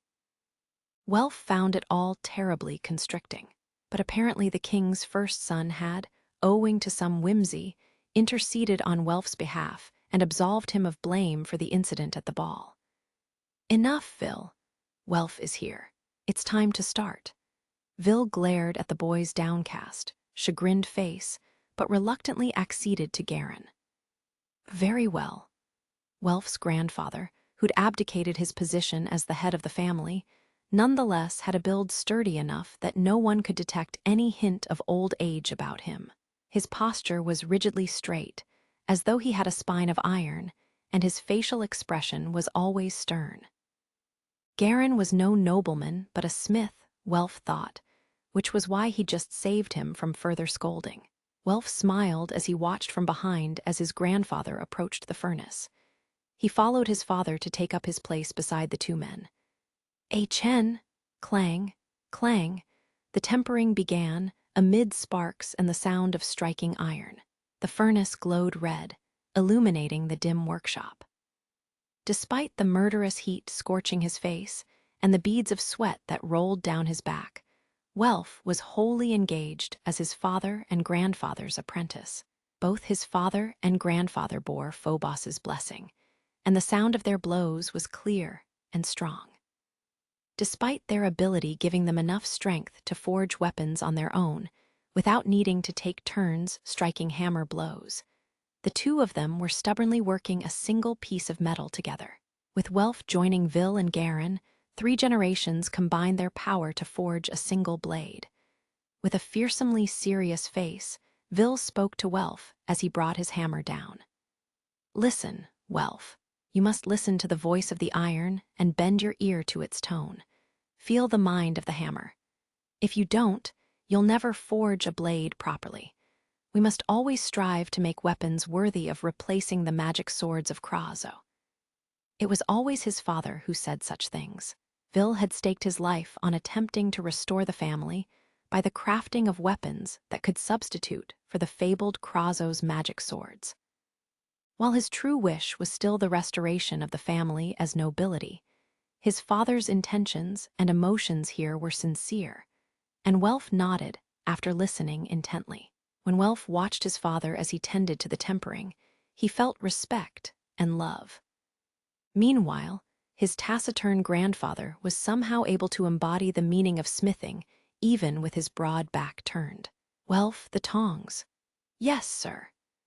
As he single-mindedly worked the iron, Welf was learning all sorts of things from him.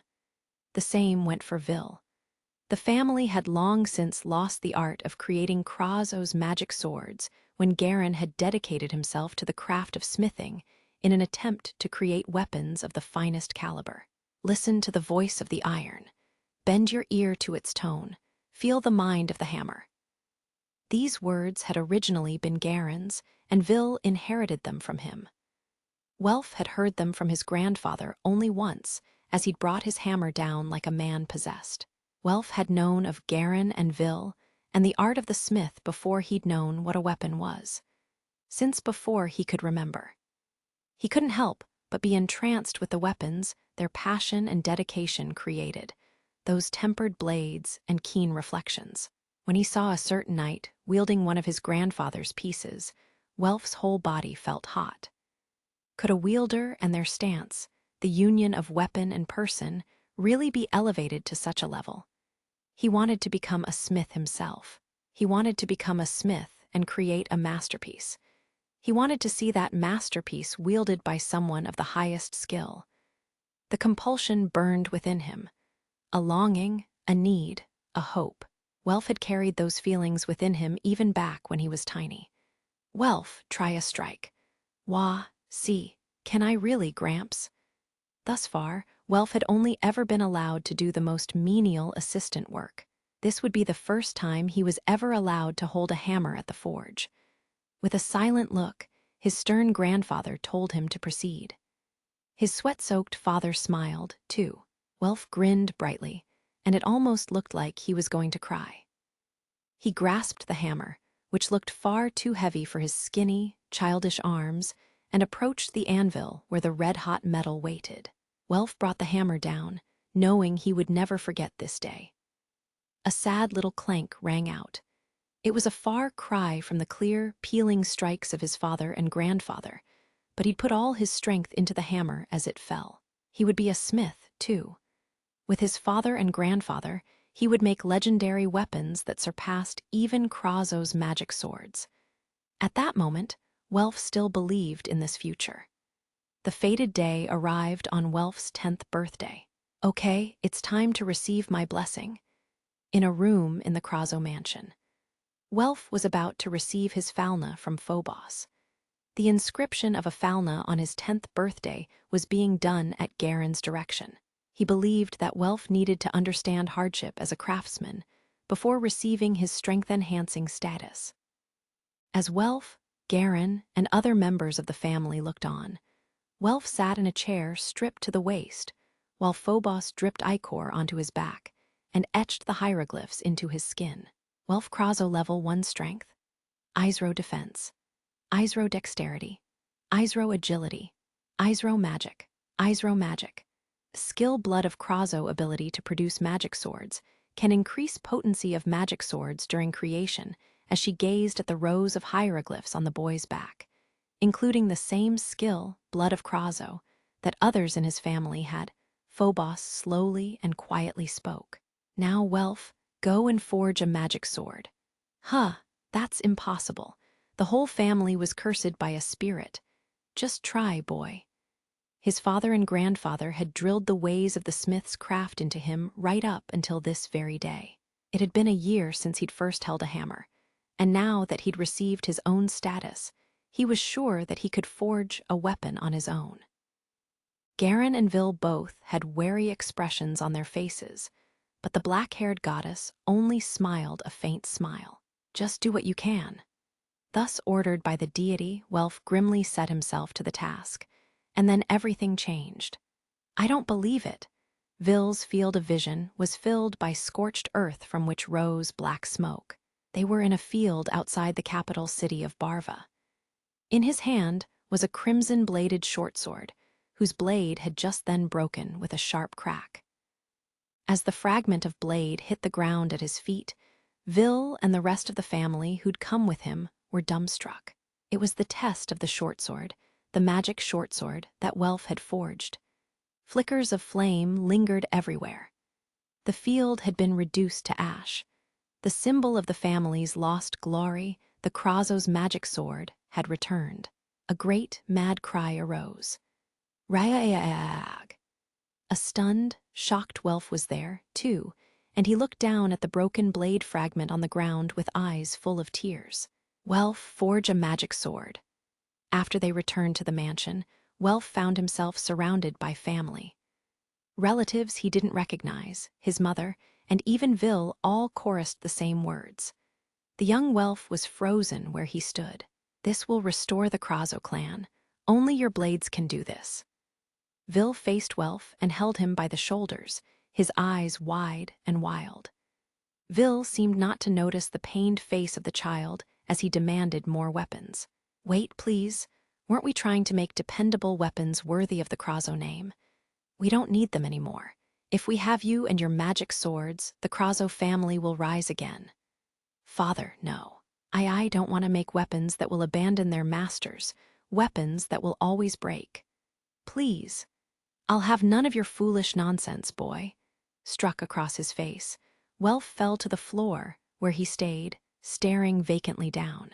The man who'd poured his heart and soul into the task of creating a substitute for the lost art of Krazo's magic swords was no longer there.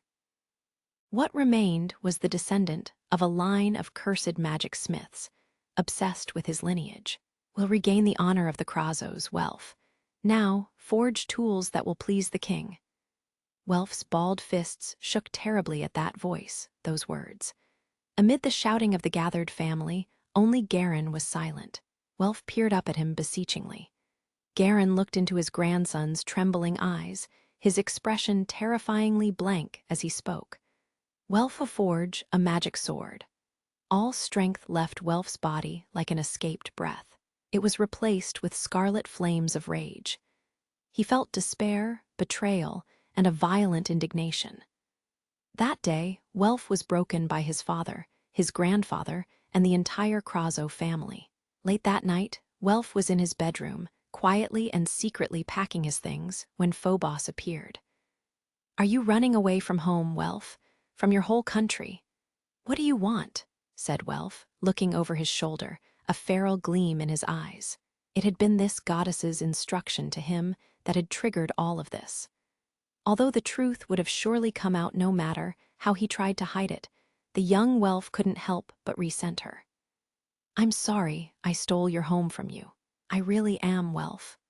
On the other hand, if you'd stayed ignorant, or no, if you hadn't accepted it, you would have eventually regretted it. That's why I told you what I did. She giggled. Forgive me, eh?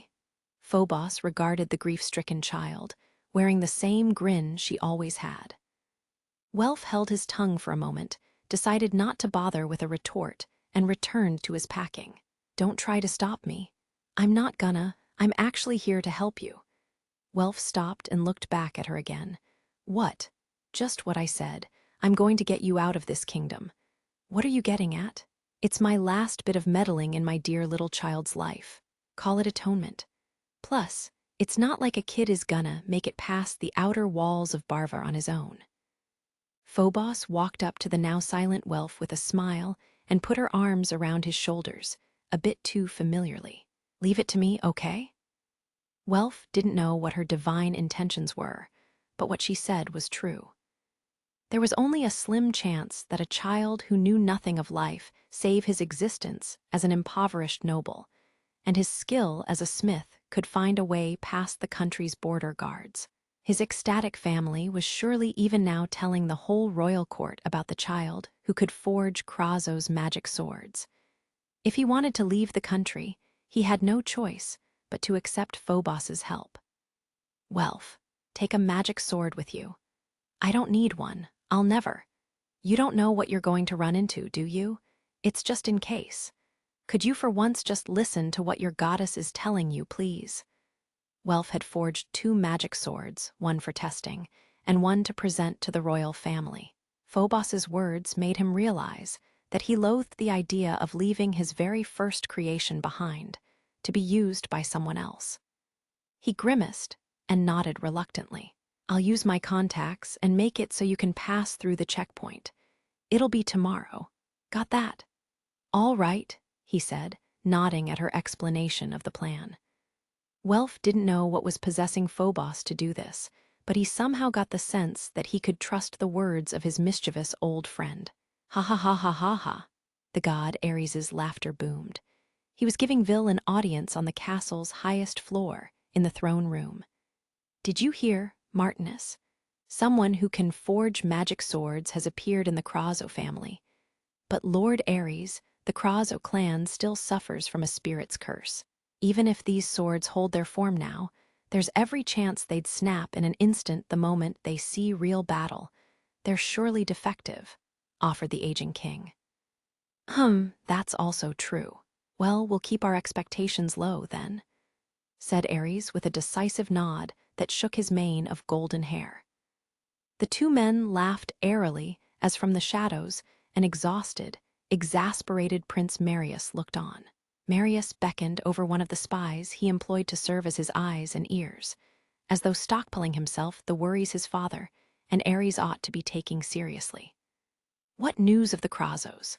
"Highness, it seems that the one with the ability is Vil Kraso's son, Welf Kraso." The bright young prince took in the report and remembered the face from the royal ball a year earlier. Welf Kraso, so it's him. Though his eyes were a different color, they'd shone with a gleam he recognized from his own.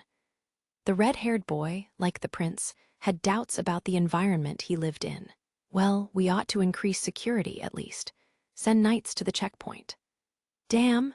Rain had started to fall from the dark clouds that covered the night sky. Clad in traveling robes, Welf ignored the alarm whistle that sounded as he sprinted for the castle town gate. In all, Barva was surrounded by 4 sets of walls. Thanks to Phobos's maneuvering, he'd gotten past the first 2, which separated the royalty and nobility, the military, and the commoners' residential areas. But at the gate of the 3rd wall, he'd been discovered by soldiers. He didn't know when it had changed, but checkpoint inspections had clearly gotten much stricter. Damn it, how'd this happen? He'd managed to break through the checkpoint with the power of his status, and now he raced through the castle town as the rain came down in sheets. Welf ran, trying to keep his breathing quiet. The short sword at his hip clattered raucously, sounding impossibly loud in his ear. As he got closer to the last wall, he saw its iron gate was tightly shut, and halt. Knights. Welf's eyes went wide at the sight of 3 men, fully clad in armor.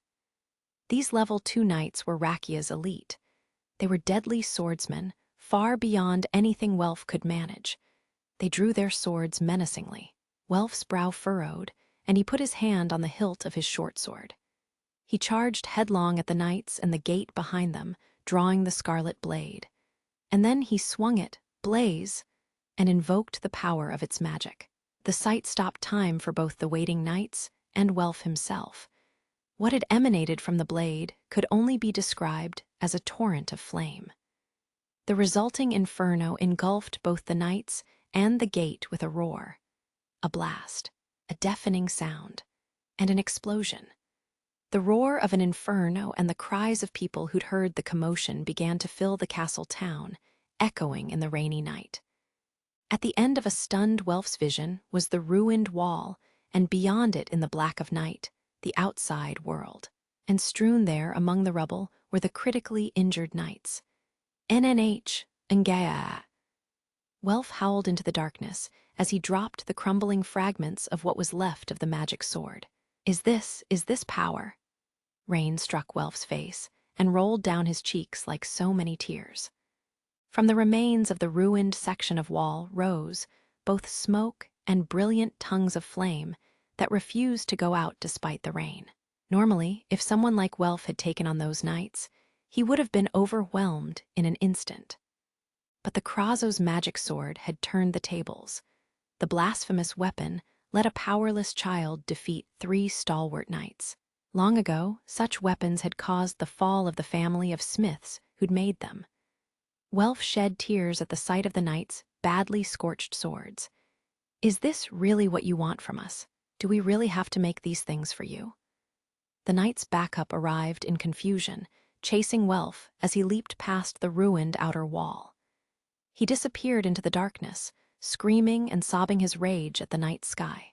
That night, he made an oath on his pride as a smith and his sense of personal responsibility. I will never forge a magic sword again. Having made his escape, Welf arrived at a small copse of trees not too far from the city. The rain had stopped. Soaked to the bone, he pulled back his hood, whereupon a certain black-haired goddess appeared from among the tree's shadows. Looks like you managed to get away after all, Welf. Phobos. Phobos slowly approached him, having arrived at their meeting spot first. The exhausted boy had a scabbard, but no magic sword. Phobos noticed this and wordlessly narrowed her eyes. Welf, come, I have a parting gift for you before you set out. It was his first and last status update from her. Explaining as much, Phobos circled around behind Welf. Welf was wrung out both physically and mentally from the drama of the night's escape, so he silently did as instructed. He sat down on a rock like a limp rag doll, and Phobos rolled up his clothes. She traced her slender finger over the boy's back, well-muscled from his labor as a smith. It's done. And Welf, I've dissolved your pact with me, too. It means you can convert to another deity whenever you like. From here on out, you can join whichever familia you please. She explained that she hadn't sealed his status away, but had rather left his improved abilities as they were, while opening up the possibility of entering another contract with a different deity. To convert. However, my ichor will remain. In other words, I was your first, she said playfully. Welf had been taciturn thus far, but Phobos's teasing brought a bit of his old self back to the surface. Don't be weird, the goddess giggled, amused. Sometime today, a caravan will pass by this stand of trees. Get a ride from them, and once you're clear of Rakia, be free. What's gonna happen to you? If you go back to Barva now, they'll blame you for. Who's gonna fix the mess you made, if not me? The Krazo clan and Rakia alike are definitely losing their minds right now. Don't worry, I'll play Vil and the rest of them, tell them I put you up to the whole thing, that it was all a big game for me. Ares is an idiot, so he'll buy it. Welf's heart was thrown into confusion by Phobos's words and by the look in her eyes as she gazed at him. Why? Why would you go so far for me? Call it the whim of a god. Other than that, maybe that's just what I do for my most adorable children. As she cocked her head, her long black hair fell from the nape of her neck. It makes me happy, you know, to have stupid little kids like you around. Plus, I'm sick of slogging around under Ares. I don't even care anymore if they send me away from the mortal plane. Welf wondered if that was truly everything on the capricious goddess's mind. But one thing was certain, in that place, in that moment, he saw the essence of divinity within her. Don't worry, even if I get shipped back to the heavens, I'll always be watching over you. She giggled. Just mind your own business. Then, go, Welf. Live as you like. The Krazo family, Rakia, they'll just hold you back. Phobos neither embraced him nor stroked his head, but Welf saw on her face a gentle smile he'd never seen before. See ya? Yeah. Those were the last words they spoke to each other. Several days later, from the direction of Rakia's capital city of Barva, A huge pillar of light shot into the sky. I'm sorry. Thank you. Atop a small hill well outside Rakia's borders, the boy looked up at that shaft of light alone as a single tear rolled down his cheek. There sure are some lively-looking ones, aren't there? Came the sound of a beautiful woman's voice as her eye took in the sight of a smithy with a blazing furnace.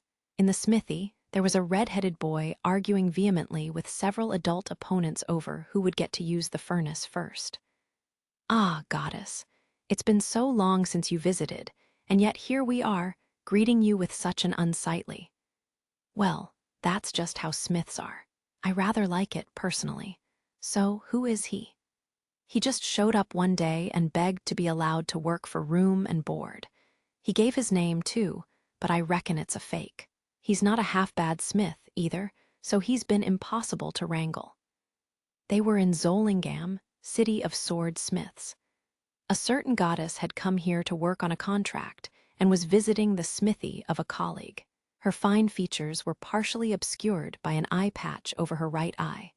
Her left eye narrowed as she watched the boy closely, studying him as he concentrated on the furnace, the one he'd won the right to use. Hey, Chief, that boy, would you let me have him? Huh, I mean, I've got no qualms about it, but do you really want him? Sure, why not? The goddess grinned and waited for the boy to finish working with the furnace. After he'd completed a still rough blade, she approached him. You there, boy, what's your name? The sweaty-faced boy looked up. His expression wary at the sudden appearance of a deity, he answered. Welf, just Welf. What's your family name? I don't want to say. Ah, well then, Welf, would you like to join my familia? Huh, the boy looked at the smiling goddess blankly.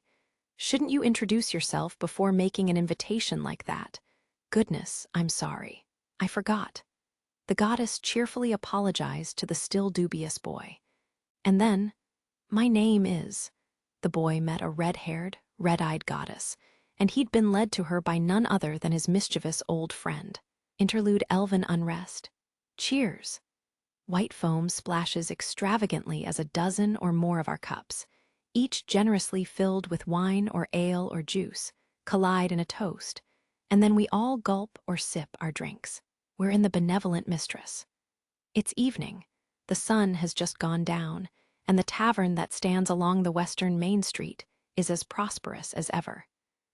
The interior is lively and full of patrons, all suffused in the warm glow of its magic stone lamps. Now that I've made it back from the expedition, the clamor raised by the drunken dwarves and prums is strangely comforting. We are holding a banquet, a drinking party, really. Hestia Familia, Mayach Familia, and Take Mikazuchi Familia are all here, as well as an assortment of other familiar faces. Congratulations on getting out of your cast, Mr. Bell, says Lily enthusiastically. I manage a nervous smile. Haha, HAUM, thanks. This is actually the second party we've thrown since returning from the expedition. The first was a homecoming celebration held in our familia's headquarters. Mayach and Take Mikazuchi were there to raise their cups with us. The second, this one, is in celebration of my cast coming off. To be honest, I did feel a bit strange about using that as a reason for yet another party. But I've been craving Mia's cooking, so I suppose it's all right. Even Lily okayed it, and she's ruthless with managing our finances. Incidentally, our goddess is, as usual, at her part-time job. Don't worry, we'll handle cheering up poor, dejected Hestia, so you should all go and enjoy yourselves as familias, was what Take Mikazuchi had said. Apparently, he, along with Mayach, Hephaestos, Hermes, and Demeter, were all going to have a god's night out. He'd said something about there being a lot to discuss. Wow, this is tasty. It's a little expensive, but this benevolent mistress is a nice tavern, says Daphne, licking her lips after sampling a bite of the food. You'd never been? It's pretty famous among adventurers, says Welf. It is, but for some reason, Apollo had some kind of a problem with it. My old familia never came here. Everyone's enjoying themselves. Lily and Naza are trading jokes as they quibble over potion shopping, although their eyes aren't smiling much.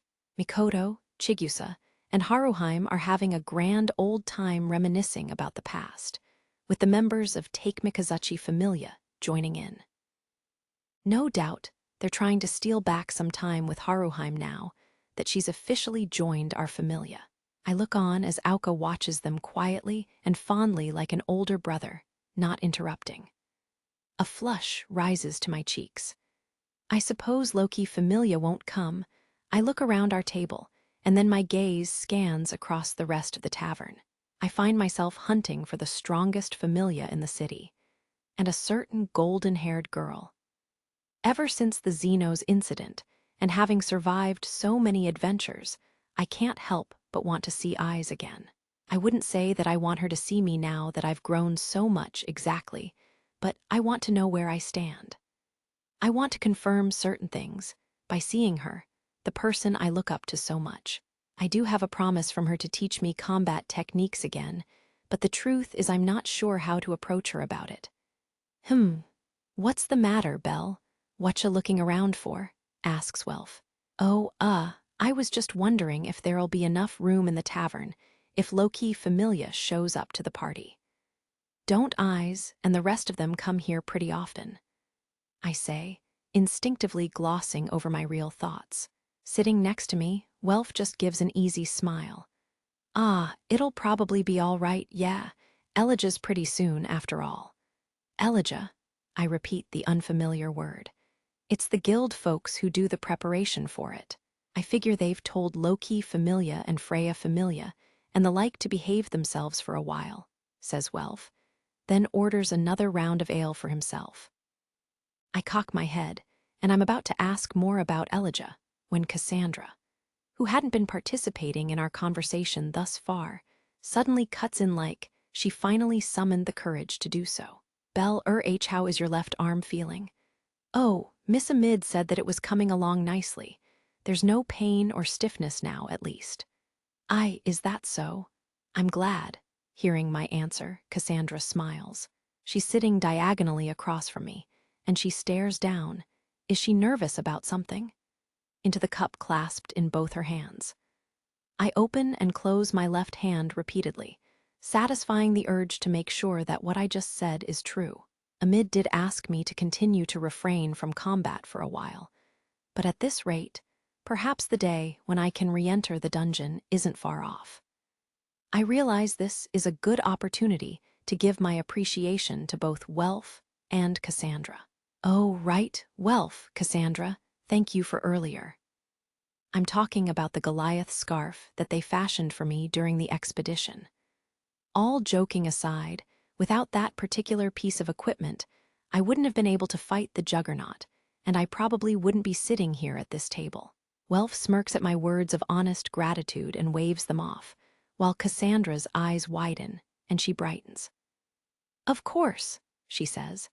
I could swear that there are tears in the corners of her eyes, and her beautiful smile gives me a pang in my chest, which I keep to myself. I chide myself for what feels like infidelity, and can't help but smile wryly. Still, Miss Daff and Miss Cassandra, to think that you both leveled up. Congratulations, says Lily. Thank you very much, says Cassandra with a sincere bow. With this, our Familia will have 2 people at level 3. I'll look forward to your achievements, which will be more than worth the tax we'll have to pay for that, Daphne, Cassandra, says Naza with a giggle and a fishy smile. Daphne isn't having any of it. Please refrain from such tiresome blackmail, Captain. That's right. Both Daphne and Cassandra leveled up during this latest expedition. While I'd been wandering in the deep levels, Lily and the others had tirelessly continued their adventuring. Defeating the floor boss of the lower levels with such a small party was already a tremendous achievement. Of course, I owed them a debt for having caused such trouble while I was off on my own. But what they accomplished is incredible to me separate from that. I might be feeling a bit forlorn over it, over not getting to adventure with everybody else. In any case, this party is also to celebrate all the people who recently leveled up. You say that, Lilaluka, but you leveled up too, didn't you? Congratulations, says Daphne with a smile. Oh no, that was only possible due to your guidance, Miss Daphne. Thank you, says Lily, bowing her head like someone from the Far East. She's also sitting on her knees, perhaps owing to Makoto and Haruheim's influence.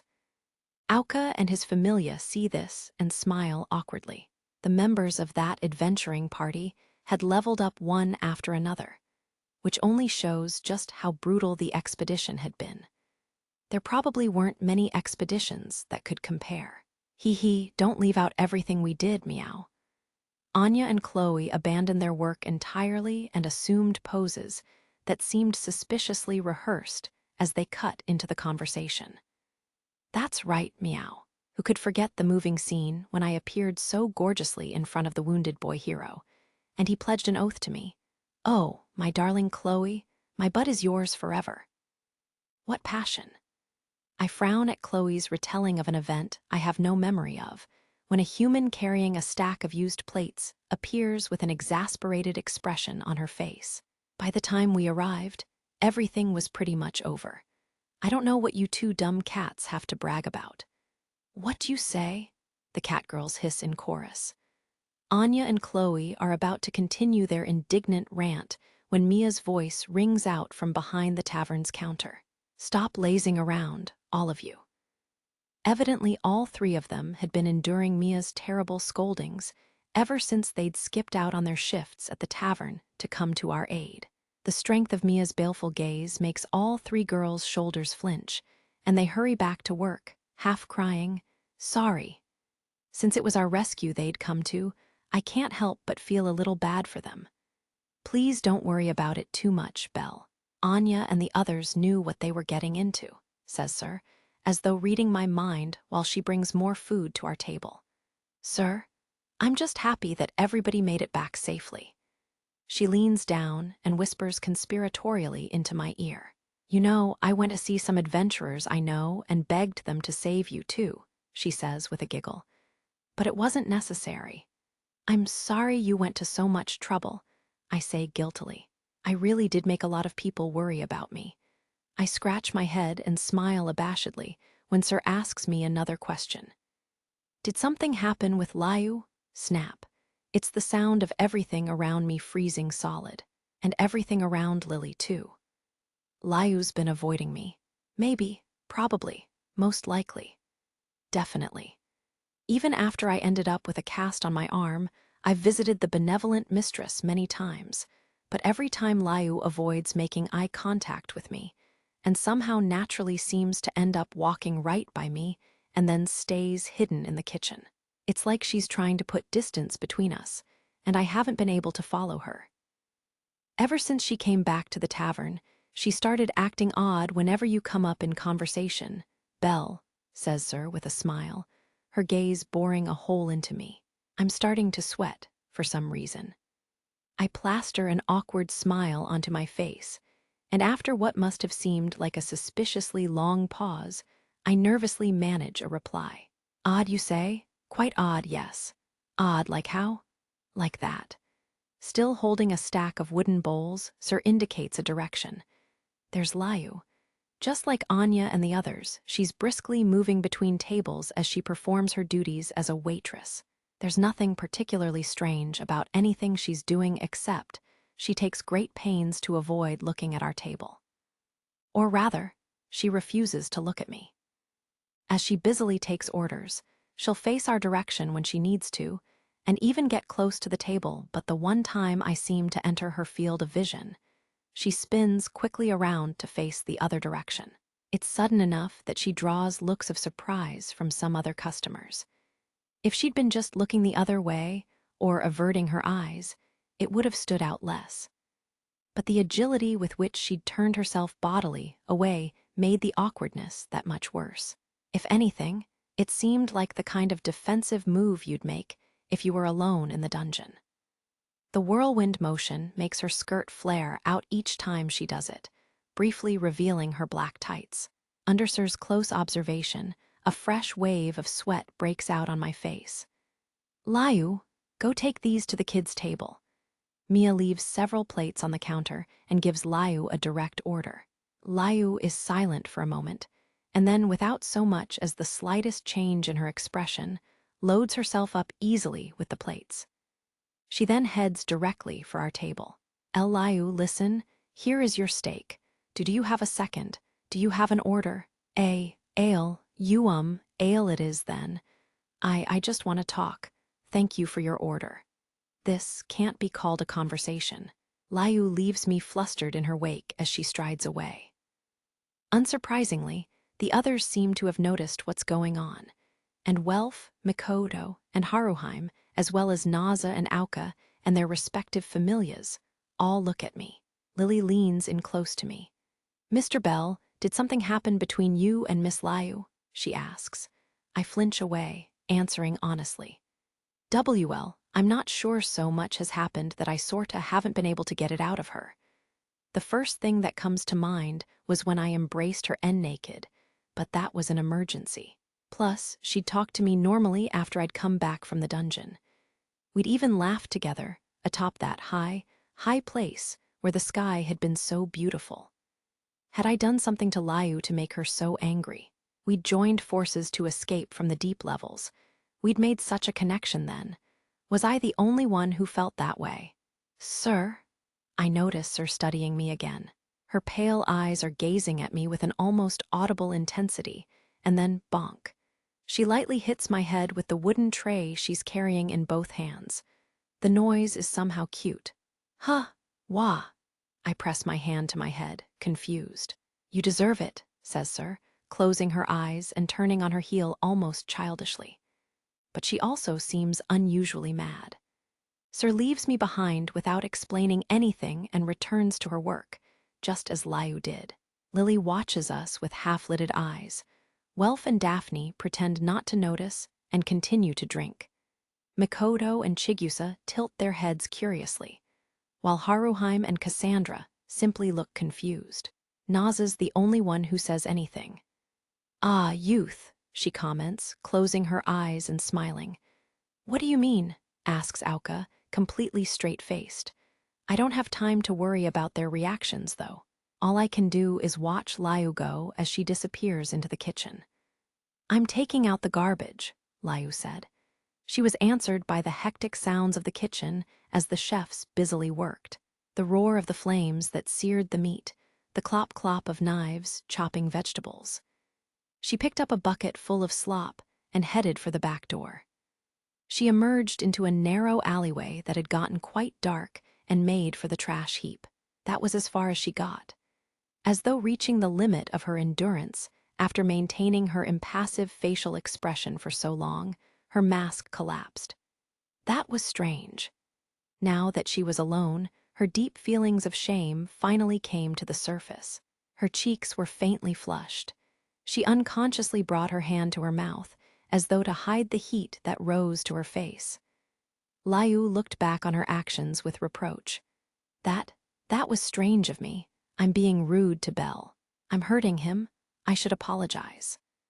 The kind boy had been completely taken off guard by Liu's sudden change in demeanor, and he was probably afraid she hated him.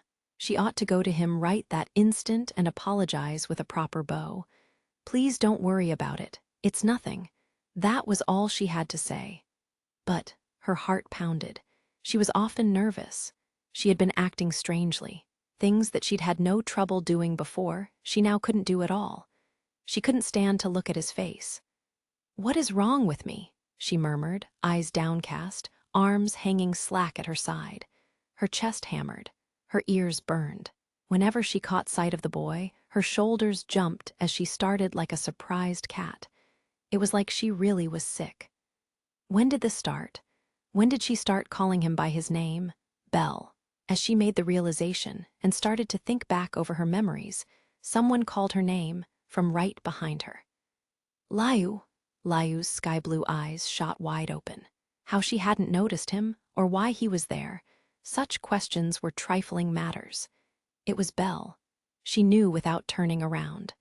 There was no mistaking his voice. But Liu hurtled into a state of utter panic. The fact that she was alone with him was not acceptable. She spun around and swung the edge of her palm down in a strike. Who goes there? "Ah, it's me," cried Bell as he parried the left-handed attack. Half a year earlier, when he'd been level 1, he would have been completely unable to deal with a strike from Liu. And yet now he did so perfectly, intercepting it with his right arm while protecting his still-healing left.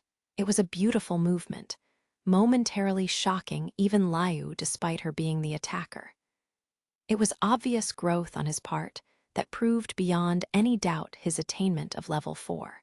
He'd grasped Liu's delicate wrist with just enough force so as not to hurt her. But in that precise moment, far from calming her down, it had the exact opposite effect on her. A fever seemed to engulf her body, spreading from the place where Belle was touching her wrist. Her cheeks grew hot, and her eyebrows rose on her flushed forehead, and she captured Belle's arm with a speed worthy of the name Gale Wind. Then she threw him. Beware! There in the alleyway echoed the sound of a body hitting the ground along with a boy's alarmed cry. His status was undoubtedly higher than hers overall. But when it came to ad hoc tactics, Liu was a cut, or 2 or 3, above Belle. He hadn't been prepared for the throw, so it was only logical he'd go down magnificently. But that wasn't the real issue. "I'm always going too far," Liu whined through her cold sweat. Belle had landed on the cobblestones, of all places. He was level 4, but the force of the throw was also that of a level 4. The cobblestones had clearly cracked from the impact, and Belle was completely stunned. In some distant corner of her mind, Liu could hear Kaguya's and Lyra's voices saying, "You good-for-nothing elf." "Liu, just how long does it take to throw away the garbage?" asked an angry voice, which only compounded her problems. Evidently Anya and the other waitstaff had grown tired of waiting for Liu to return. As Anya approached, Liu's facial expression transformed. She couldn't allow herself to be seen like this. She wasn't sure why, but she couldn't let it happen. Liu quickly gathered Belle up into a classic princess carry, and then she ran, still tightly holding on to him. Since coming to Arario, Belle had carried many people like this, but he had never once found himself on the other end. If he'd been awake for it, he probably would have fainted from the shock. But Liu had no way of knowing that, as she sped away, with every bit of the prodigious speed that the Gale Wind had been known for. She abandoned her shift at the tavern and careened through the streets, searching for some place without any prying eyes. And then, "Ha, ha," she panted. She'd stopped in a narrow street where no one would see them.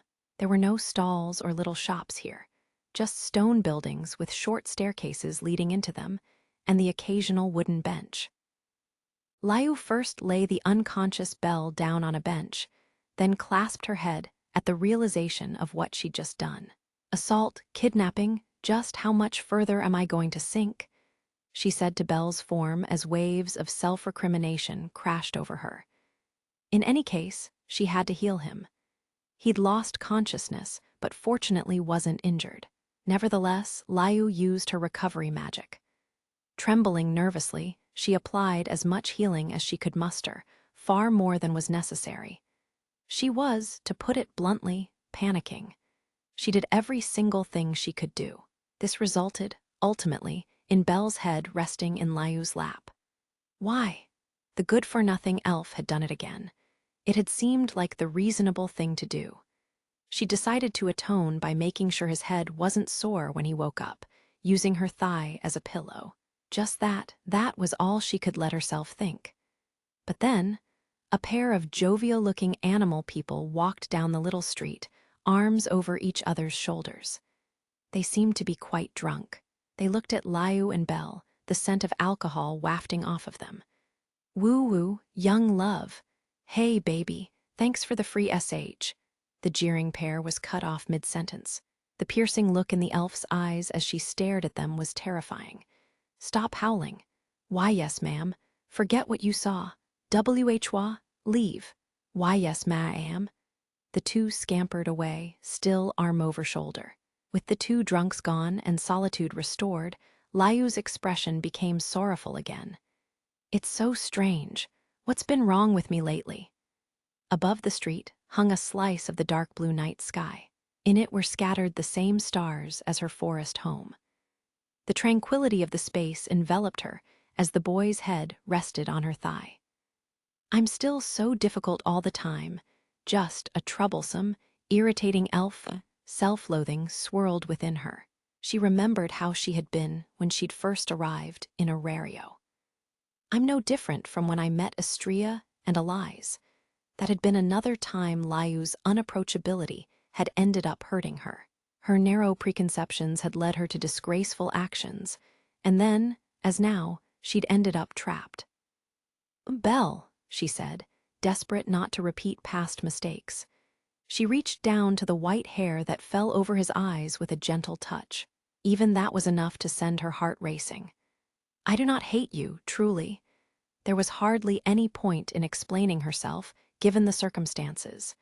But she felt like in that moment, she finally could. Her cheeks were faintly flushed as she addressed the boy who slept on her lap. She realized she was glad his hair covered his eyes. If she'd been able to see his closed eyelids, his eyebrows, she was certain she'd become too flustered to explain herself. She brushed her own hair back behind her long, tapered elven ears and brought her face near to his. Close enough to feel his breath, she whispered, "I could never hate you." In fact, that was as far as she got. Liu stopped. She said nothing more.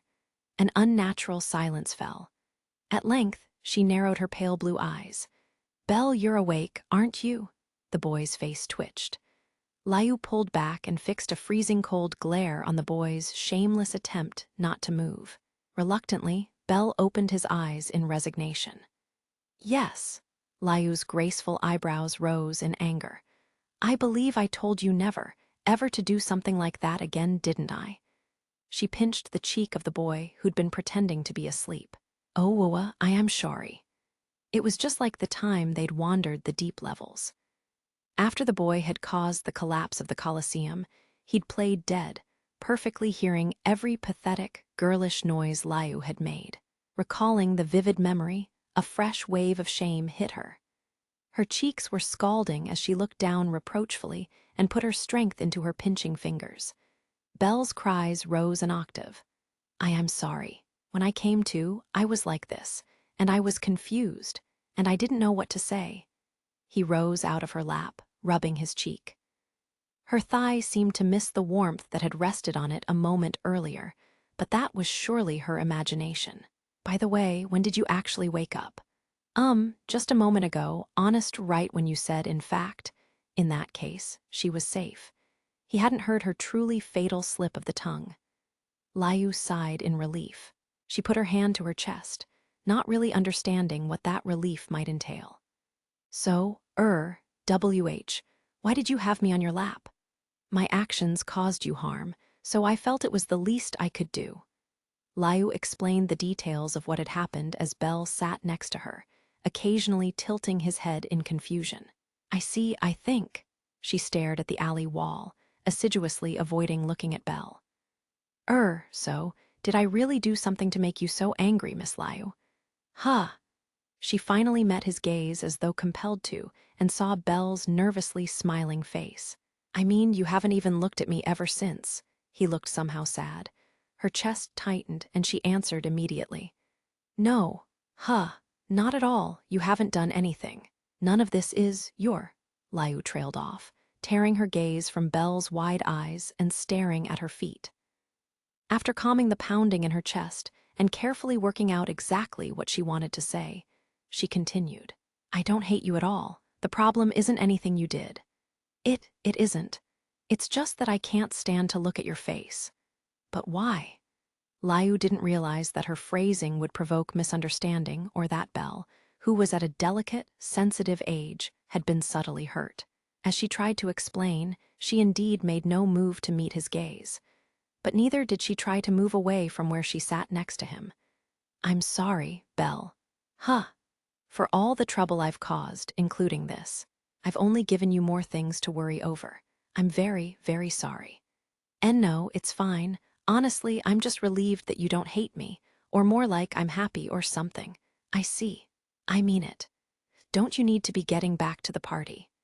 Welf told me to go figure this mess out once and for all, so I think I'm okay for a while. What about you, Miss Liu? Will you be all right?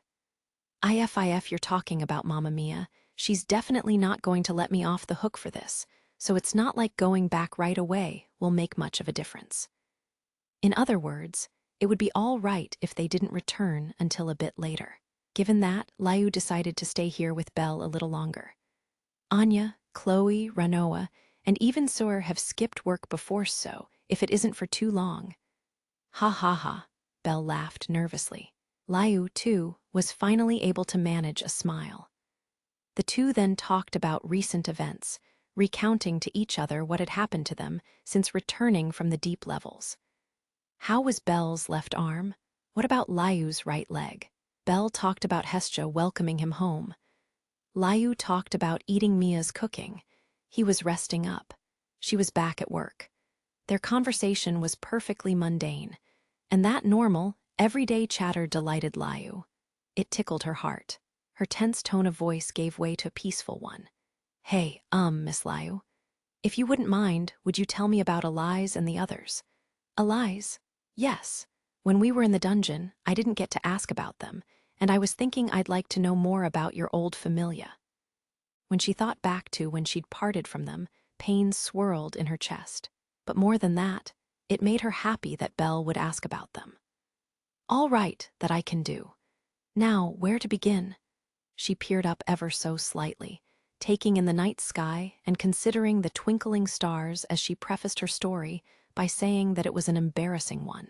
Then she began to tell the tale of how she had come to this city and the people she had met when she first arrived. The boy listened quietly. Sometimes he smiled, which brought a smile out of Liu, too. There in the alley under the stars, they allowed themselves just a bit more time in each other's company. Chapter 6. Meetings and Oaths. Liu Lian was once a girl who lived in an elven village. To say that she was just a girl, though, would be misleading. She was a member of the clan that had protected the village's holy tree for generations, and almost from the moment she was born, she had been trained in the ways of the elven warriors. If outsiders should ever invade, she would defend the village alongside the adults. Despite lacking any deity's blessing, their skill with bow and blade meant they were entirely capable of dealing with any of the monsters that inhabited the surface of the mortal plane. That day, Liu and the other warriors had driven off a foreign caravan that had gotten too close. Those filthy animal people merchants. Did you see their disgusting faces? It's like the ugliness just oozes out of their souls. They're nothing like us. Liu's face was hidden under her cloak, which obscured the rest of her small form beneath its swaying drape. As they returned to the village, she overheard the adult elves speak of their scorn for the beings they'd just repelled. The elven settlement was covered by the thick canopy of the foliage overhead. Even in the current era, the so-called time of the gods, when deities walked the land and human and demi-human exchange flourished, the elves alone shunned the other races out of pride and hid themselves away in the forests. With the holy tree in its very center, Liu's home was one such place, Lumurua Forest. Hideous, inside and out, how vile they are, how unlike our own beautiful selves. Liu silently watched the other members of her clan discuss the other races. Elves were famous among the mortals for their extraordinary beauty. They were prideful, fastidious, and eschewed revealing themselves to any they deemed unworthy. But looking at the supposedly attractive members of her own race, Liu felt that it was the beautiful-seeming elves who were, in fact, the vilest of all. With scornful smiles on their lovely faces, they flattered one another with flowery rhetoric. As she'd watched them and walked among them, Liu had come to harbor doubts. She couldn't remember when they'd started, but over the 11 years since she'd entered the world, those doubts had grown in her young heart. And eventually, those doubts had turned into revulsion. To the elves, who took such pride in their race, such thinking was heresy. But once the seed had been planted, Liu could not stop them from growing. The arrogance spouted by elven men and women alike only spurred her shame and dejection onward, eating away at her self-respect. The young Liu knew nothing. She had never left her village, and her world was too small. And yet she was certain that what she saw around her was terribly distorted. Every day, her heart grew more and more distant from her family and the other elves in her village. She was ashamed of them and ashamed, too, of herself. One day, she separated from the other elves in her party and eventually came to a clear forest stream. As she brought its cool water to her mouth to slake her thirst, she caught sight of her reflection in her cupped hands, those pointed ears and sky-blue eyes, the same long golden hair and fine, delicate features as everyone else in her village. That day, as she looked down into her small hands, Liu made up her mind. Goodbye. Cloaked in the dark of night, Liu ran away from her home, alone, taking only some sarrows ore to use as traveling money. She bid farewell to her home's night sky that she'd loved so dearly, and the holy tree that she was duty-bound to watch over her since the moment of her birth, setting off for the outside world, her mind full of what its vastness might hold. She hoped she could be freed from the yoke of the elven name. And yet, it was raining. Gray clouds covered the sky, and the hood that hung low over her face became damp in the drizzle. Liu trudged along, her every step splashing as she gazed out over the deserted street that had turned almost foggy with mist. This was Arario, the labyrinth city. Liu had left her home and come all the way here, to the place known as the center of the world. Despite struggling with her ignorance of the wider world, the reputation of the labyrinth city had reached even her isolated village, and with significant effort, she had managed to pass through its vast gates. She had heard that Arario was a place where gods, mortals, and spirits all came together, overcoming the barriers of race. She hoped that she could find something rare here, something impossible for her to have in her village. She hoped to make friends from other races and to meet true comrades that she would value for life. Such were Liu's hopes for this city and the dungeon that lurked beneath it. But her hopes were quickly dashed, and they were dashed by her own hand. "Don't touch me." Liu recoiled from every single person who approached her, humans inviting her to join their familia. Drunken animal people, prum merchants with lecherous grins, a dwarf adventurer looking to share a tale of woe. Whether they had good intentions or evil ones was irrelevant. Liu brushed all of them aside. It was a common elven disposition to shun the touch of anyone unworthy. The custom that seemed stamped into the hearts of her race compelled her strict behavior. That had been the cost of growing up surrounded by a village full of elves certain of their own superiority. Her own personality had never reached the surface. More than anything else, it was the inquisitive gazes that she couldn't stand. The looks of interest, of envy, of curiosity were unlike anything she had ever experienced in her village, and they embarrassed, confused, and terrified her, and all simply because of her attractive elven features. The dread she felt had gotten so bad that she couldn't walk around outside without hiding her face beneath a hood. The only option left to her was to depend on other elves whose names she didn't even know. But Liu refused. Her youthful pride precluded such a path. Her shame of and aversion to elves, herself included, blocked her only avenue of retreat. "I've become quite the laughingstock." Liu found herself draping herself in a cloak such that none of her skin was exposed, including wrapping it about her face. Despite fleeing her village over her disgust for its ways, the outside world so frightened her that she walled herself off from it. Liu hated this about herself. She was miserable. It was comical, a farce. She paused her walk over the cobbled streets. Looking down at her reflection in the puddle there, she was seized by the urge to stomp on it. She was terrified of people she didn't know and helplessly unhappy. And yet, she was dominated by the suspicion that she was regarding others with the same prejudicial gaze she so hated. All her loathing for elves had come back full circle. A voice addressed Liu in her moment of despair. "Pardon me, but is something the matter?" She flinched and looked over her shoulder to see a beautiful woman standing there. Whatever her age, the woman was at the height of her feminine beauty, her face even finer than Layu's elven features. Her long, walnut-brown hair was tied elegantly back. Her eyes were the indigo blue of the deep sea.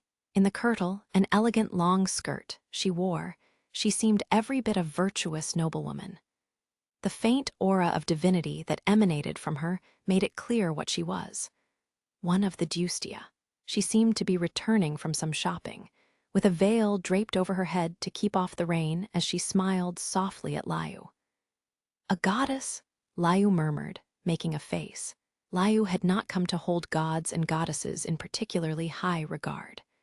The deities she'd met thus far in Aurario had been frivolous beings, prone to saying inexplicable, maddening things.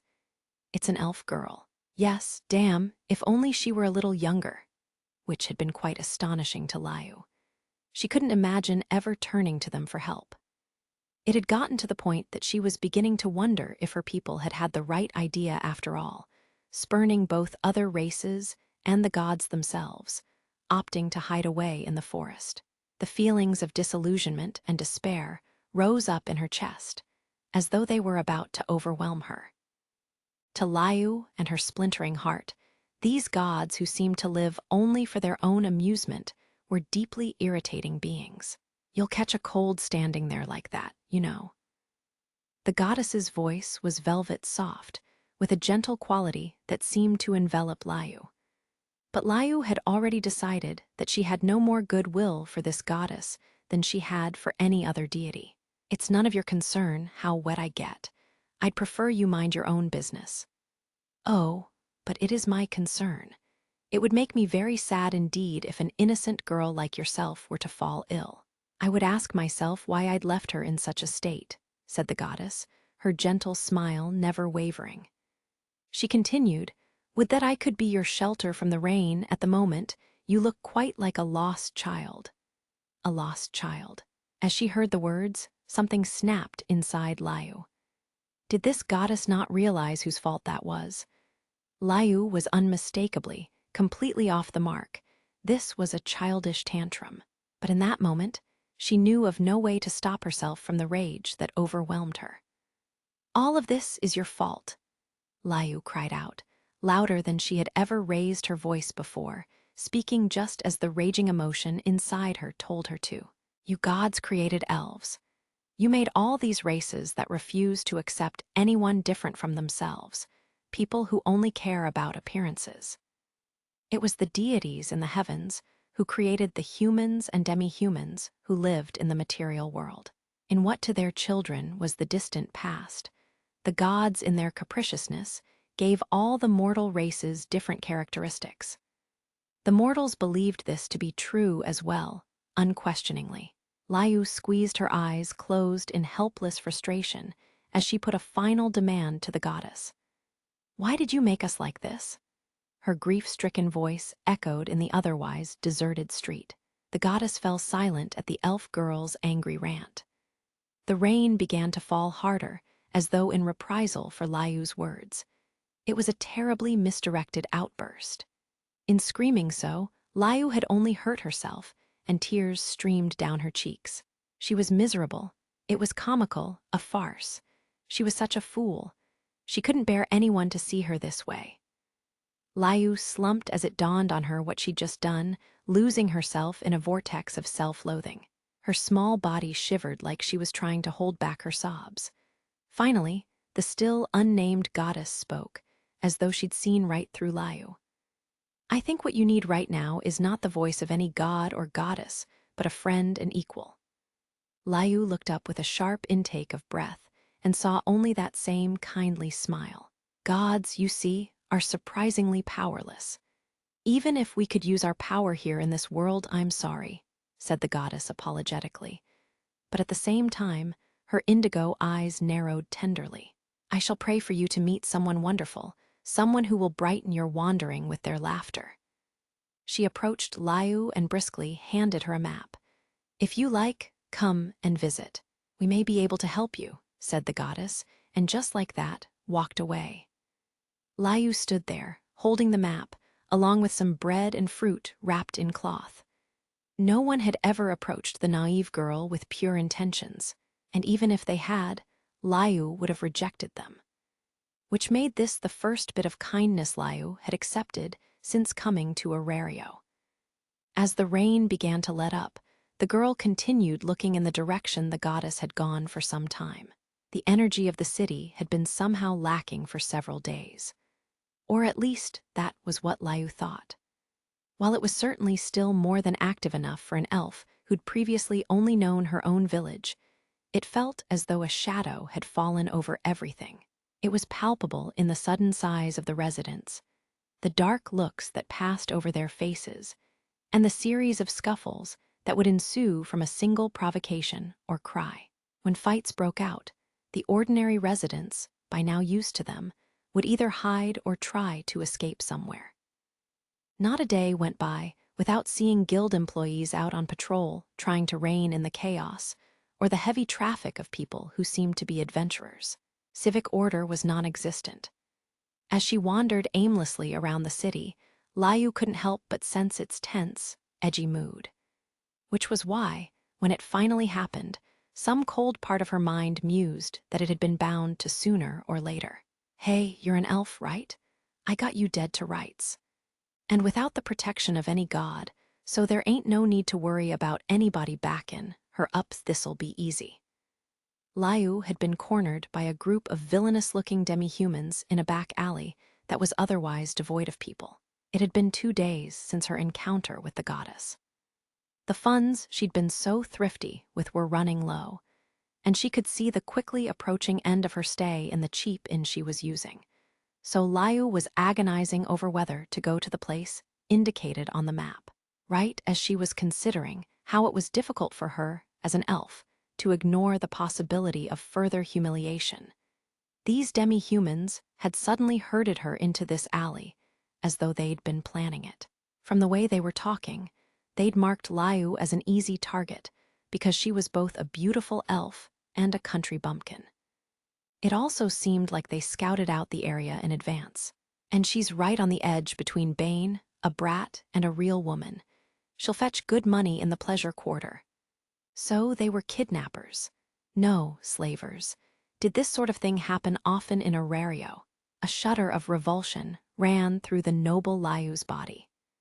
Typically, she saved her worst judgments for herself, but in this moment, she finally felt righteous indignation. Liu gave the apparent leader, a middle-aged cat person, the most vicious glare she could muster. In all likelihood, her opponents were all adventurers carrying some god's fauna. While an elven warrior could easily outmatch any ordinary person, she stood little chance of doing so here, especially given the numbers. As the adventurers reached for her, Liu prepared to draw the short sword she carried for self-defense. But then, "Hey, you there. You've got some nerve, trying this in broad daylight." A dashing figure appeared. Taken by surprise, the men all turned to look and saw a human girl in combat gear. Her beautiful red hair was tied back and left to sway in what the gods were always calling a ponytail. At her side, she carried a rapier. Her tapered green eyes glittered with the power of her will as she watched the wrong-footed men closely. "Elise Lovell, you again, Jura? If you think you're gonna pull some scheme off, think again." The cat person and the girl glared at each other, using their names as though they'd met before. "You guys know what they call you around town. Thugs. You heard me, thugs. You came all the way to Arario to seek fortune in the dungeon and ended up as small-time crooks. Aren't you embarrassed? Why, you bitch." The men started to look murderous, but the instant they started to move, "Oh, you wanna go?" The girl's eyes sharpened like blades, and she drew her rapier faster than the eye could follow. The men gulped at the sharpened tip of the blade that was pointed at them.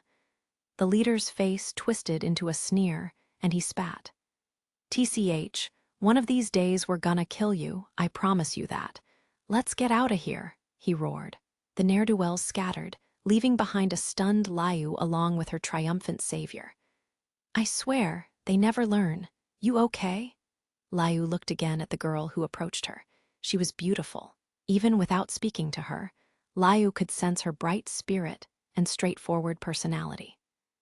The girl seemed to be roughly the same age as Liu, who was fairly mature for her age by elven standards. Taking the fact that she was human into account, this girl was probably a year or two older. Liu watched her closely, at which the girl cocked her head, then smiled as though something had occurred to her. She thrust out her chest and placed her right hand over it. "Oh, I haven't introduced myself yet. I'm Elize Lovell. I'm a beautiful adventurer who plans on being level 2 very soon." Liu's eyes widened at the girl's introduction. "WH what? It's true, I say. I'll have you know that I'm the object of quite a few rookies' envious gazes," the girl added hastily. Liu said nothing in response and turned her back. As she began to walk away, the human girl, Elize, furrowed her brow. "Are you seriously just going to walk away without so much as a word? I'm not saying I want a reward, but it's a little rude to just ignore me. If you only saved me for your sense of self-satisfaction, then you shouldn't need anything from me at all. I didn't ask for you to save me," replied Liu, giving Elize a glance. Normally, Liu would never say such a thing, but her heart had been ground down by her continuing suffering in Aurario. More than anything else, she feared brushing the girl's hand away and the accusing gaze that would follow. Instantly, Elize met Liu's reply with a flatly candid one of her own. "Oh, I see. You're just pig-headed." In that moment, the blood rushed to Liu's head. At the sensation of being rightfully skewered, humiliation and rage took over her body. Her sky-blue eyes sharpened and glared out from under her hood. "And you're calling me that because I'm an elf?" "Huh." The other girl made a confused face, which only inflamed Liu's anger further.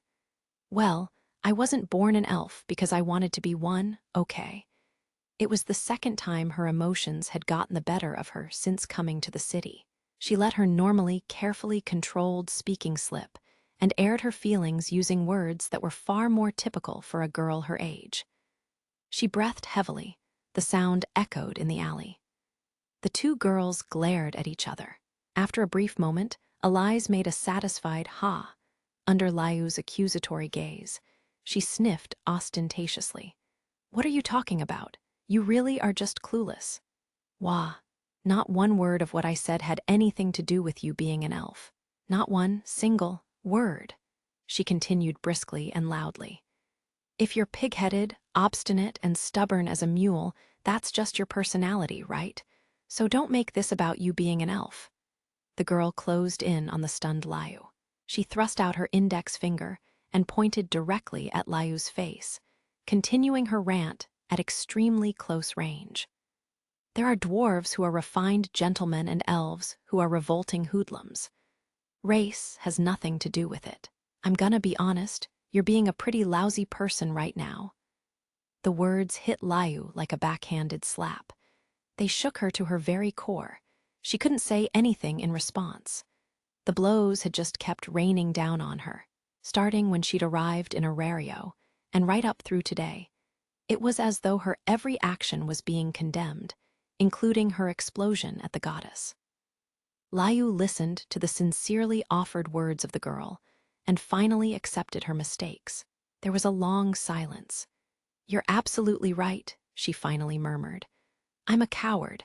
I blame anything that doesn't go well on race. I'm just a child." At some point, Liu had made everything the fault of her race, lamenting it as unfair, unreasonable. She had found the world beyond her village bewildering, and with her emotions constantly in disarray, she had been simply lashing out. She knew she had been utterly wrong-headed, and it was so embarrassing she couldn't stand it. Her gaze fell to the cobblestone paving at her feet. "Oh, so you can admit when you're wrong. Most people either turn red and lose their temper or just never accept it. You're pig-headed, sure, but at least you can be reasonable." "No, not just that, you're honest," said Elize, her own anger completely disarmed. "But I like people like that."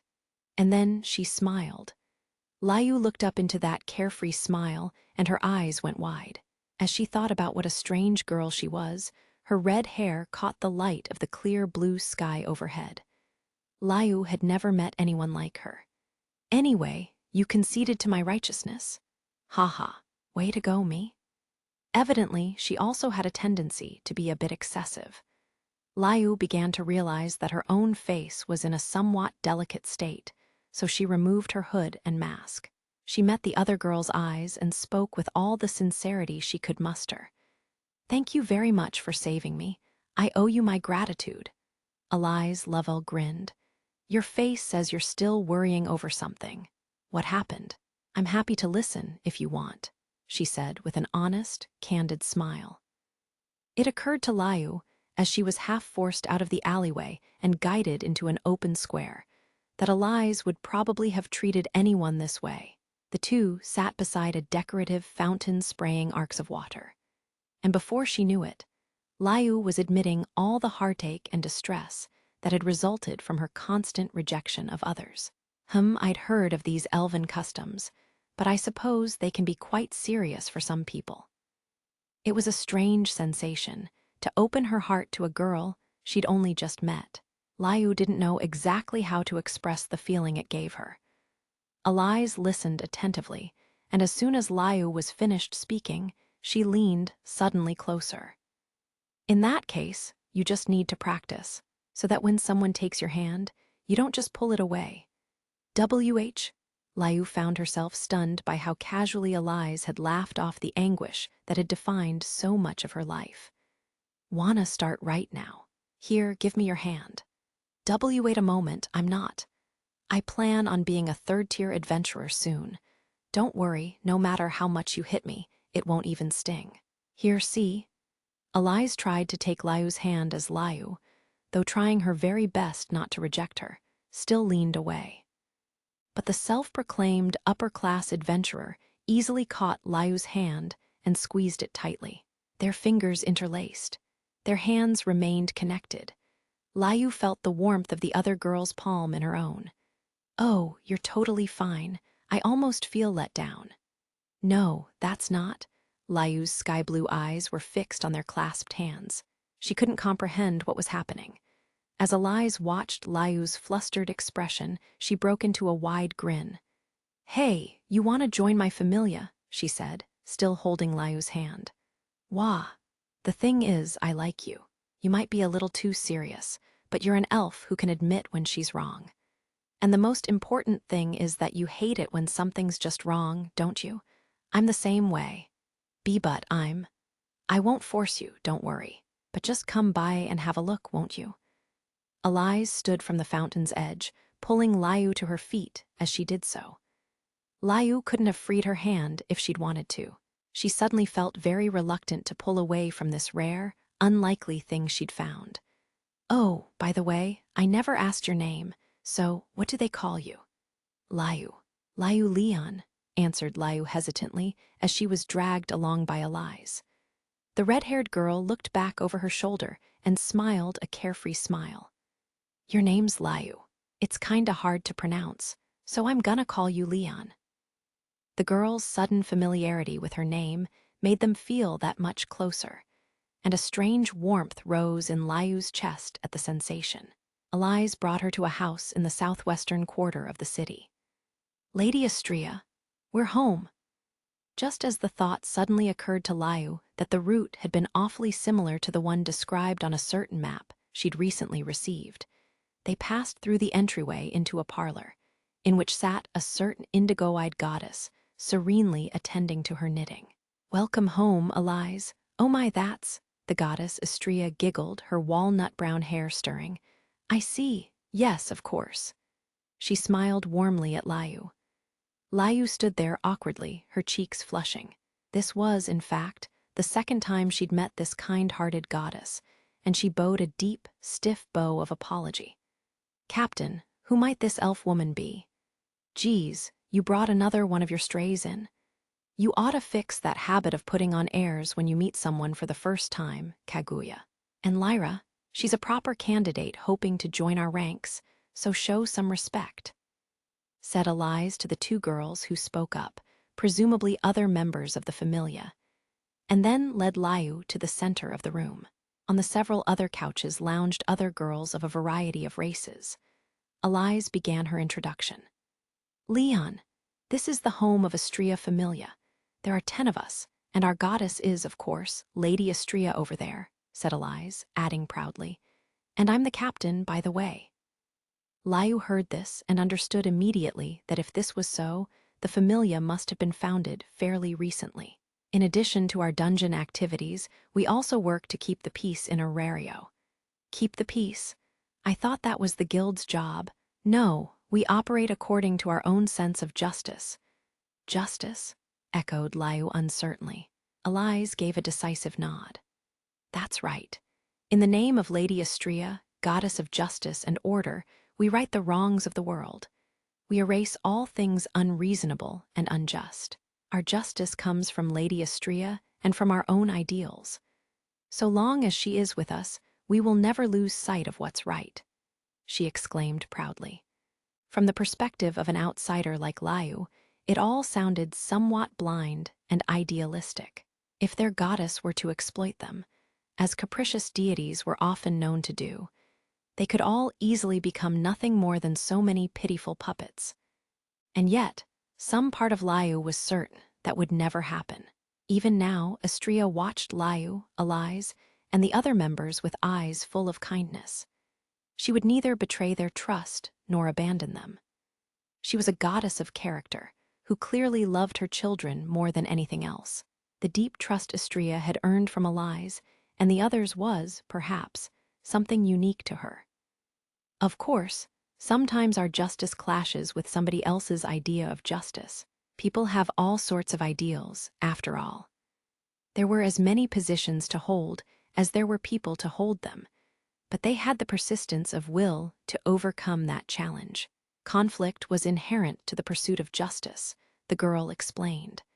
But there's nothing just about the people running around Aurario right now, Elise declared emphatically. Leon, you've seen Aurario these days with your own eyes, right? Are the people smiling? Everyone is terrified. It's stagnant, like a choked river. Exactly. Aurario is in serious trouble right now. In the 5 years since Zeus Familia and Hera Familia failed to defeat the Black Dragon, evil is still running rampant. The failure of the 2 top familias to complete the 3 great quests, the news of this tremendous event had reached even Liu's elven village. Elise explained that it had resulted in chaos descending on Aurario, beginning with the evils. The 2 strongest familias right now, under Loki and Freya, are doing their best, of course, and lately Ganesha's crew is coming up. There's even Hephaestos and her smiths, but it's still not enough. We have to rise up and put an end to this era of darkness, said Elise, flinging her arms wide. She was completely serious when she claimed it was up to them to personally end the reign of chaos in Aurario. They say Aurario is the center of the world, so if things are bad here, that influence is bound to spread. We don't need chaos here. Elise, what Aurario needs right now is proper order and way more smiles. They shone. Elise's eyes shone with a singular faith and pride. Liu felt her heart stirred and drawn in by the girl's energy and optimism. Elise lowered her voice from the rousing volume she'd been using and looked seriously at Liu. And for that, we need comrades, like-minded people with the same ambitions. Liu returned her gaze, and as Astrea and the other Familia members looked on, she closed her eyes. She had indeed wanted to find friends and equals. She had wished for comrades she could respect and would be respected by. That was why she had come to Aurario, to find something she had been missing in her home village. But what about now? What did she feel? Listening to the thoughts of the first girl from another race who'd ever taken her hand, what did her heart say? Liu thought back. Back to when she had been cornered by the slavers. Or rather, back to the righteous indignation she'd felt in that moment. She remembered the form of the girl who'd saved her. Her eyes closed. She pictured Elise's bright smile and Astrea's tenderness and care. Could I? Liu opened her eyes and looked steadily into Elise. Could I really aid your justice? Elise's lips split into a grin. Of course. Welcome, Leon. The other members broke into cheers, and Astrea smiled benevolently. Thank you for joining our familia, Liu Leon. No, I should thank you and Elize. I'd lost my way and had nowhere to turn, but you led me here. Astria and Liu went to a different room, where Liu disrobed and sat with her back to the goddess. Upon having a status engraved on her skin, she was formally inducted into the goddess's familia. And she received the group's emblem as well, the wings and blade of justice. There was a brief scuffle, as, in spite of herself, Liu instinctively tried to fling away the many familia members who came close to give her a friendly pat on the shoulder. But soon enough, Elize and the rest formed a circle in the central room. All right, now it's time for the welcome ceremony. Everybody gather round. Noin, Nise, Lyra, Esta, Liana, Kaguya, Kelty, Iska, Mariu. All girls, most of whom were about Elize's age. All of them friends, none of them elves. As Astria watched over them with a smile, they all, Liu included, placed their hands on top of one another in a circle. We are Astria Familia. We serve Lady Astria, goddess of justice and order. We swear to bring peace to Arario. By the wings and blade of justice. By the wings and blade of justice, chorused the girls, following Elize's lead. And then, as her comrades looked on, Liu smiled and followed. By the wings and blade of justice. Until the day of their dissolution, 5 years later, that oath would never be broken. Interlude the striving princess and the watchful Shinobi Mikoto Yamato level 2 strength, Hone 185, Jitwo 179 defense, Hone 158, Jitwo 155 dexterity, Jitwo 132, F334 agility, Jitwo 117, 298 magic. In an 87 Hone 149 resistance. I magic Futsu no Mitama gravity magic, increases gravity within a certain area skills, Yatano Black Crow, searches for enemies within affected area. Regardless of concealment, limited to monsters. Only effective on creatures the caster has previously encountered. Active trigger Yatano, White Crow searches for familia members within affected area. Regardless of concealment, only effective for members bearing the same Falna active trigger, Haruheim Sanjauno level 1 strength, E18 I35 defense, I43 E80 dexterity, Icevanti 99 agility, I61 96 magic, F141 D543 magic, Uchide no Kazuchi level boost, limited to an individual target, has a cooldown interval after use, cannot be used on the caster Kakano enchantment. Connects with Chant Charge's Tail with effect of connected spell. Up to a maximum of 9 tails skill Mikuzum no, who increases effectiveness of magic. Improves mind usage efficiency. These were Mikoto's and Haruheim's updated statuses. Their abilities had improved significantly, about as much as Lily's had. In particular, Haruheim's magic growth had been amazing. Magic was significantly harder to improve than the more basic abilities like strength or agility. And considering that her spells had very long chance in order to activate them, and therefore couldn't be used in rapid succession, this latest achievement was more than noteworthy. And along with that, she had even manifested a skill. Her new skill was similar to ones cooperatively developed by the elves across their entire race, and there was no question it would be extremely valuable to a sorcerer like Haruheim.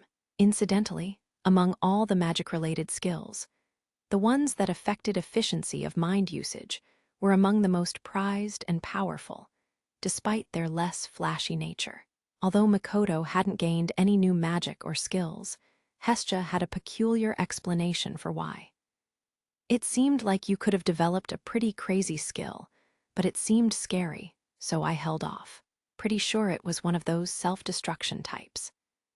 It was a rare decision coming from a goddess whose curiosity regarding the unknown nearly always won out, and who nearly always unlocked skills as soon as they became available.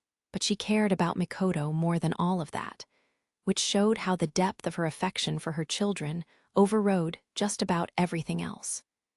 But even without a new skill, the improvement in her basic abilities put her at the top of the Familia, second only to Belle.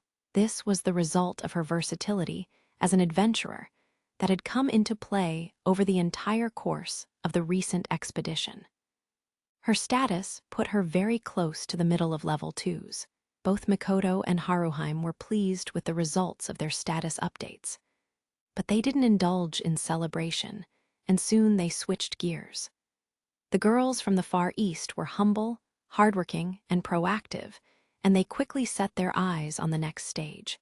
Haya, a forceful, but somehow vaguely hesitant cry echoed through the dungeon as a Renart, Haruheim, raised a long staff high overhead and charged at a monster. The golden fur on her fluffy tail stirred in the air. A single goblin awaited her. The pitiful, low-level creature, whose name was synonymous with weakness, must have found even the fox girl's amateurish attack to be a threat, for it let out a cry of alarm, and, in fact, a full-force attack from a level 1 adventurer was more than enough to constitute a killing blow for it. Hwa, there was no way the perfectly timed staff blow could miss, and yet it did, completely. Gah!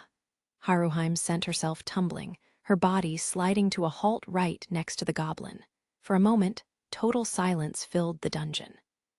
After a moment of stunned stillness, the goblin kicked at Haruheim with a scream of indignation at having been surprised.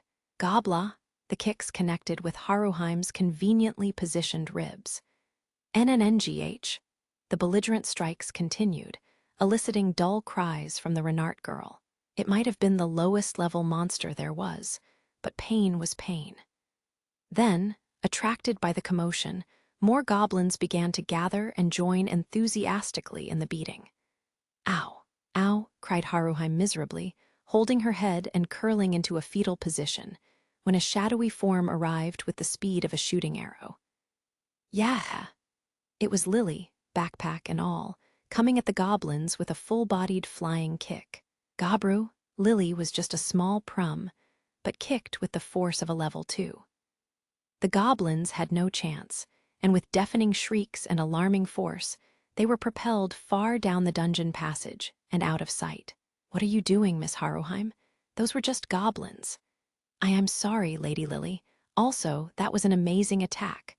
Of course, I'm level 2 after all. Level 2, you hear, boasted Lily with enormous pride after having literally scattered the goblins, repeating the words for good measure. As Lily put her hands on her hips and thrust her chest out, the thoroughly battered Haruheim got to her feet with a somewhat forced smile. Despite her dirtied clothes, her beautiful golden hair and faultless carriage ensured that her graceful elegance was unaffected. However, her beautiful features soon clouded over as her shoulder slumped, and she sighed dejectedly. In stark contrast to this, the triumphant Lily softly patted Haruheim's tail and said, "Lily's here now, so there's nothing to worry about. Now then, Haruheim, you're going to follow me until we get you in fighting shape." Encouraged by the dauntless supporter, and despite her lack of combat experience, the sorceress turned to face the monsters that were appearing at the end of the passageway they were in. Thank you very much. I am happy to have another opportunity. Welf and Belle looked on from a short distance away. She's really giving it her all, said Welf. Well, it's her first time back in the dungeon since leveling up. I was also really excited when I hit level 2, so I understand the feeling. Belle watched Lily with a nervous smile. During her time as a supporter, these monsters had shown Lily quite a bit of kindness, and she was eager to return the favor, as she put it. That's not excitement, she's just getting carried away. Belle's awkward expression only deepened at Welf's withering criticism. They were on the 3rd floor of the dungeon. The now D-ranked Hestia Familia was on a floor entirely unsuited to their experience level for a single reason: to train Haruheim. Lower-level members of a Familia could accrue Excelia even on dungeon floors that were below the Familia's overall level. The practice was often referred to as leveling. The goal was to support the level 1 member of Hestia Familia, just like how they had been coming here for Lily right up until her recent promotion to level 2. The Familia had started the practice just around the time Haruheim joined. They picked areas where they could really go at it, but at the same time wouldn't cause any trouble for other Familias venturing into the dungeon. Obviously, Haruheim's safety was guaranteed, as she'd been carefully fitted with armor crafted by Welf that ensured no monster at this level could inflict any serious damage. Even if by some chance an irregular were to occur and endanger her, higher-level escorts like Belle would come along to watch over her.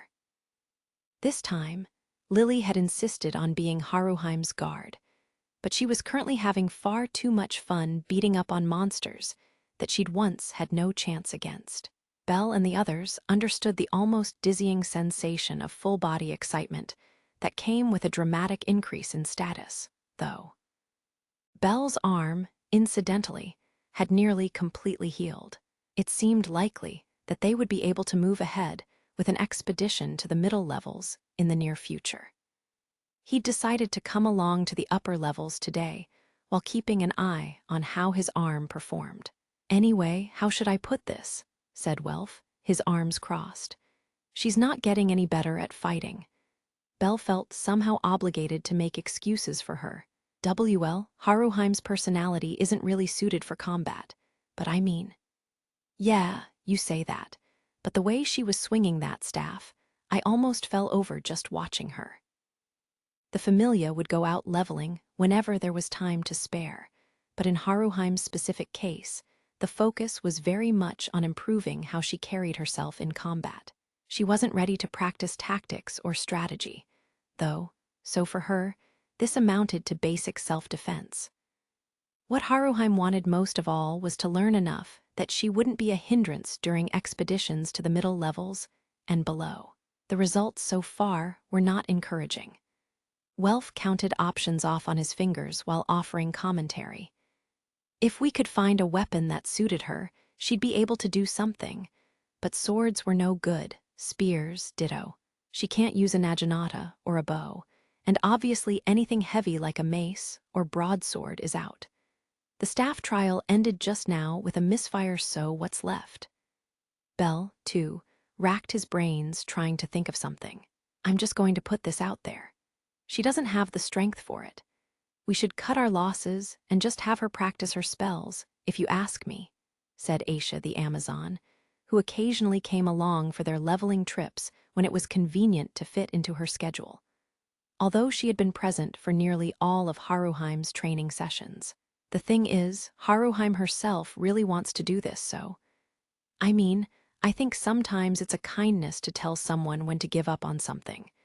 But hey, if that's your goal, I'm not gonna stop you. It's your Familia. But over in Ishtar Familia, we threw in the towel on this idea long ago. Welf offered his perspective on Aisha and Belle's conversation.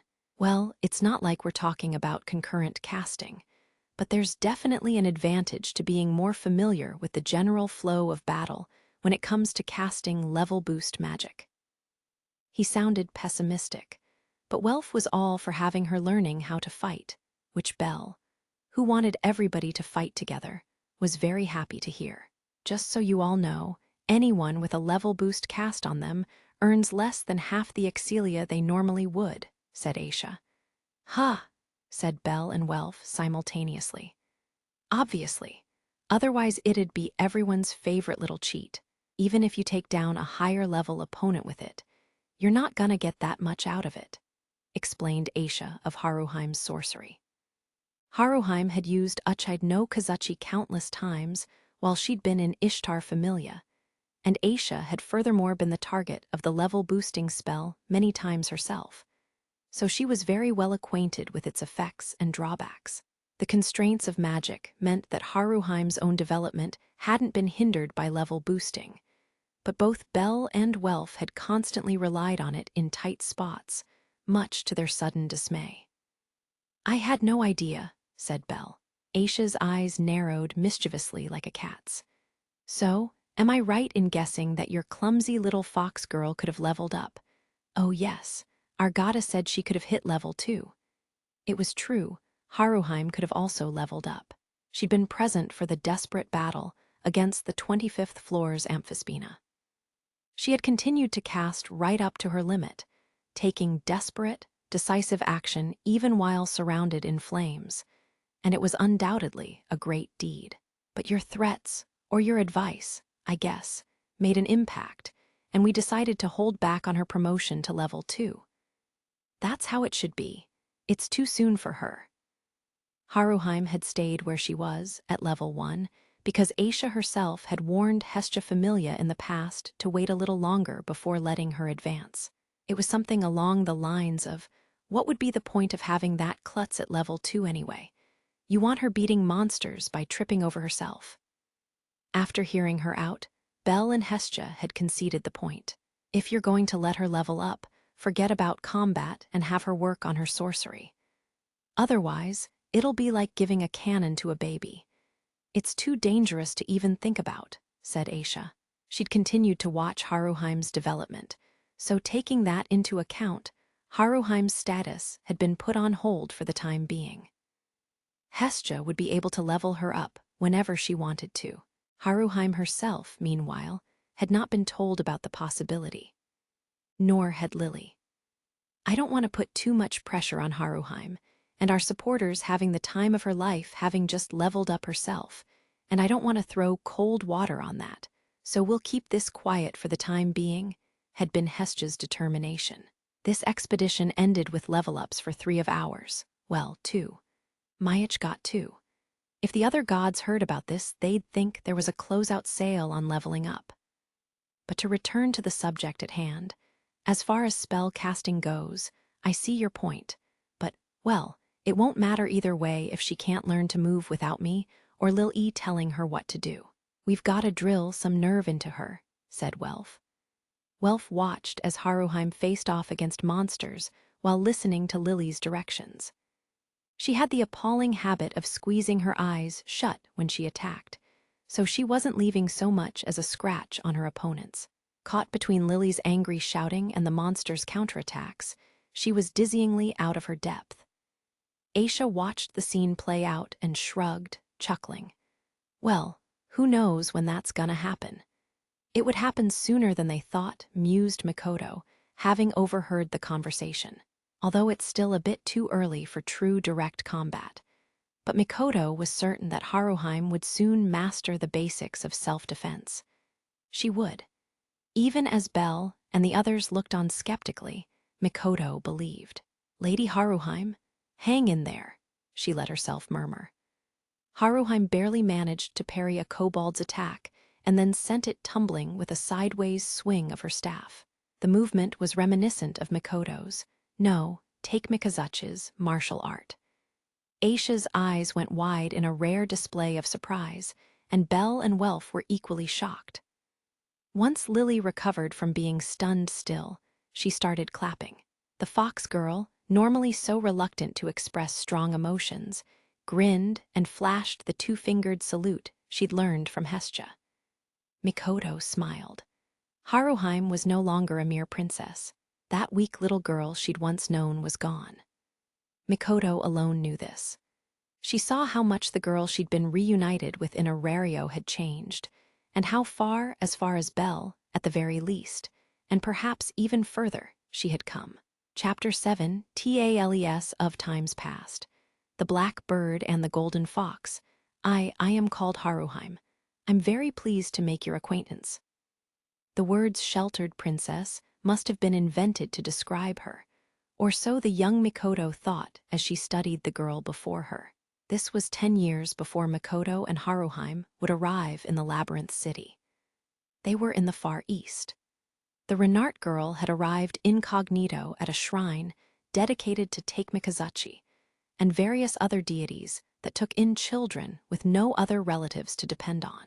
Her snow-pale skin seemed so fine it was as though it had never encountered dirt before, and her long golden hair looked woven from sunlight. Her green eyes glittered like a pair of emeralds. The beauty she possessed made her seem somehow divinely blessed, and held the promise that she would grow into a woman of truly rare beauty. And to top that off, Her pointed fox ears and furry tail were unbearably charming. This was not the first time Mikoto had laid eyes on Haruheim, the Renart girl. She had seen the lonely-looking girl in a mansion at the foot of the mountains, and had even occasionally sneaked her out to play. But seeing here again, here now, she was struck anew by how different the worlds they lived in truly were. It was Take Mikazuchi who answered her brightly. "Ah, welcome, Haruheim.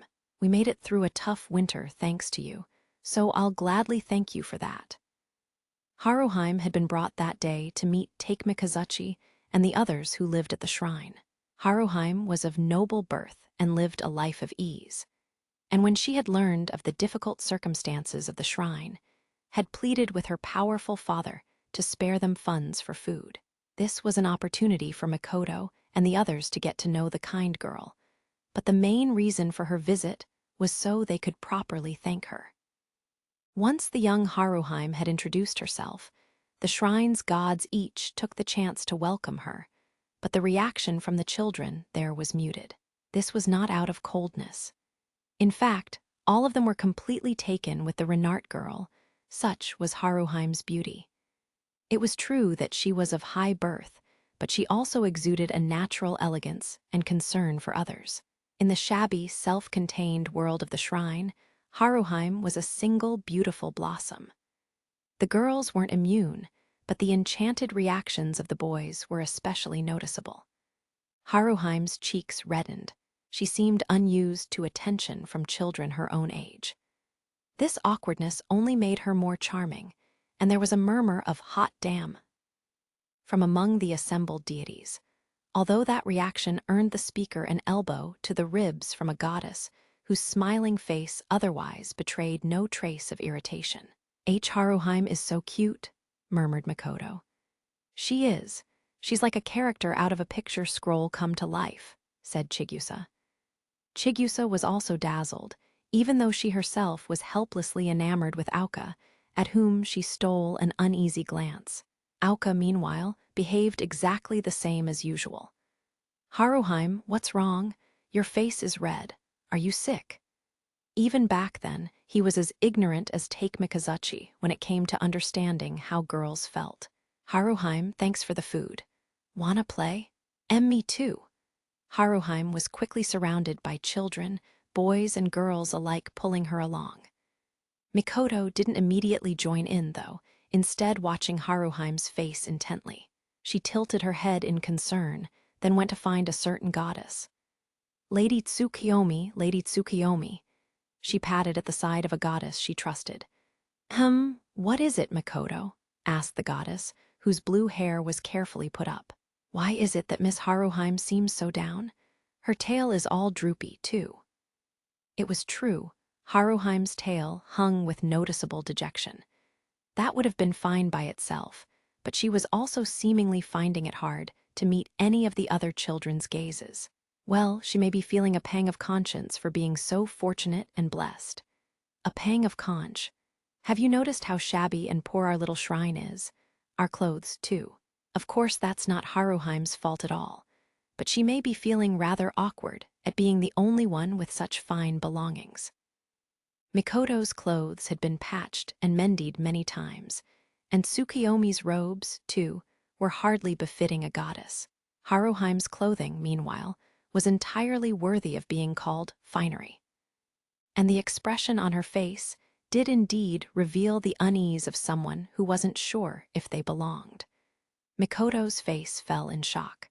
"Does that mean that Miss Haruheim finds it troublesome to visit us? That she's come here because she thinks it's the right thing to do, even though it distresses her?" asked Mikoto, worried. The goddess reached out her hand to gently caress the jet-black hair on Mikoto's head. "That's her way of showing kindness, but it's also a kind of weakness. So you and all the other children should stay close to her and protect her, all right?" Mikoto did not understand what Tsukiyomi meant. The goddess grinned. "That means playing with her so much she forgets all about anybody owing anything." Her face looked very much like Take Mikazuchi's in that moment. Specifically, it resembled his vicious grin when he'd given the order, "Get that girl out of there." that had freed Haruheim from her mansion once and for all. Mikoto's face brightened. For now, your job is to protect her from any man who looks like he's up to no good, okay? Understood. Mikoto vanished like a ninja as she sprinted toward the group of children. She promptly began to visit her unpolished martial arts upon the boys clamoring for Haruheim's attention. "Hey, what are you doing? Knock it off. Mikoto, again?" came the cries. Having lost the chance to stop her, Aoka and Chigusa shared a wry smile. And Haruheim herself, who'd looked so apologetic up until that very moment, blinked rapidly as she delightedly took in the scene of children being thrown left and right. "Do not worry, Miss Haruheim. This shrine is not the sort of place you're worried it is," said Mikoto, whirling around and taking Haruheim's hand. "We're poor. That much is true, but we've got lots and lots of things your mansion doesn't have. So please make yourself at home." Hearing Mikoto, Take Mikazuchi and the other gods' eyes went wide, and a moment later they burst out laughing. Ah, of course. Mikoto turned her head left and right, confused at why her words had had the effect they did. Then she, too, giggled. The girl in front of her smiled like a flower. "Thank you, Mikoto." Upon seeing her smile, Mikoto beamed. At the time, seeing Haruheim's smile that day was the happiest moment in Mikoto's life, because she had received Take Mikazuchi's falna to bring happiness to the face of the girl in the mansion who'd looked up at the sky with such lonely eyes. After that day, thanks to Mikoto and the others in her familia, Haruheim had been able to visit the shrine frequently. She'd been able to play with the other children to her heart's content, to help with the shrine chores, and to well up with tears every time she failed, which was nearly always. She was a naive, pure, and terribly kind-hearted person. That was Mikoto's impression of the girl. She adored Haruheim and would always look out for her. The more time they spent together, the more strongly Mikoto felt this sense of purpose, as though she were a warrior and Haruheim her liege. Mikoto made up her mind. She would stay by Haruheim's side and would always, always protect her. "I, Haruheim, will be a maid." Mikoto's eyes shot open. The noble girl she had resolved to protect 10 years ago was now donning the dress of a maid. In the days following the end of hostilities with Ishtar Familia, Haruheim joined Hestia Familia as its newest member. Mikoto was only just beginning to celebrate her chance to make up for all the years they had spent apart when Haruheim made her shocking declaration. "Lady Haruheim, please don't force yourself if we all divide household tasks equally, then." "No, Lady Mikoto. Whether it was when I lived in my family's mansion or during my time with Lady Ishtar, I was always looked after by other people." Mikoto wanted to protest that at least in the latter case, she had still been terribly mistreated, but Haruheim's emerald eyes announced her unyielding resolve. After the successful war game, Hestia Familia's home had become far larger, a development that had pushed Lily and the others to debate on whether to hire a maid to manage the household, only for Haruheim to interrupt with a raised hand. "I must use this opportunity to finally stand on my own 2 feet. I very much wish to be of use to Master Bell, Lady Mikoto, and the Hestia Familia that rescued me." Once Haruheim bared her feelings so openly, Mikoto could do nothing to stop her. She was undeniably sincere about her intentions. As the daughter of a wealthy and powerful family, Haruheim had wanted for nothing, nor had she ever been allowed to make a single choice for herself. This time, she was determined to tackle a challenge herself. She had come to Arario ahead of Take Mikazuchi Familia and had been forced to work at a brothel. She had suffered hardship beyond Mikoto's imagining, but she had overcome her past and was trying to become more than the person she was born as. No, she had decided to become more, after a certain boy had saved her. "Very well. In that case, Lady Haruheim, I support your decision," said Mikoto. Haruheim smiled happily. In the Far East, Haruheim had been taught the arts of noble court ladies, such as dance and flower arrangement, and was very deft with her hands. Perhaps she would make a surprisingly good maid, Mikoto thought at first. Ah, wah, Miss Haruheim, did you break another plate? However, that notion was immediately shattered into pieces. The sounds of Haruheim's constant blunders were never scarce in Hestia Familia's home. Even to Mikoto's eye, she was making no progress at all. The problem was her nerves. While carrying plates, pouring tea, or tidying up, her overwhelming desire to be useful would cause her to drop the plate, spill the tea, or topple the basket. Mikoto could no longer count on both hands the number of times she'd looked awkwardly away, as Haruheim tearfully rubbed her ample backside and fluffy tail after being not figuratively, but literally kicked out of the kitchen by Lily. It was as though she'd switched careers from sheltered princess to absent-minded maid. It was, frankly, a change for the worse, but the hands of time could not be turned back. "You're honestly more useless than even I expected," said the always candid Welf one day, after more failures than there's time to enumerate. "I am very sorry, Master Krazo. Didn't I tell you it's fine to just call me Welf instead of using my family name? Seriously, though, do you have any skills that you could use around the house?" "WL, I suppose. I do have the skills I was taught at my former place of employment, so if you wish it, Master Welf, I could attend to you at night time," said Haruheim.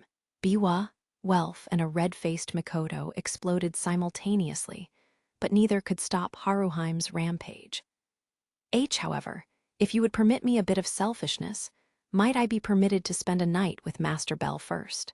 Please, I only beg this one favor of you. You are disgusting, Mr. Welf. To suggest Miss Haruheim do such a filthy thing, I'll remember this, said Lily. The hell I did. I got eyes for nobody but Lady Hephaestus. What are you all doing in my sweet, innocent little familia? Demanded Hestia as the damage from the disaster began to spread. Mikoto was fairly certain she had never heard Welf bellow quite so loudly before. Haruheim also still mistakenly believed she was no longer a virgin, but Mikoto had been too embarrassed to tell her otherwise. Or rather, Mikoto had wanted Belle to tell her. But Belle hadn't found the courage to have that conversation yet. One thing led to another until Haruheim's very presence was considered potentially obscene. I forbid it. Haruheim, you are forbidden from even getting close to Belle. What? But why? Ask yourself and figure it out, thundered Lily and Hestia. Belle was nowhere nearby. It was around this time that Hestia found herself unable to take her eyes off Haruheim without becoming very uneasy. Mikoto had grown quite accustomed to fixing situations behind the scenes, like prostrating herself before Lily in a desperate effort to keep the prom girl from making good on her threat to nickname Haruheim, that Far East sex maid. And as such, Welf had commiserated with her on several occasions, having performed a similar role in the Familia himself many times before. Auka's reluctant companion Welf had ended up being her closest friend in Hestia Familia. Mikoto was apprehensive that the latest series of mishaps would break Haruheim's heart enough to put her off the maid idea entirely. But surprisingly, Haruheim refused to give up. She certainly lamented her failures, but she also ran herself ragged, and little by little, she began to overcome her clumsiness with a maid's work of maintaining the household. And as Mikoto watched, she noticed a strength in Haruheim she'd never seen before. Perhaps she developed that strength while she'd been forced into prostitution, or perhaps the boy who'd saved her had been the trigger. In either case, Mikoto couldn't take her eyes off her. Time and time again, when Haruheim was in trouble, Mikoto found herself tempted to intervene and help. But each time, she resisted.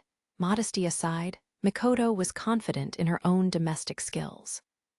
Back at the shrine, with all the chores and housekeeping she had done with Chigusa, she'd gotten good not just at cooking, but cleaning, laundry, and anything else that needed doing around a home. When it was Mikoto's turn to cook, Hestia and the rest were only too happy to let her work. But she decided quite earnestly that it wouldn't be at all in Haruheim's interests for Mikoto to talk down to her, or to steal the work out from under her.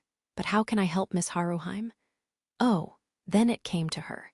To execute the idea, she decided to call in reinforcements.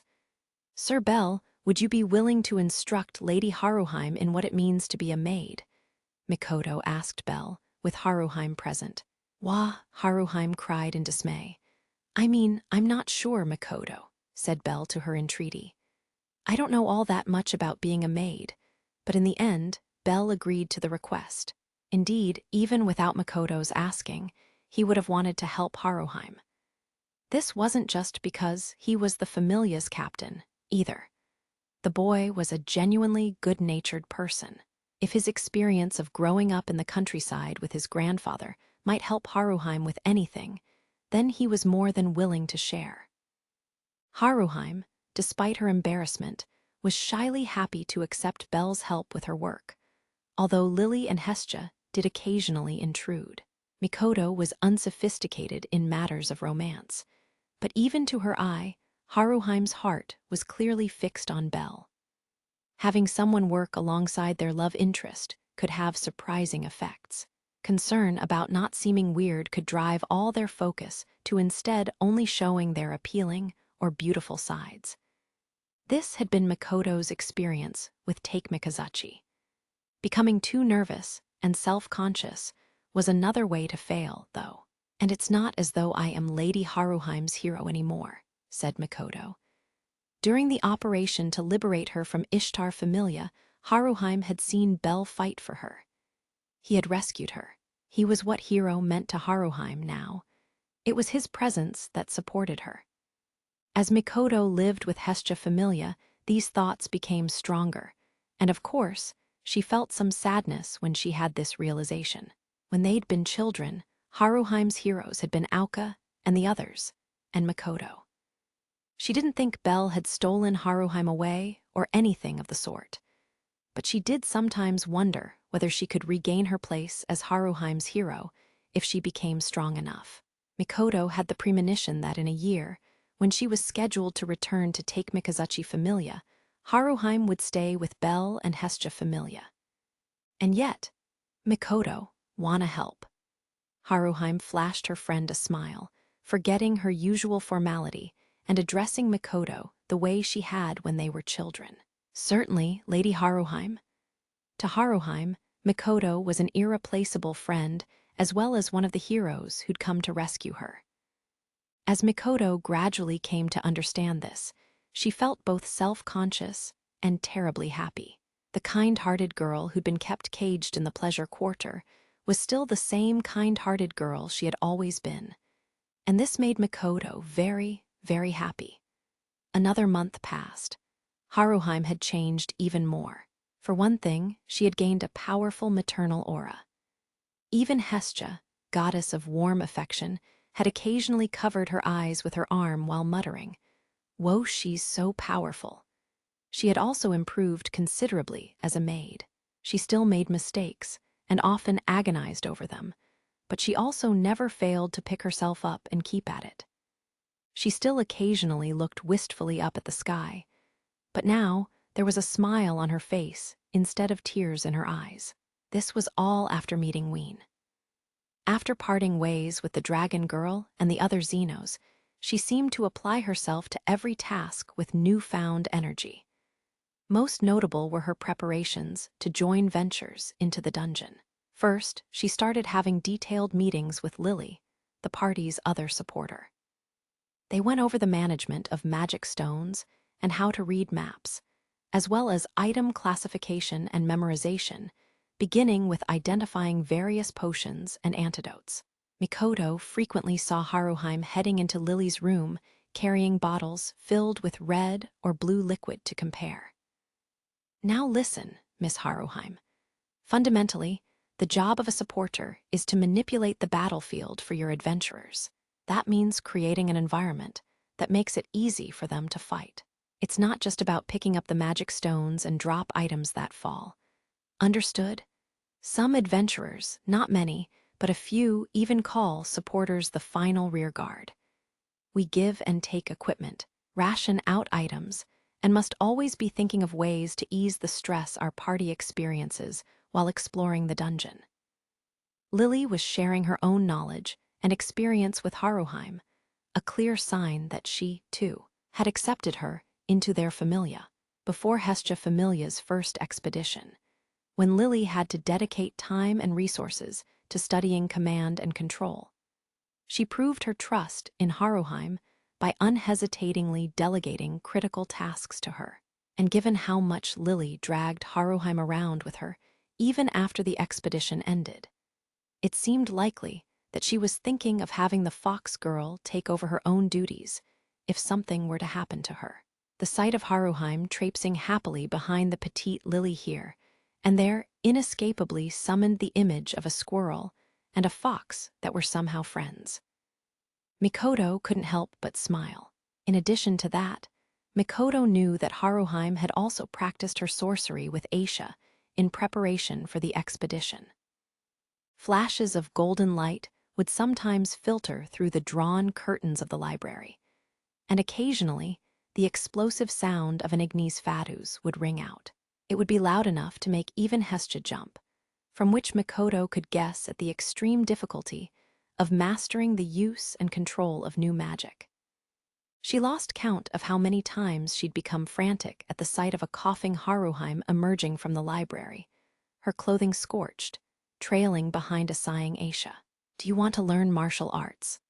"I do." Even as she threw herself into her magical training, Haruheim asked for instruction in how to physically handle her body in combat, carefully timing her request to take Mikazuchi, who was visiting Hearthstone Manor regularly in order to give Mikoto, Chigusa, and Aoka special training, so that it wouldn't interfere with his other duties. It would just be during the short amount of time that remained before the start of the expedition. "Miss Aisha told me not to expect to improve much, but I've thought it over quite a lot, and I don't think deciding on my own that I can't do it is the right path."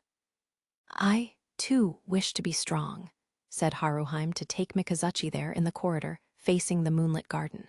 "Very well, I will teach you," agreed the god of combat, smiling at the girl's wish. Beginning the next day, after an exhausted Haruheim was mentally depleted from her sorcery training, she would go and practice with Take Mikazuchi while Mikoto and the others were resting from their own lessons. First, you must understand that your foundation is completely different compared to Mikoto's and the others. Yes, Lord Take Mikazuchi. Superficial understanding will do you no good. You will drill only self-defense techniques. Self-defense techniques? Correct. I've heard that you have quite sturdy armor. You must learn how to use it, mastering it to the point where you can handle enemy attacks not by actively reacting, but with your reflexes. What Take Mikazuchi drilled into her in the short time available was, in a word, tactics. The martial arts are not only about flashy moves, you must also train your wits. Quick thinking can prevent a fatal strike from landing. I understand, and in fact, that lesson saved her life. In defiance of Aisha's argument that she would be better off focusing solely on magic, Haruheim's actions saved her own life, and moreover, spared the party great suffering during the perilous battle with the floor boss. She was always ready to struggle for her goals, to carefully consider her options and decisively take action. And on top of that, she constantly sought out instruction. It was a simple thing, but unspeakably important. Like Belle ahead of her, that alone would lead to a step of self-improvement, and then 10 steps. She made it possible to achieve something that wasn't attainable by simply doing as she had been told and only practicing what she had been taught. And even now, Haruheim was in this state of constant self-improvement. This naive, pure, and terribly kind-hearted person. This princess raised in a gilded cage had opened the door, and of her own will, stepped out into the world to become a traveler. "Lady Haruheim, is something the matter?" Mikoto asked, sensing that something was indeed amiss. She looked at Haruheim from the side as the Renart gazed up into the clear blue sky contemplatively. "We made a promise," said Haruheim, raising her little finger. To see each other again, to live together again, that is part of why I'm working so hard." She held the finger she'd made that promise with to her chest as though it were very dear. Her smiling face was unspeakably beautiful, just as it had been the first time they'd met, but now she was so much stronger. Mikoto smiled, feeling as though she'd just witnessed something dazzling and precious. She'd changed, the weak little girl and the once despairing prostitute both. Through each experience, she grew. Haruheim didn't need her protection anymore, Mikoto suddenly realized. Which was why, so that Haruheim could one day save another, Mikoto would continue to support her. Always. It was the middle of the night, and everyone was asleep. Bell woke up with a start. He heard a faint creaking coming from the wall. Throwing off his blanket, he reached down to his waist to draw a knife that wasn't there. Pale blue light streamed in through the window. There was nothing threatening there. After confirming that there was indeed no threat, he shakily exhaled the breath he'd been holding. His body was terribly sweaty. He let his arms go slack, then, sitting back down on the bed, covered his mouth with his hand. Deep sleep eluded him. It was far preferable to his harrowing time in the deep levels, where he'd never slept more than 5 minutes at a time, but the stress was clearly still weighing on him. He was a level 4 upper-class adventurer, and there was nothing happening in his daily life that ought to be affecting his sleep. Nobody suspected it, but he was constantly fatigued, waking every morning with the foul aftertaste of a nightmare lingering in his head. And no doubt they were indeed nightmares. The sound of the Juggernaut's massacre, the screams of the adventurers, the terrifying howls of the monsters on the 37th floor. They all echoed in the depths of his sleep, tormenting him. Bell felt an unaccountable terror that the dungeon's darkness in his dreams would drag him in and down, and he would never wake up again. I'm fine. It'll be fine." This was temporary. If he could endure it, he'd soon get reaccustomed to the air above ground, and it would pass. Bell was confident of this, so he told no one of his trouble sleeping, nor asked for anything. He was sure there was no medicine for it, but time itself, which was all the more reason not to worry anyone. He was suddenly envious of his younger self, who, despite wanting so badly to become a great fighter, would go crying to his grandfather whenever he had a nightmare. Bell heaved a heavy sigh. There was a hesitant knock at the door. Bell, slightly surprised, was about to stand up, but before he could, the door opened and a pair of bright green eyes peered into the room. Dim blue light reflected off of beautiful golden hair. "Haruheim?" "Yes, it's me." The Renart girl stepped quietly into the room and stood in front of Bell with a gentle and reassuring smile. Before Bell could speak again, Haruheim lifted something up and held it to her chest. "Master Bell, would you like to hear a story from a book? It's a story of some very kind heroes." She held a single volume that sported a binding that seemed very old. Bell blinked. "Hear, not read." "That's right. I am very much in the mood to read a story aloud right now as it happens," said Haruheim, gently supporting Bell's weight as she laid him down in his bed, like a kindly prostitute would or an older sister. It was then that Bell realized Haruheim's real aim. She must have figured out that he hadn't been sleeping well and was here to soothe him with a bedtime story. Bell smiled faintly. "It's like the 1001 Nights." Haruheim giggled. "That's quite right. Perhaps just once I wanted to be the princess of a ruined nation, yearning for the king." Bell lay on his back, looking up. He saw the girl smile, illuminated from behind by the moonlight coming through the window. "Now then, master, would you indulge my selfishness and listen to a tale?" Bell's eyes narrowed in a smile. "With pleasure," he murmured. "Thank you very much," she whispered. The slender fingers of her hand as she held his were very warm. As her beautiful, ringing voice began to spin a tale, his eyes grew heavier and heavier.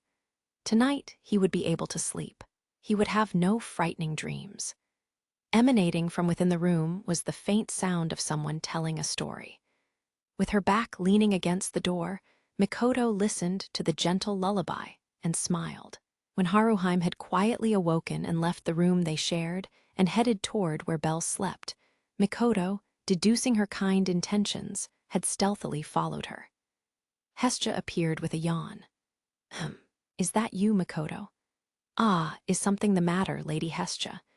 I got the feeling Belle was scared of something, so, I figured I'd check in on him, maybe go to sleep with him. Sir Belle's room is over there. Come, let us go together, shall we? Hwa, Hestia yawned again. Is that where it is? Mikoto led Hestia, who rubbed her sleepy eyes and held her pillow under her arm, back into her own room. The pajama-clad goddess smacked her lips sleepily and went obediently along. Nudging Hestia from behind, Mikoto stuck her tongue out in the darkness and silently apologized. She was ever the faithful retainer, and like a ninja, she struck from the shadows. As she escorted the goddess away, Mikoto mused that so long as she could continue to support Haruheim like this, that was plenty. Epilogue Heroess Elegy, please, you've got to kill it. As I stand there frozen, a human adventurer I don't recognize speaks to me in a quivering voice. In his wounded arms, he holds a female animal person. I can tell at a glance she's been fatally hurt. She's soaked in blood. Her eyes will never open again. That monster, please, kill it. We're on the 20th floor of the dungeon. The air is cold in the gloom. Along with the rest of his badly injured party, the adventurer stares transfixed into the darkness. And glowing in that darkness are menacing eyes staring right back at us as they steadily come closer. What happened here is obvious. It's an all-too-common story in the dungeon. A giant monster attacked a group of upper-class adventurers during their expedition. A single irregular native to a deeper floor overwhelmed them, and they were given no option but to flee. That's where we'd come across them, and even as we tried to help them escape, there was no time to heal them. The grievously injured female animal person breathes her last in front of her comrade's eyes, without so much as a single final word. I know I have no right to say this. I know that. This is the life we chose. But please, all adventurers accept the danger of this life as a given. There are plenty of other, safer ways to make a living. But these people, including the woman who just died, chose the adventuring life, seeking fame or fortune, the fulfillment of their ambitions, or simply the inescapable draw of the unknown. Whatever their reasons, every adventurer has chosen this path with full awareness of the risks that come with it. Naturally, it's a mistake to resent the monsters. Though they might grievously injure you, though they might slaughter your friends, hating the creatures in the dungeon is more than misguided. It's downright laughable.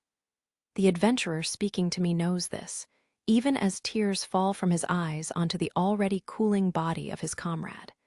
And yet, even though he knows it's a disgraceful thing to ask, he can't help but beg me through his sobs. Please, Belle Cranel, avenge her. My left arm fully healed, all of Hestia Familia has returned to regular action in the dungeon. And this is what immediately greets us. The completely unremarkable death of an adventurer. There is no scandal here, no drama at all. It's just another day in the dungeon. This cruel reality has always been here, lying in wait. The only question is whether you notice it.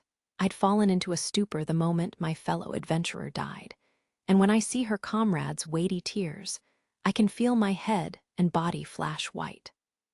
All distractions and worries disappear, and my body is filled with a single transparent purpose: to kill the creature whose savage howls even now draw closer. I hear Welf's and Lily's voices from beside me. Belle, Mr. Bell, Sir Bell, Master Bell. From behind me, I can hear the sadness in Mikoto's and Haruheim's voices.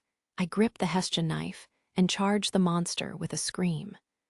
From the distant past right up to the present day, Aurario has been a city overflowing with death. There were times blessed by peace, and there were times of unthinkable slaughter.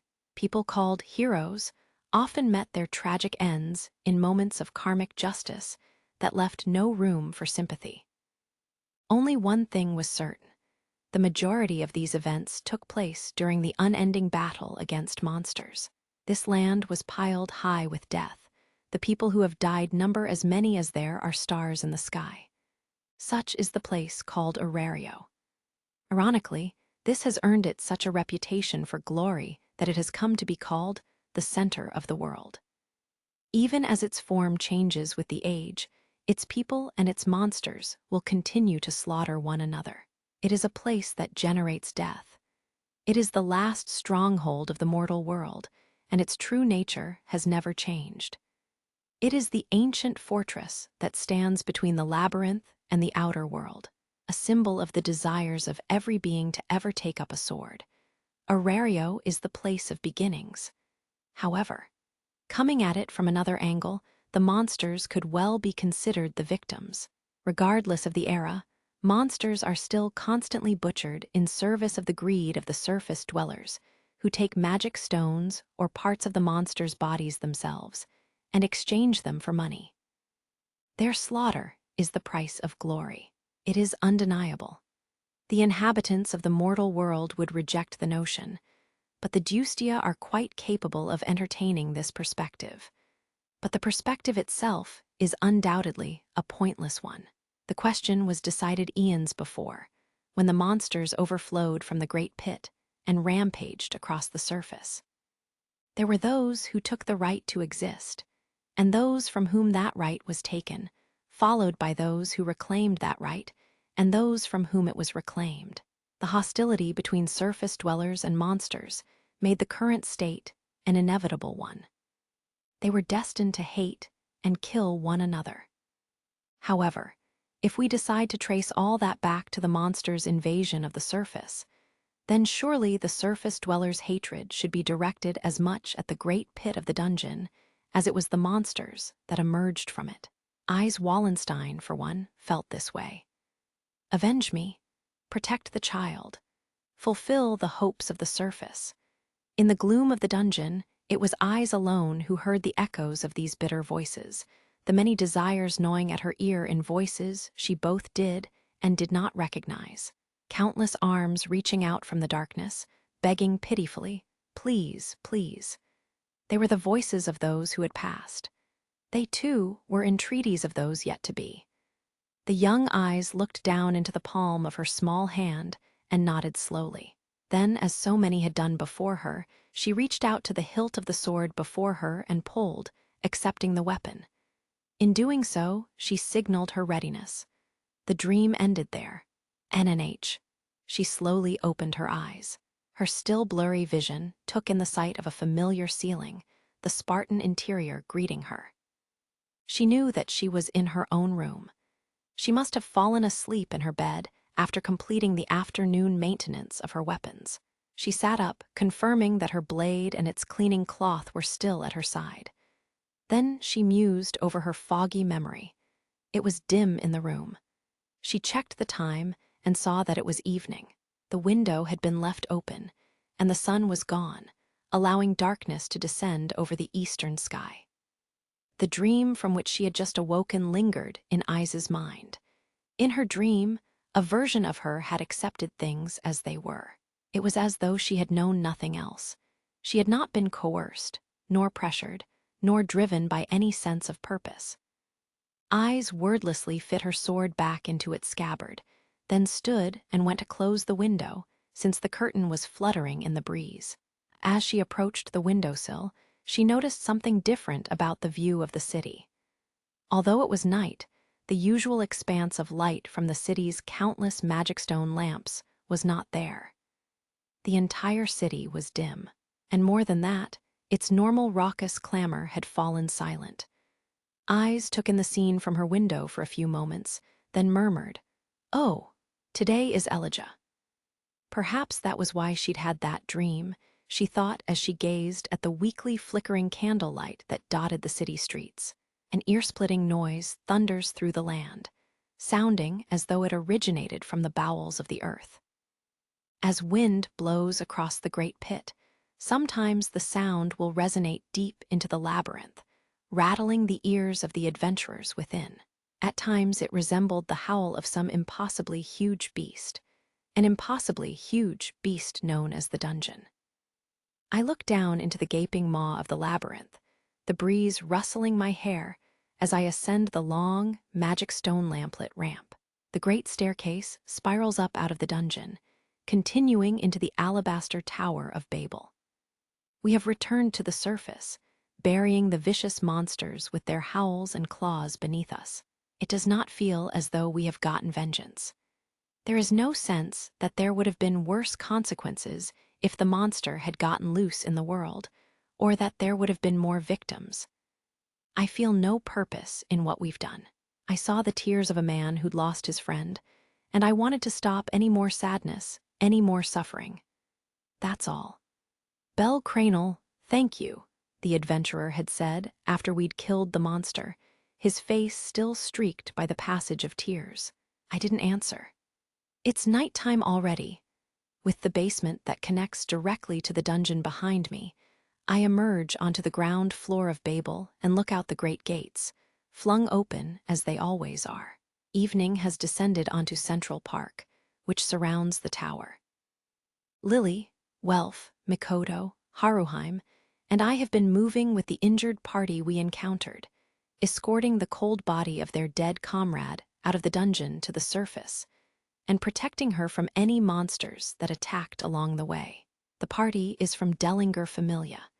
The adventurer who thanked me for avenging her is named Edgar. The dead animal person adventurer's name was Celia. After Edgar and his party lay Celia on the floor, we don't move for a while. The hall is nearly deserted, and the few fellow adventurers who are there watch from a careful distance, as though used to the sight. Their gazes are mixed, some derisive, others pitying, and still others merely cold. As I stand silently beside Edgar, Lily and Welf nudge me from behind, as though to tell me there's nothing more we can do. Haruheim, looking rather unwell, and Mikoto, supporting her, both quietly nod their agreement. Urged on by the four of them, I pick my feet up and walk out of Babel. As soon as we pass through the gates, we notice that the park looks very different tonight. Central Park, I murmur. The entire giant central district of the city is festooned with decorations. Wooden posts dot the area, draped with flowers. But the mostly white and blue posts seem, strangely, anything but festive. Most noticeable of all is that the magic stone lamps that light the streets are dark. In their place is the warm glow of candlelight. Looking past Central Park, I can see that the magic stone lamps throughout the city are all extinguished. I can't hide my confusion. "Oh, that's right, today's Elijah," says Welf beside me. "We were staying in Riviera in the middle levels, so I completely forgot," adds Lily. "Elijah," I parrot blankly. I remember hearing Welf use the word back at the benevolent mistress. Lily looks over to me. "Do you not know about it? Oh, of course. You might be a top-class adventurer, but you still haven't lived in Arario for a full year." She gives me a smile, but there's something lonely about it. Welf quietly explains. "Elijah is, well, basically it's a festival to mourn dead heroes." "To mourn heroes?" "Correct, Sir Bell. To show our respect for the ancient heroes of Arario who sacrificed themselves to stem the tide of monsters that swarmed out of the pit," says Mikoto. "It's also a Thanksgiving festival to show appreciation for their great deeds," adds Haruheim. Just as they've explained, after a while, ordinary citizens of Arario begin to gather in the park. It's a huge crowd, but there is nothing overwhelming about it. To a one, the crowd is soundless. They wear their silence like a cloak of shadow. Haruheim sees boys and girls carrying flowers, and a forlorn look dwells in their eyes. Young and old, male and female, human and demi-human alike, most of the assembled people wear robes of white and carry candle holders. You probably know this, but there are monuments to the heroes all over the city, starting with the courtyard in front of the guild and the first graveyard. At the appointed time, people will start from Central Park and visit each one in turn, says Lily. Then they come back here and sing, to offer their respect and thanks, Welf tells me. They go on to explain that Elijah, the festival of heroes, will last until the sun comes up. Until then, not a single magic stone lamp will shine in Arario, and candles will be the only source of light. As though to relive the nights those ancient heroes themselves lived, the shopping district, pleasure quarter, the crafters district, as well as every tavern and every home, will pass the night with only candlelight. The guild is responsible for organizing the festival, and sure enough, I see their uniformed employees here and there. Among them, I spot Miss Ina and Miss Misha. Under the expanse of the night sky, the city is filled with tiny, flickering flames. The atmosphere in the streets is so solemn and quiet that it makes their usual liveliness seem like a distant memory. Even the ever-foolish, ever-teasing voices of the gods have, just today, gone quiet.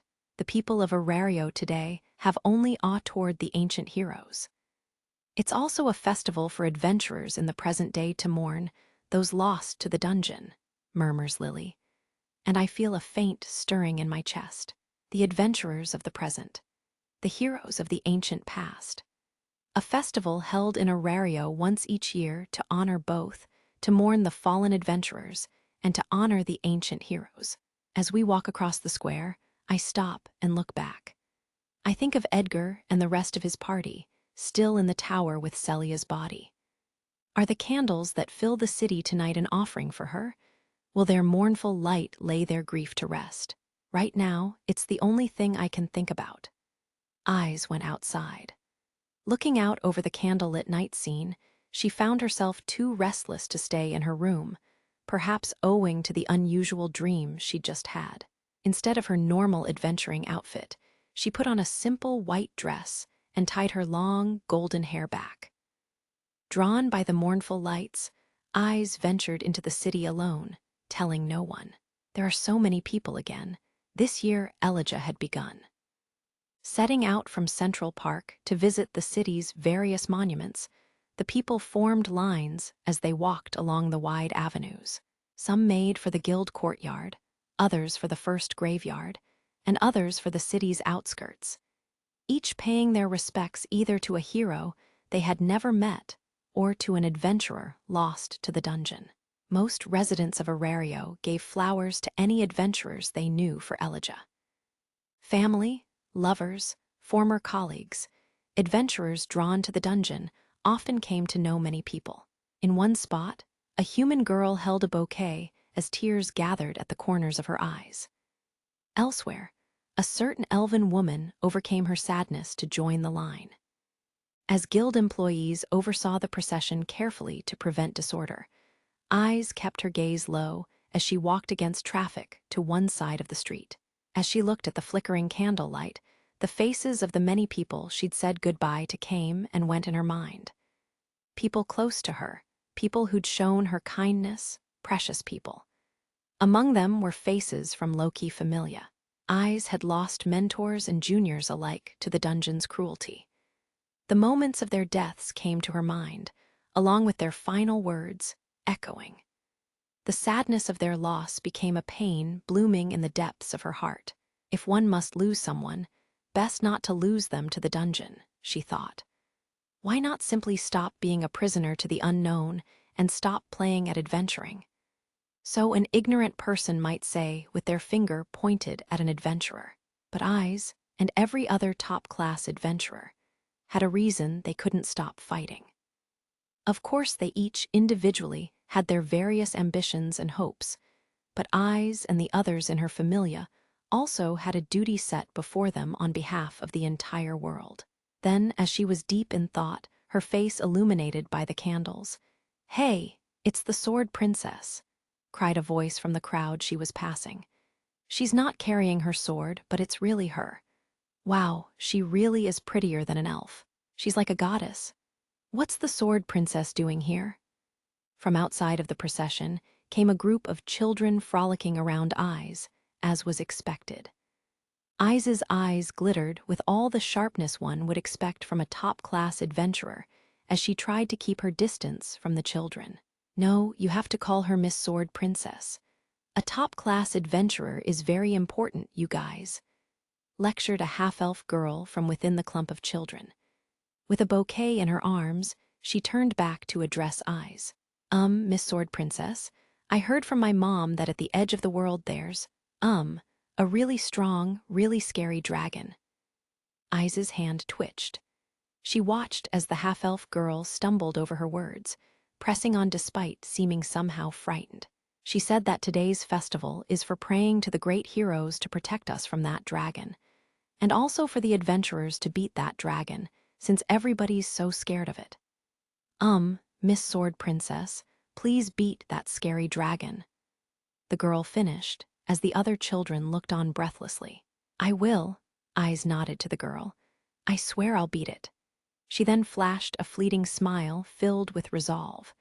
The children's faces bloomed into smiles at Eyes' answer. They looked at one another delightedly, then shouted, "Good luck!"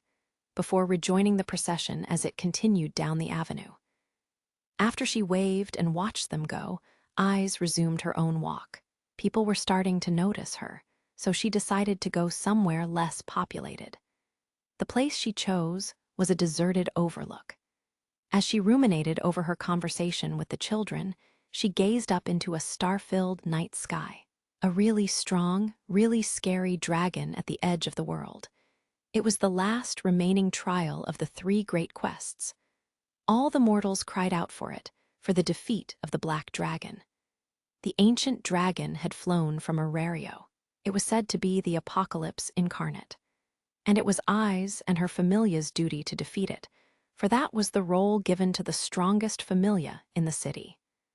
Eyes and the rest of low-key familia had to keep fighting. They had to become more powerful, even if it meant continuing to lay their comrades' bodies in the ground. They were the ones with the responsibility to strike down the Dragon King, who had brought such ruin to the city of Arario, to the Labyrinth City, where the strongest adventurers in the world gathered. Eyes held her hair down as the wind stirred it and looked out at the candlelight in the city. Time passed, and as the moon made its way across the sky, at length she heard singing coming from Central Park. The elegy that would bring the festival to a close had begun. The people of the city gathered in its central district, almost overflowing from it, as they joined their voices together in prayer and song. Transcending borders of species and faction, their mingling emotions rose into Arario's night sky. Just as the girl had said, the prayer offered up by Elijah carried grief and gratitude simultaneously. And Eyes, an adventurer of the highest tier, knew perfectly well what the meaning of that prayer was. The world wanted a hero. Adventurers scattered throughout the city heard the song. A prum warrior in a room of the manor, a high elf queen, an old dwarf soldier, a middle-aged werewolf sitting on the roof, a pair of Amazon sisters, a bose warrior in the top floor of an alabaster tower. Each of them heard the song calling for a new generation's hero. The casualties would continue to increase. Heroes were built on a foundation made of many lives, until the world's cry was answered, until whatever divine intention the gods were surely hiding finally came to fruition, until the last corner of the dungeon was conquered. The lights of morning that filled her vision would never go out. It was hard to look those children in the eye, Eyes murmured. It was hard to listen to the song that drifted in the air. Eyes had a fervent wish. It was different from the wish of her people. There was something she had to regain. When the time for that promised battle came, for Eyes the grudge would be personal. Just like an adventurer whose compatriot was killed by a monster in the dungeon, not out of any high-minded heroism, but simply as an absurd little puppet, ruled by her passions. The beautiful song was oppressive. All alone, Eyes' voice quivered, as though trying to escape the singing. She had not taken up a sword by choice. It had simply been the natural conclusion when taking up a sword was all that she had. The continuation of the dream she'd seen and the timbre of the song both churned inside her. When the words came, she spit them out like something foul. I can't be anyone's hero. Sir Bell? Bell had stopped, and was looking up into the night sky as the song drifted in its air. The gods are singing, too. He heard a lament for the dead, a hymn of thanks to the heroes, and even a song of prayer for the new heroes.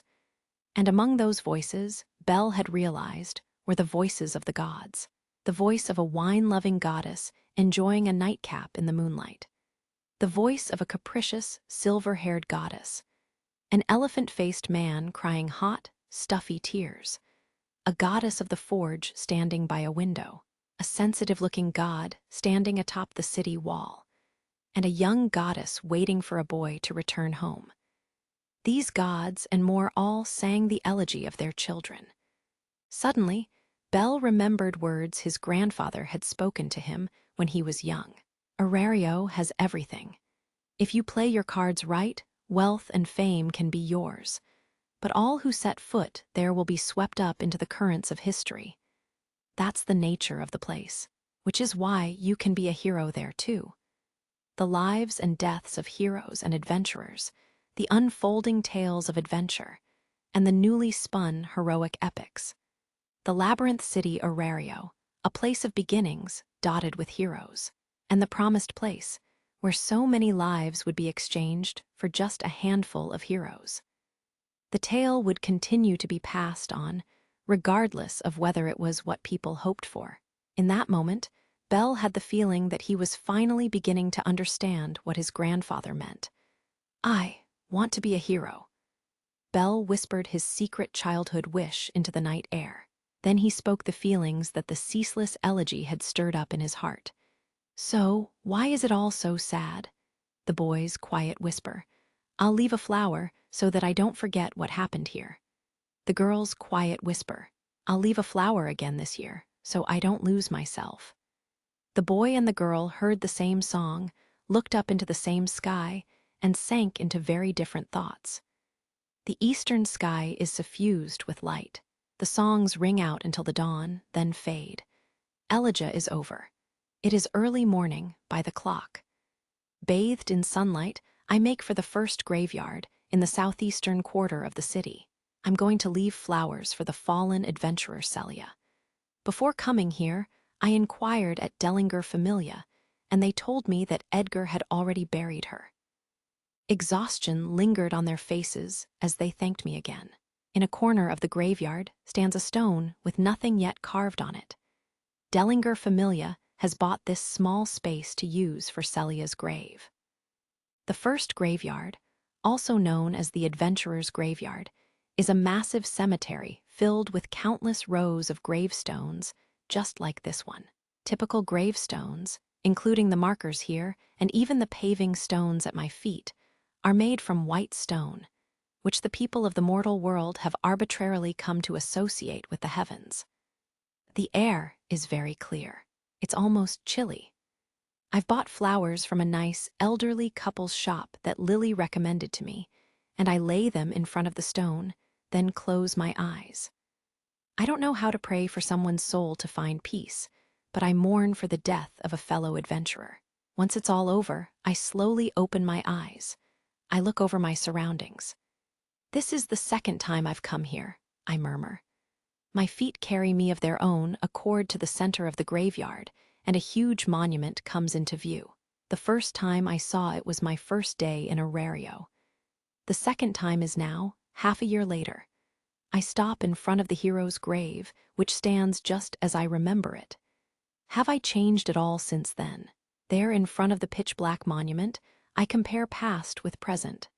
I've gained so many experiences. I've gotten strong enough to face monsters.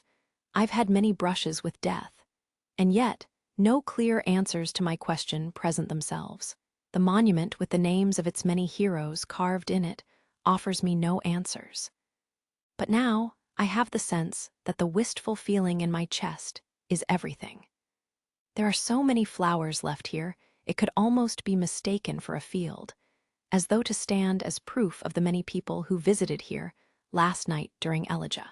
I stand in front of the monument and continue to reflect on how little I knew back then, when I get the sense that someone else is visiting this otherwise deserted cemetery. Is it? I look behind me. To my surprise, there's a girl with golden hair and golden eyes walking past the rows of adventurers' graves toward me. Eyes! Noticing me, her eyes betray similar surprise. White sunlight showers the space between us. I don't know why, but in that moment, somehow, seeing her illuminated by the morning sun, I get the feeling that she's been crying. Belle, Eyes murmurs with her usual muted expression. She approaches me as though to banish my hallucination. Are you visiting someone's grave, too? Why, yes. Eyes comes right up to me, then lays her flowers in front of one of the gravestones. Her gaze doesn't return to me. The two of us abandon ourselves to the wordless moment until she finally looks up. Well, then, she says tersely as she walks right past me. I've wanted to see her so much, but I can't bring myself to call out to her. There's something between us now that can't be named or described. As though my consciousness is being pulled, I fully turn around as I watch her leave. I decide to go to the gravestone where Eyes left her flowers. It's the grave of the ancient heroes, whose exploits filled the dungeon oratoria, my childhood Bible. This is the resting place of the great men and women who risked their lives to defend Aurario from the monsters that emerged from the great pit, saving countless lives in the process. Was this also for Elijah? Did Eyes want to leave flowers for the heroes, too? There are many, many flowers left in front of this monument, and the stumps of many burned-out candles, too. Eyes left her flowers in front of the single biggest stone in the monument. I read the name of the hero carved on the stone. The hero, Albert. He was a legendary hero, appearing in not just the dungeon oratoria, but in many other tales as well. A breeze stirs the petals of the flower's eyes left in offering at the base of the black marker. And then, in that moment, it's not an omen. Nothing falls from the sky. But a tremendous, blinding bolt runs through my mind as I consider the name on the marker. My grandfather's voice and a single line from a certain poem come to me like lightning. The great hero Albert, in the book he was Albeit Eusebius. Champion of the sword he was called by a bunch of names. Actually, wait, no, that's not right. It's my brain is trying to remember something. There's something in my memory trying to come out. That's right. A line from a book of tales I read. A noble title recorded in the dungeon oratoria my grandfather gave me. Another name for that great hero, Valdstegen, the mercenary king. My heart skips a beat when I speak the name aloud. He's the strongest hero in the dungeon oratoria, appearing in the final chapter. In ancient times, the expeditionary forces he led were called mercenaries, but they're synonymous with what we now call adventurers. In other words, his name means the Adventurer King. Valdstegen Wallenstein. I can feel my eyes trembling. Even now, it's not uncommon for people to borrow the names of heroes for their children. Examples are far from rare. But could this really be just a coincidence? One of the strongest adventurers in modern times, being given the name of the strongest hero in history. Eyes Wallenstein, the sword princess, leaving flowers at the grave of the mercenary king. I slowly turn around.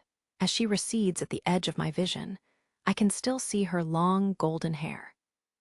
I am stunned speechless as the object of all my yearning fades away into the morning sunlight and vanishes completely.